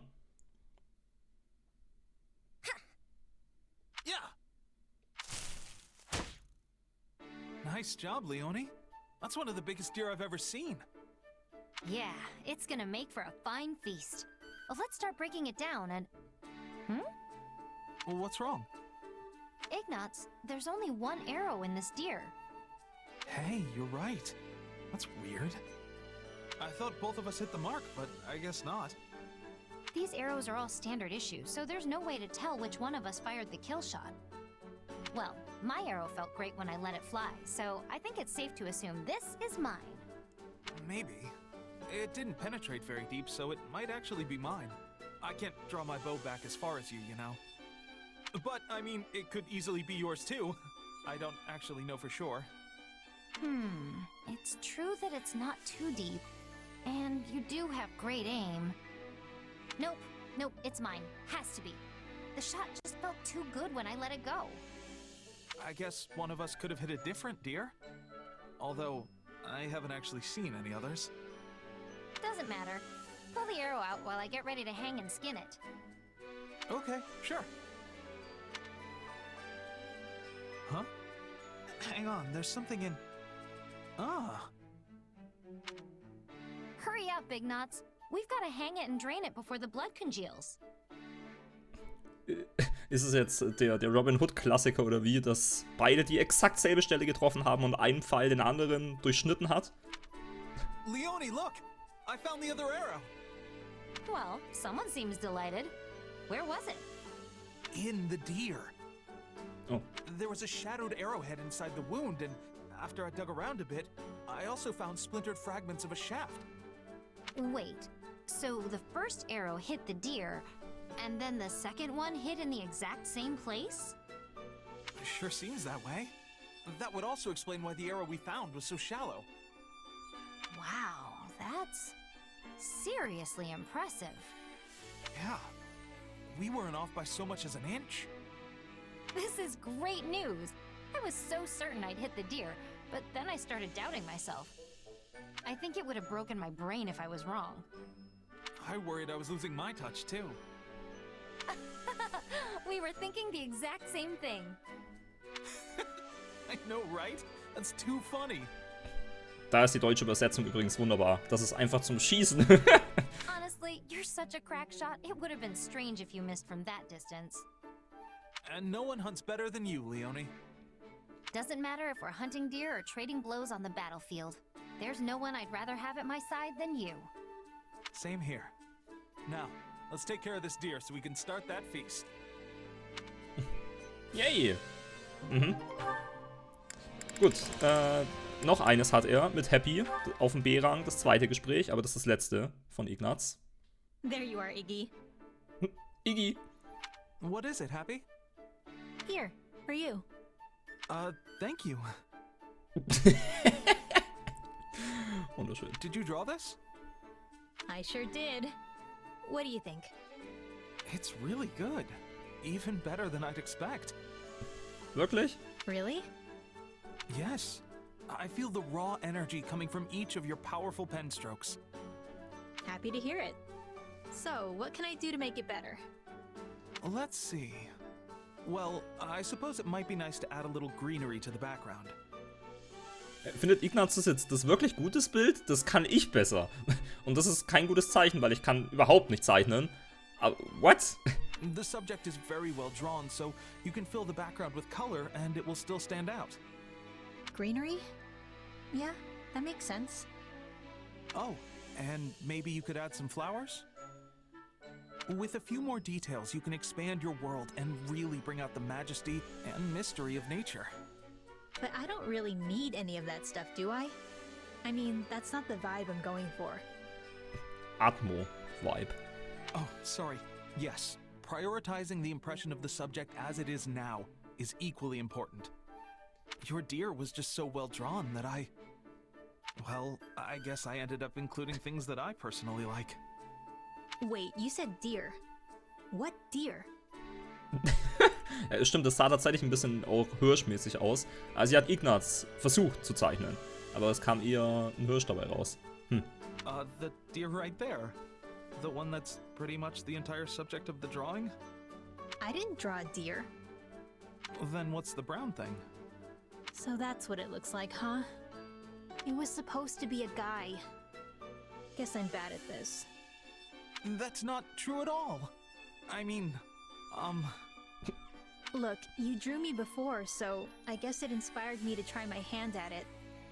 But it looks like I'm no good, so it's probably time to hang up my paintbrush. No, wait! I can teach you. You can't give up on art just because I didn't understand your work. Well, if you say so, I guess I'll keep going. Okay. So, who is this a picture of? It's you, Iggy. Huh? Sorry, did you say me? Oh, wait, so what are these horns? Those are your glasses, obviously. That's what those are? Oh, I did it again. I'm so sorry. Ach ja, sehr schön. So, das waren alle von Iggy. Dann geht's mit Lizzie weiter. Und sie hat nur eins sogar. Jetzt, wie gesagt, wird es schneller gehen. Jetzt haben wir dann noch bald alle goldenen Hirsche durch und ab dann wird es sehr, sehr schnell gehen. Also es fehlen gar nicht mehr so viele. So, Leonie auf jeden Fall. Das einzige Gespräch zwischen den beiden auf dem B-Rang. Grivens, Leonie, you're alive!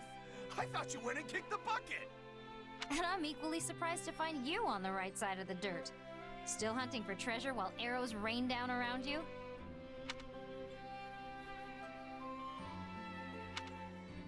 I saw you speaking with a churlish-looking man near the gate earlier, Leonie. What, him? Oh, he's just a mercenary I met a while back. I see. Given his filthy appearance, I thought he might be a wild bandit. Not hardly. Although, if I'm being honest, he's more of a scavenger than a mercenary. A scavenger? Exactly. See, folks like him go to battlefields and loot anything worth a bit of coin that's lying around. Noble folk call them midden men, but that's a pretty lousy nickname. I've heard tales of such people, but... Yeah, they live in a different world from you and me. Honestly, you could probably live the rest of your life and never run into another one. I had no idea. Hey, don't look so glum. There's nothing wrong with not knowing about that kind of life. Except that I wish to know more about commoners. But in order to do so, I would need to speak with all manner of different people. Leonie, may I ask you something? I once read something that has stayed with me, and I wonder if you might confirm it. Sure, hit me. Well, one particular book stated that the cookies and cakes eaten by commoners are not sweet. But then another book claimed that commoners do not actually eat desserts at all. So, do they not eat sweets? Or are the sweets they prefer simply not honey? Well, I can't speak for everyone, but I ate plenty of treats as a kid that weren't sweet at all. I can't even imagine. There's no way for most commoners to afford the sweets that nobles enjoy. So instead, we eat unsweetened treats. Might be better to call them snacks, really. Commoner snacks? They're probably different from what you're used to. They're hard, dry, and look kind of plain. Anyway, you make a rough dough out of whatever grains you have lying around and fry it up. It's basic, but it's filling. So if I were to become a commoner, I would also eat these snacks. I'd never eat sweet candy again. Well, not every commoner is forced to live on snacks. I bet you could get your hands on sweets if you were a merchant or an artisan or something. But anyway, you're a noble. Why are you worried? I'm sorry. It was merely a hypothetical. Thank you, Leonie. You were very helpful. Was I? Huh. Well, if you've got any other questions, feel free to fire away. Oh, and for the record, the kids in my village were always happy with whatever snacks we could get. They were simple, sure, but also good in a weird way. You should try them sometime. A simple taste, is it? Intriguing. Maybe I should try making one of these snacks and see if Leonie wants to eat it with me. Aber wenn sie nicht süß sind, dann ist es nichts für Lysithea. Das weiß ich doch jetzt schon. Gut, Marianne hat auch nicht viele wahrscheinlich. 2 Stück nämlich. Ja, das erste auch mit Leonie auf dem B-Rang. Das einzige auch zwischen den beiden. Can't believe I didn't catch anything. Guess it's just that kind of day. Oh, hello, Leonie. Hey, Marianne. Where are you off to? Nowhere. I mean, I'm just on my way back from the stables. And you? Coming back from the world's lousiest hunting trip? I didn't even find a single track. And it's the first time I'd been hunting in a while, too.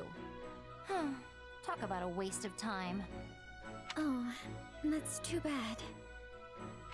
But what is that you're holding? Oh, this? Just some weeds. Felt bad coming back completely empty-handed. I figured I could use some to fill up my meal, so I went and gathered them. Also grabbed some medicinal herbs while I was at it. Is that yellow flower edible too? No, not at all. It's not poisonous, but it's really bitter. It's one of my favorite flowers, though. They're so pretty, don't you think? I saw some blooming and just had to pick one. Yes, it's beautiful. All those tiny blossoms blooming from it. It seems almost heroic. Merely looking at it gives me the strength to continue living for another day, no matter what obstacles may come.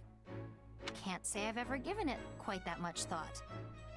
Tell you what, why don't you take it? Are you sure? After you went and picked it. Hey, it's just a flower. It's yours.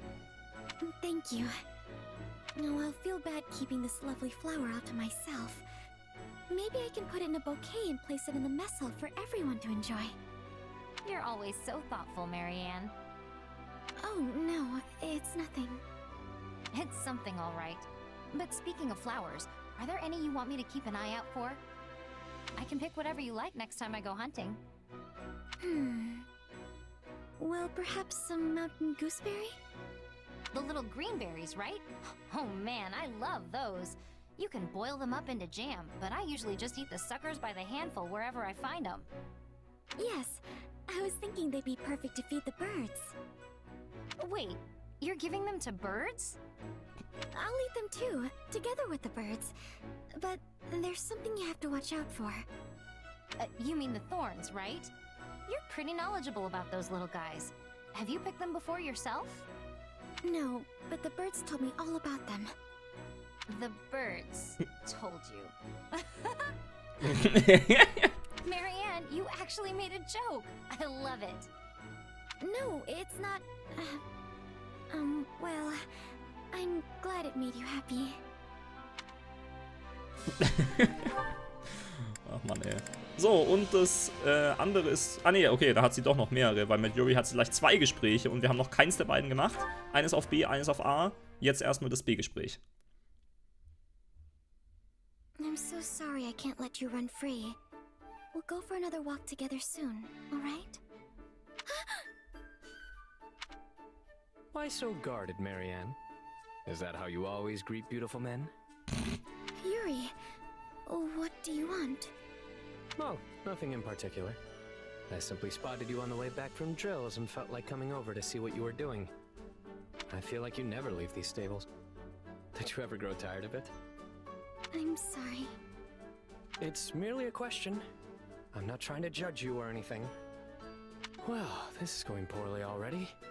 All I wanted was to make a little small talk and it ended up like... this. Are you always this gloomy? It seems you speak just fine around everyone else.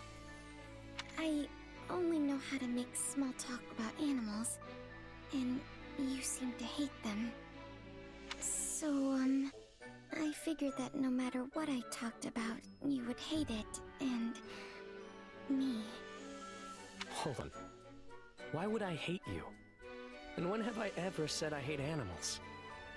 Once when I was replacing the horse's hay, I saw you glaring at me from a distance. But if you don't hate animals, then it must be me. I'm sorry, I don't mean to sour your mood further. I'll be gone soon anyway. Look, Marianne. Allow me to clear everything up for you. Firstly, I don't despise animals. I actually like them. Understand? Yes, I'm sorry. Don't apologize, or I'll have to repeat myself forever. Just listen. Second, I don't hate you or even think poorly of you. Although I'll admit that I was somewhat annoyed with you earlier in this conversation. So, then why were you glaring at me before? I'm not sure. Perhaps you saw it wrong? I don't know when this was, but... Wait.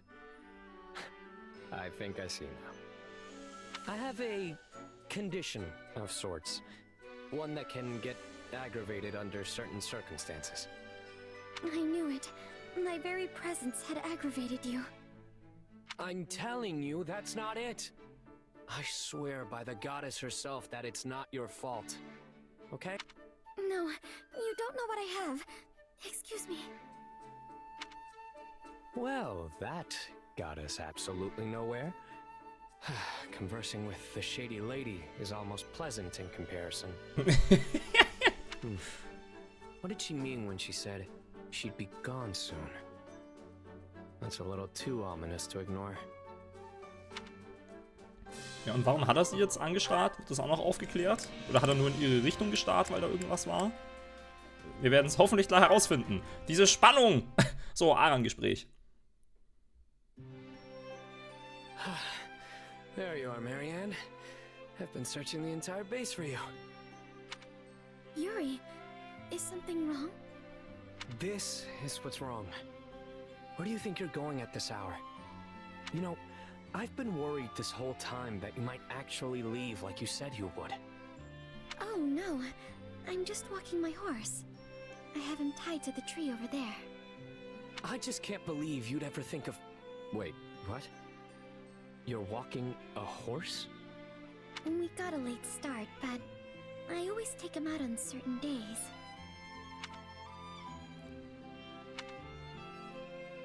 Right then. It seems I worried for nothing. I'm sorry. It's all my fault.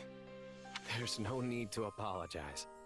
I'm just glad my worries turned out to be unfounded.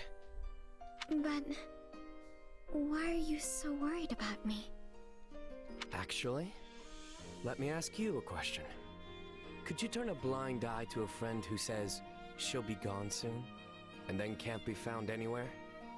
The fact is, I have no worth to anyone here, so... Okay, knock that off.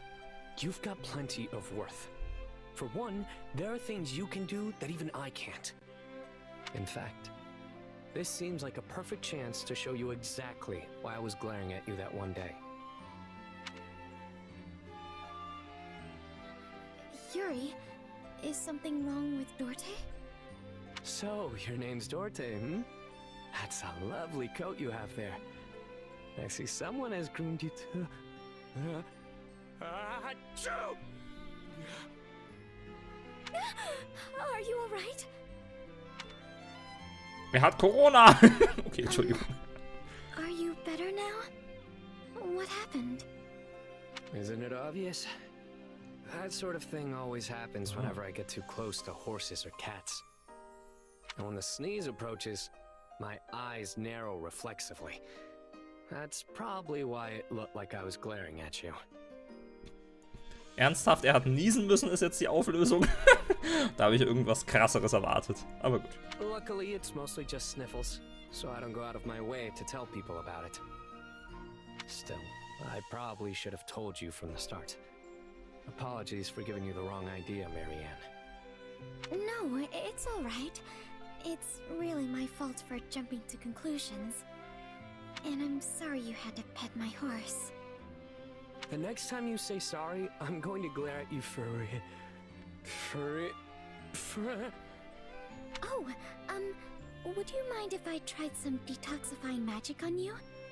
I'm not certain it will have any effect, but it may temporarily alleviate your symptoms at least. Detoxifying, hmm? You know, if this works, it may help one of my lifelong dreams come true. It would? Most certainly. I'd love to go on a long trail ride, or pet a room full of friendly cats all afternoon. I'm sorry, Yuri. I'm just so surprised. Those are truly wonderful dreams to have. And I would love to help you achieve them if I can. I'd be glad to take you up on that offer. Do you see now why I said you aren't worthless? Now let's do this, Marianne. Hit me with the most powerful magic you've got. Ist aber sehr interessant, dass er da eine Tierhaarallergie anscheinend hat, Yuri. Weil das ergibt dann eigentlich keinen Sinn, wenn er halt irgendwelche berittenen Klassen hier erlernt und wenn er dann auf dem Pferd reitet in einer Schlacht. Ergibt eigentlich dann keinen Sinn, aber trotzdem ganz cool. Gut, dann noch Leonie. Sie hat auch nur ein Gespräch. Ne, er hat auch zwei wieder mit Jeralt. Nämlich C und A. Erstmal das C-Gespräch zwischen Jeralt und Leonie. Mhm.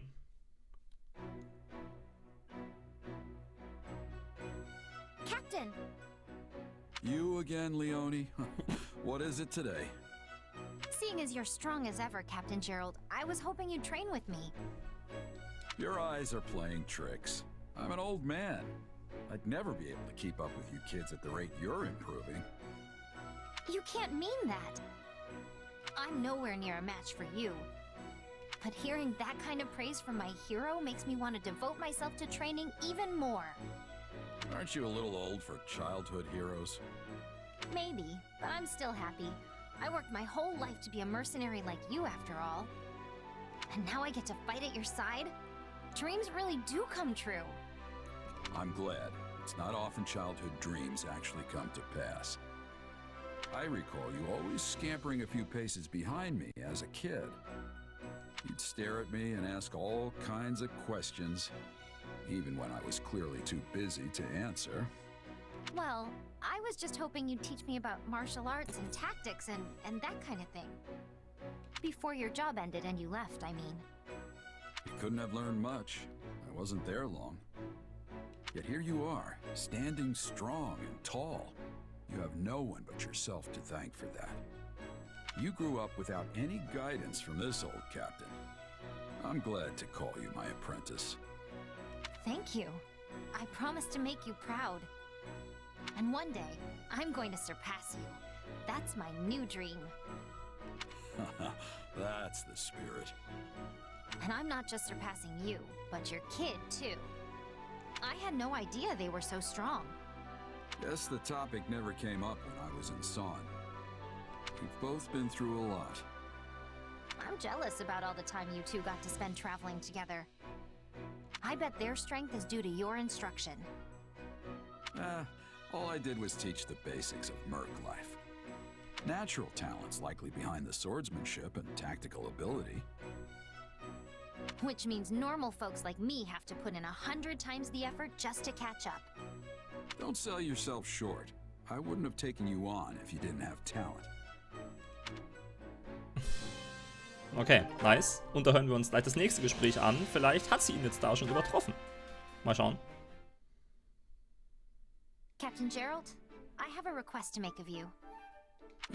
Someone's formal today. Well, out with it. When this war is over, please let me join your mercenary company. You'll go back to wandering the world, right? So please, Captain. Please let me come with you. I'm happy to hear you want to join us, Leonie. But that's not enough for me to say yes. No. Why not? There are two reasons. The biggest is that I'm thinking about stepping down from my position as captain. So the ultimate call isn't really mine to make. Then, who will lead the mercenaries? Couldn't tell you. That's up to them. The second reason is that I think you should start your own band of mercenaries instead. You do? You're a mercenary in your own right now, and a fantastic general in this army. With that kind of experience, there's no point in going to work for someone else. Do you really think so? Of course. Someone with your skill set would be a fine addition to any group of mercs, including mine. But you're planning to surpass me and the kid, right? You can't exactly do that if you're working for us. You'll have to build your own band of mercs from the ground up and win your reputation just like I did. You'll need to give it your all if you want to create something better than what I've built. Then that's what I'll do. I'll form my own band of mercenaries that's every bit as good as yours. That's why I'm proud to call you my apprentice. But in exchange, I have a condition. You have to remain as captain until I catch up to you. Well, I guess it's a captain's job to live with an apprentice's reckless decisions. But I don't have all the time in the world. This body's falling apart as it is. So get yourself up and running before I shrivel away. Got it? It's a promise. I'm looking forward to the day. Hat am Ende nochmal Facepalm gemacht. Warum das? Keine Ahnung. Aber auch cool. So, dann kommen wir schon zu den letzten paar Reihen. Yuri als nächstes mit Balthus hat er sein einziges noch fehlendes Gespräch und auch das einzige Gespräch mit Balthus auf dem B-Rang. Oh, I've really done it this time. Well, if it isn't Balthus. What's wrong? That was a legendary sigh. Yuri, pal! Hear me out for a sec, will ya? There were these mercs, and I may have made a bet with them. Yeah, you lost, I get it. But we've got bigger issues to discuss. Must be a pretty big deal if it's more important than me losing my dinner to those mercs. It's come to my attention that one of my business associates is looking for a certain giant broke fool. What? That's it? I'll just break him in half, and then we can move on with our lives. Not a problem. I figured you'd say that, which is exactly why I came to tell you not to. See, this particular associate hires out quite a few of my people. I can't have a bruiser like you turning them into corpses. Can't I just rough him up enough to get him off my back? A few broken bones never killed anyone. Come now. You know there's no way I'd let you get away with that.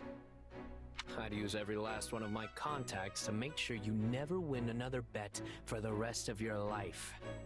Whoa, cut a guy a break, would ya? I wouldn't put it past you to actually follow through. I take it we've reached an understanding then. I suggest you lay low until things blow over. Clear? Even after all this time, your ability to enrage people still manages to astound me. Hey, it's not as bad as it used to be. The price on my head's never been lower.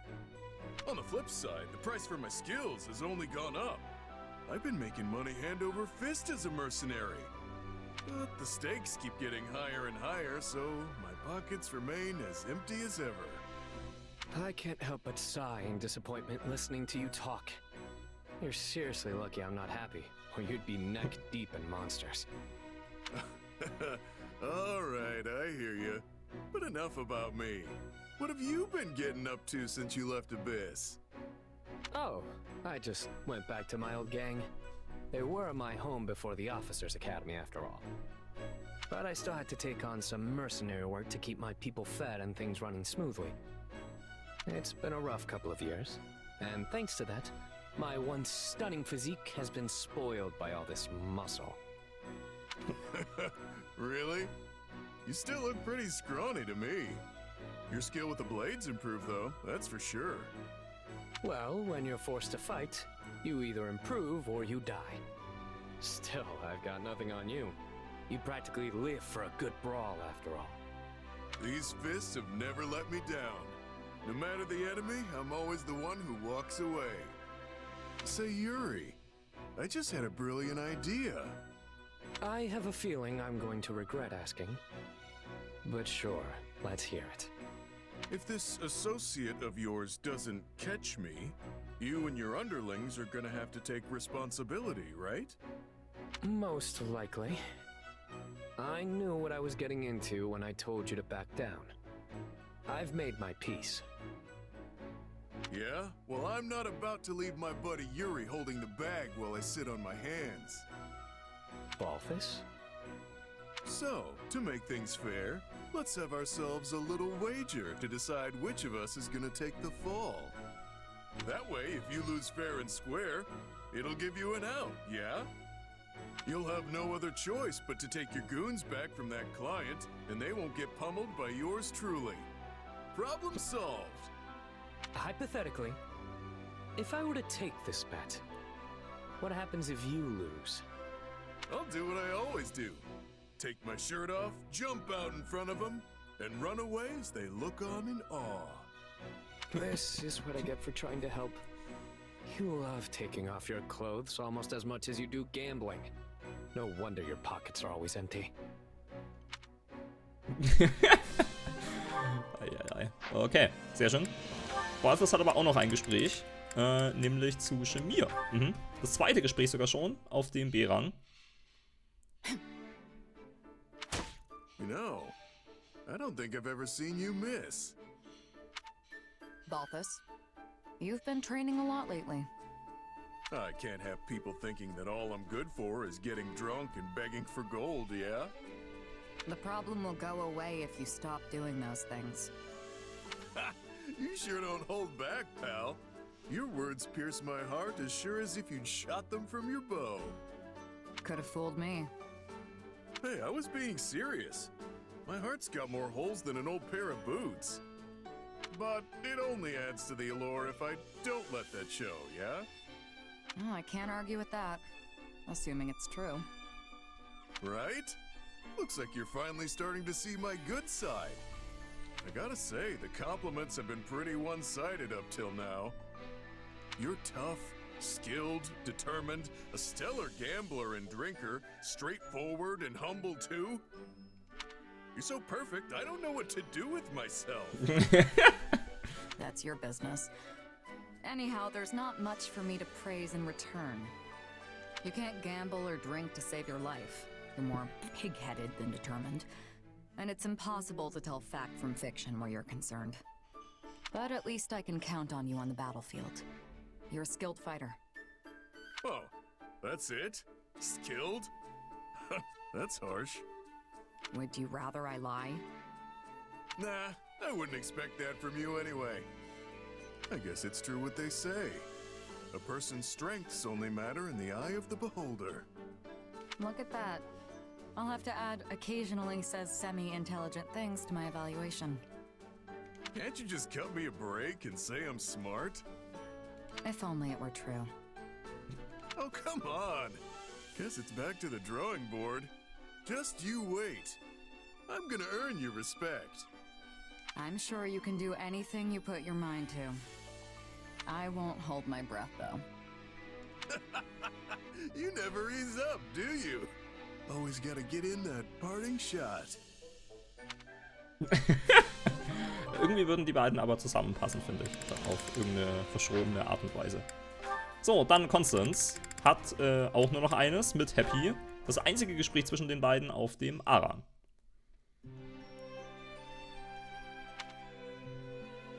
Coco, I'm not gonna make it. Happy? What in the world do you mean? You look rather unsteady all of a sudden. I'm so sleepy. Why not just end my suffering now? Can you not pull yourself together? You were the one who volunteered for guard duty in the first place. I know, but whenever it's just the two of us like this, it reminds me of how things used to be. And then I get all nostalgic and sleepy. Usually I'd be in bed right now, you know? Well, I cannot deny feeling a little nostalgic myself. I can't believe we're still together after everything that's happened. First we had to help the knights, then we wound up in the Imperial Army. Wild, right? I don't know how to describe it. It's almost like we're best friends or something. Finde ich schon. Have you already forgotten what you once told me? You said that you would be so utterly lonesome without me to keep you company that it would only be a matter of time before you began to sigh. It was necessary that I stay with you in order to avert certain disaster. I had no choice in the matter, you see? Did I really say all that? You did indeed.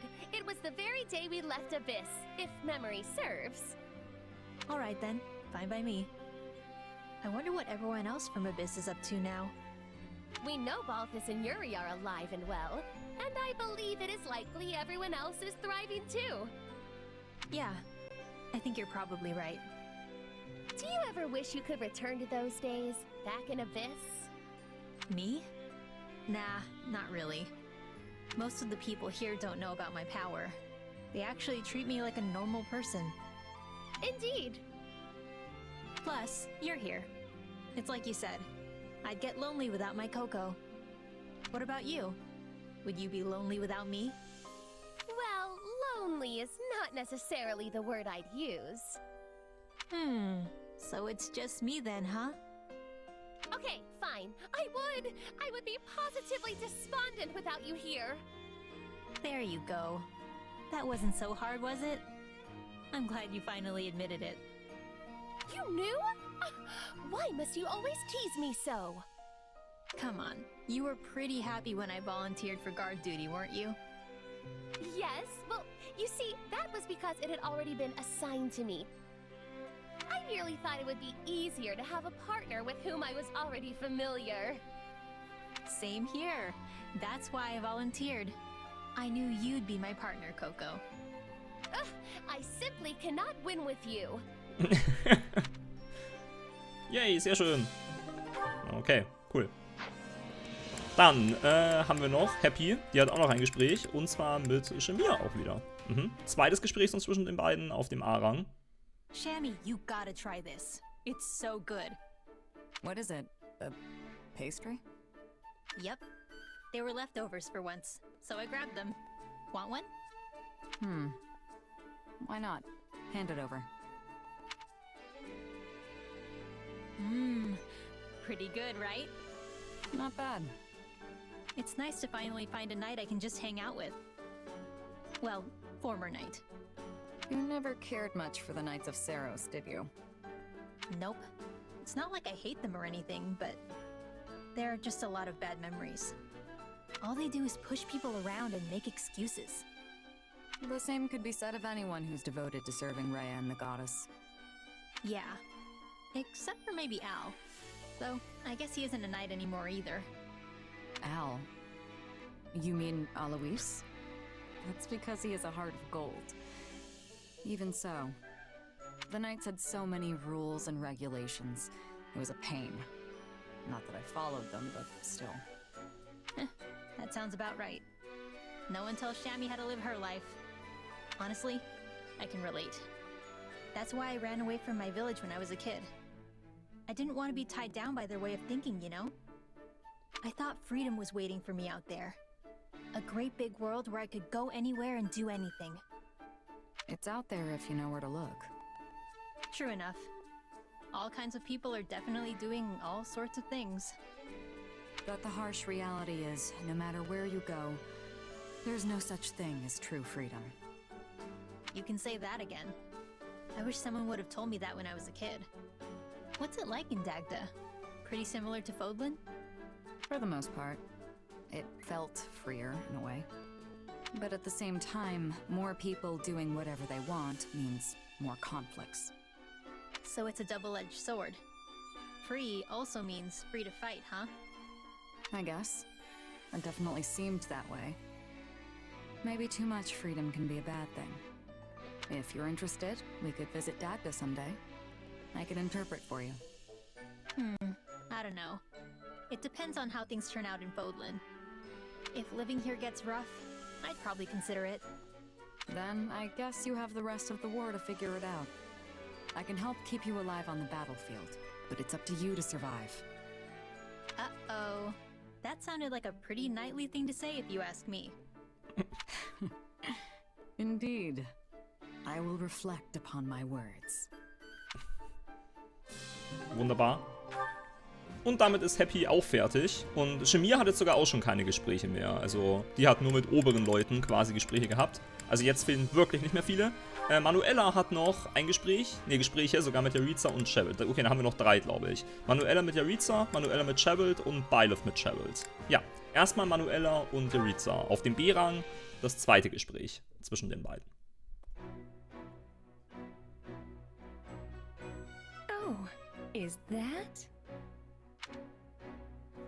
If I didn't know any better, I'd say you're getting along great with the soldiers now. Maybe it's because they can finally see your face.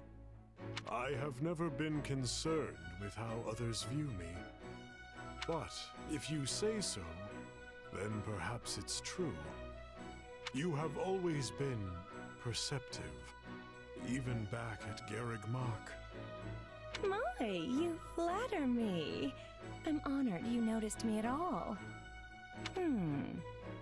Yes, that's it. All we need is that one finishing touch. Finishing touch? Yes, there's something you're missing. Do you know what it is, Jeritza? Too bad, time's up. The answer is a smile. Yes, nothing makes people feel safer than a nice set of pearly whites. Don't get me wrong, your cool demeanor has a certain charm. But if you smile like I do, people will be naturally drawn to you. It would also make it easier to talk to your peers and subordinates. Wouldn't you like that? No. Oh, no need to be shy. It couldn't hurt, right? And it doesn't just work on people. Animals will be more comfortable around you too. Animals. Like cats. Of course, cats, dogs, even fish. They'll all flock to you in droves. Fish. Sounds good, right? Now, when it comes to smiling, the important thing is to move your mouth. And your demeanor will suffer if you're always mumbling, so keep that in mind, okay? All right, let's try it out.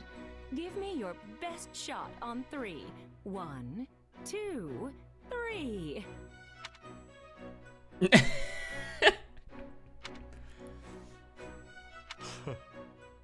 Oh, tatsächlich. It seems being a teacher was your calling. A teacher? That's not really what I was going for. This must be why I'm still single. I don't think you need to change.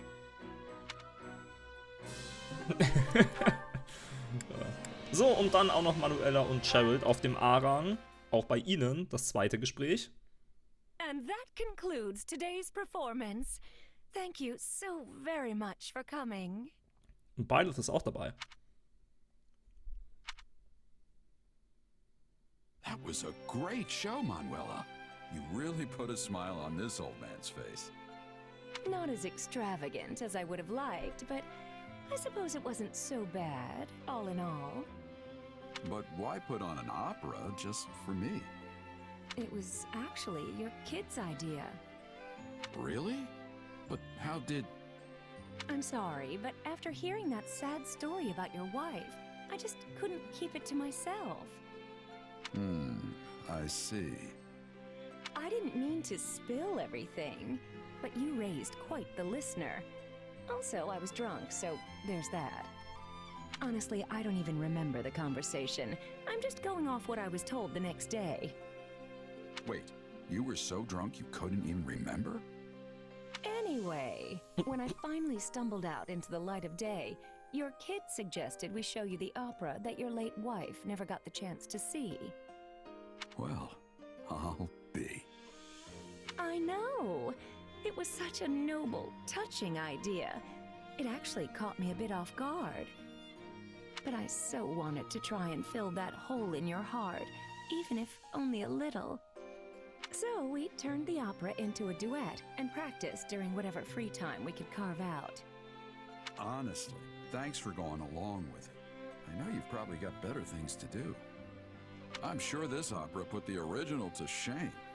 I'm grateful, and I'll probably be seeing my wife again soon, so I'll be sure to tell her all about it. You're hardly in a position to judge, seeing as how you never saw the original. And you can stop that morbid talk anytime you like. You sound like a man on his deathbed, and I won't stand for it. You and that Wunderkind of yours are going to survive this war and do your wife proud by living long and happy lives. Wunderkind ist ein richtig witziges Wort, weil es es auch im Englischen gibt. Hat sie ja auch gerade gesagt. Mega nice. Now promise me. Sorry, but I can't do that. We're at war, and I lead a band of mercenaries.